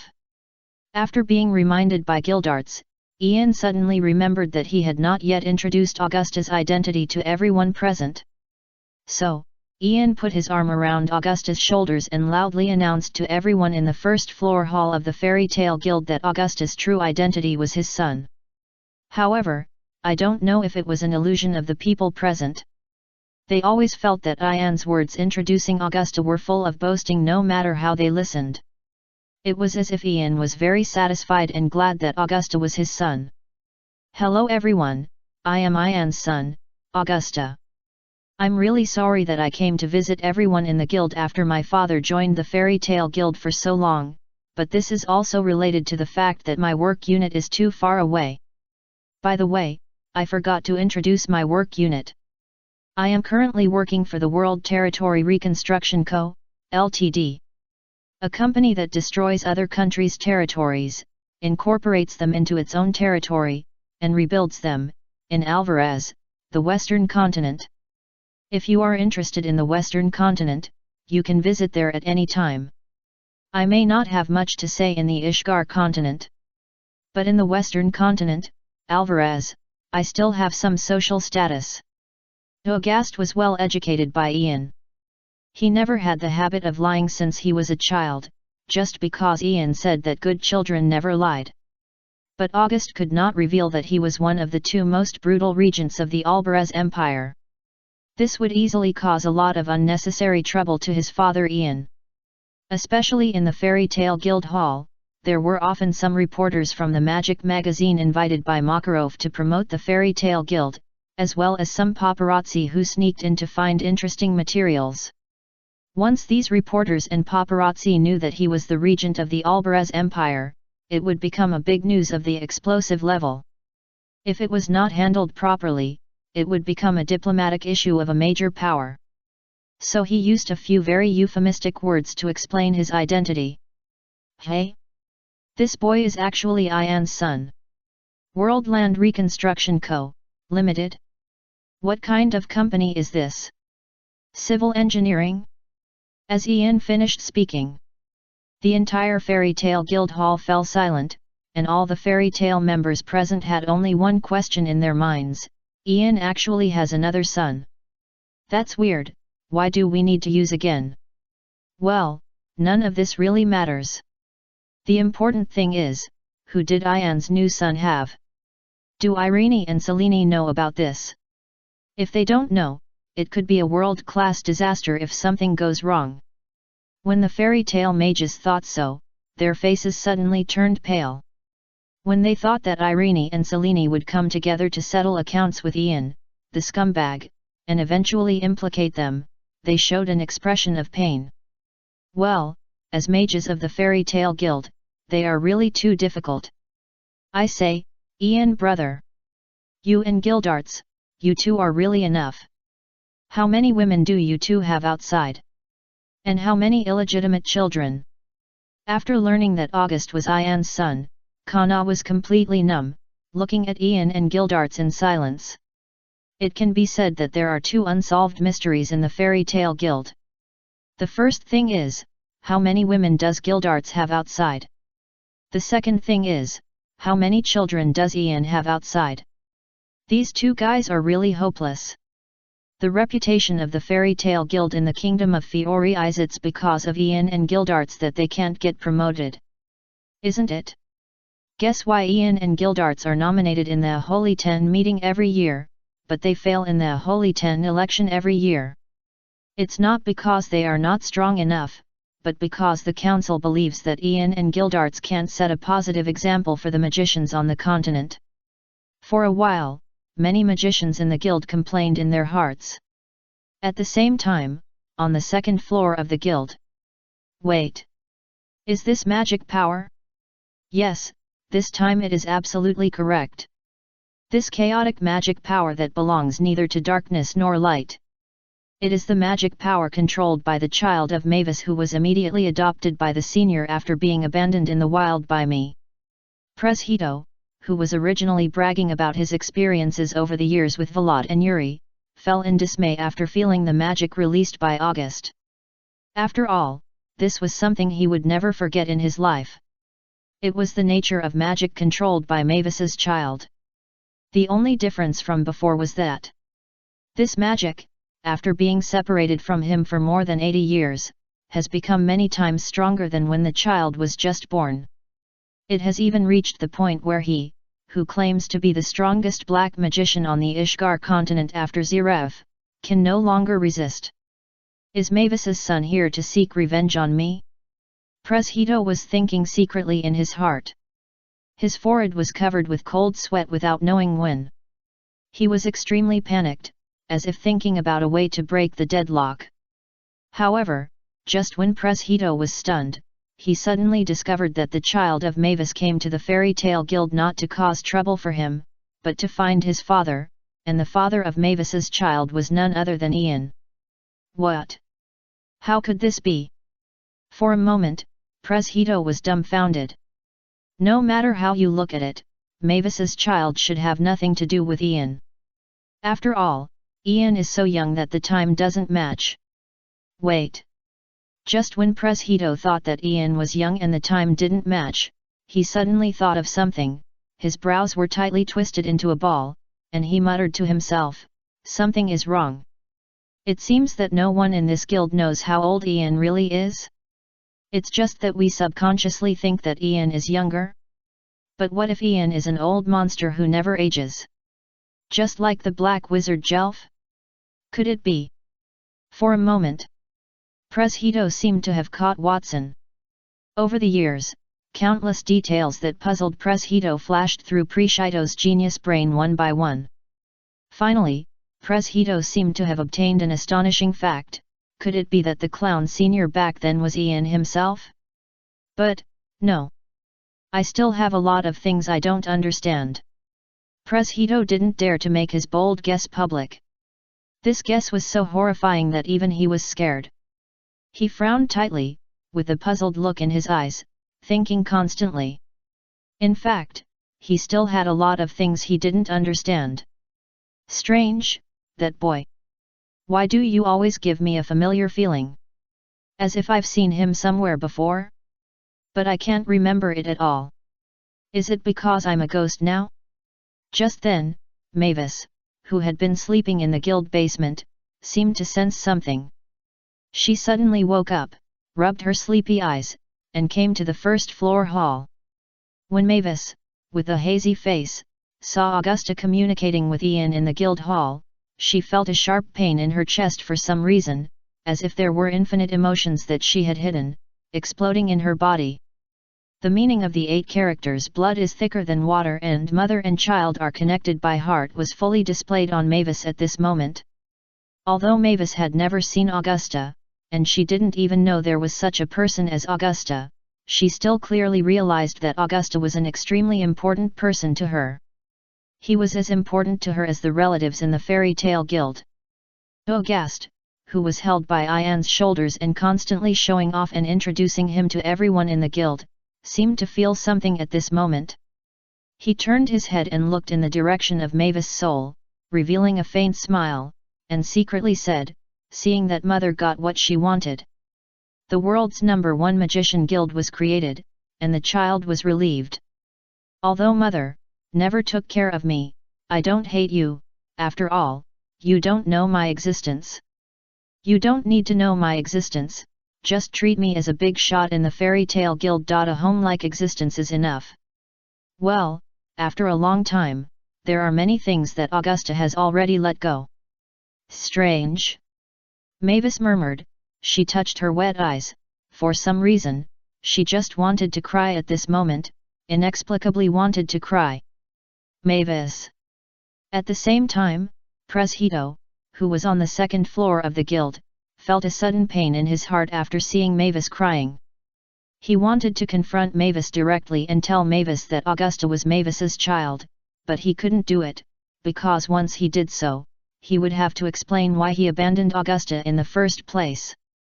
Damn it! Why does my heart still hurt so much? If I adopted Mavis's child in the first place, then will the current situation be different? If I hadn't abandoned Mavis's child, then Mavis's child should call me father now.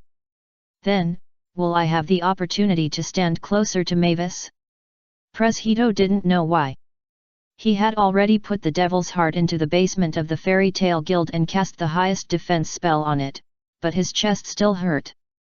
This pain made him almost unable to breathe. Pain. It hurts so much. At this moment, the world where only Lao Pu was injured was born again. Well, Ian had almost perfectly completed Preshito's commission simulation, but after the commission was completed, Pres Hito was the only one injured. Lao Pu was really either breaking the defense or on the way to breaking the defense. Father. Excuse me?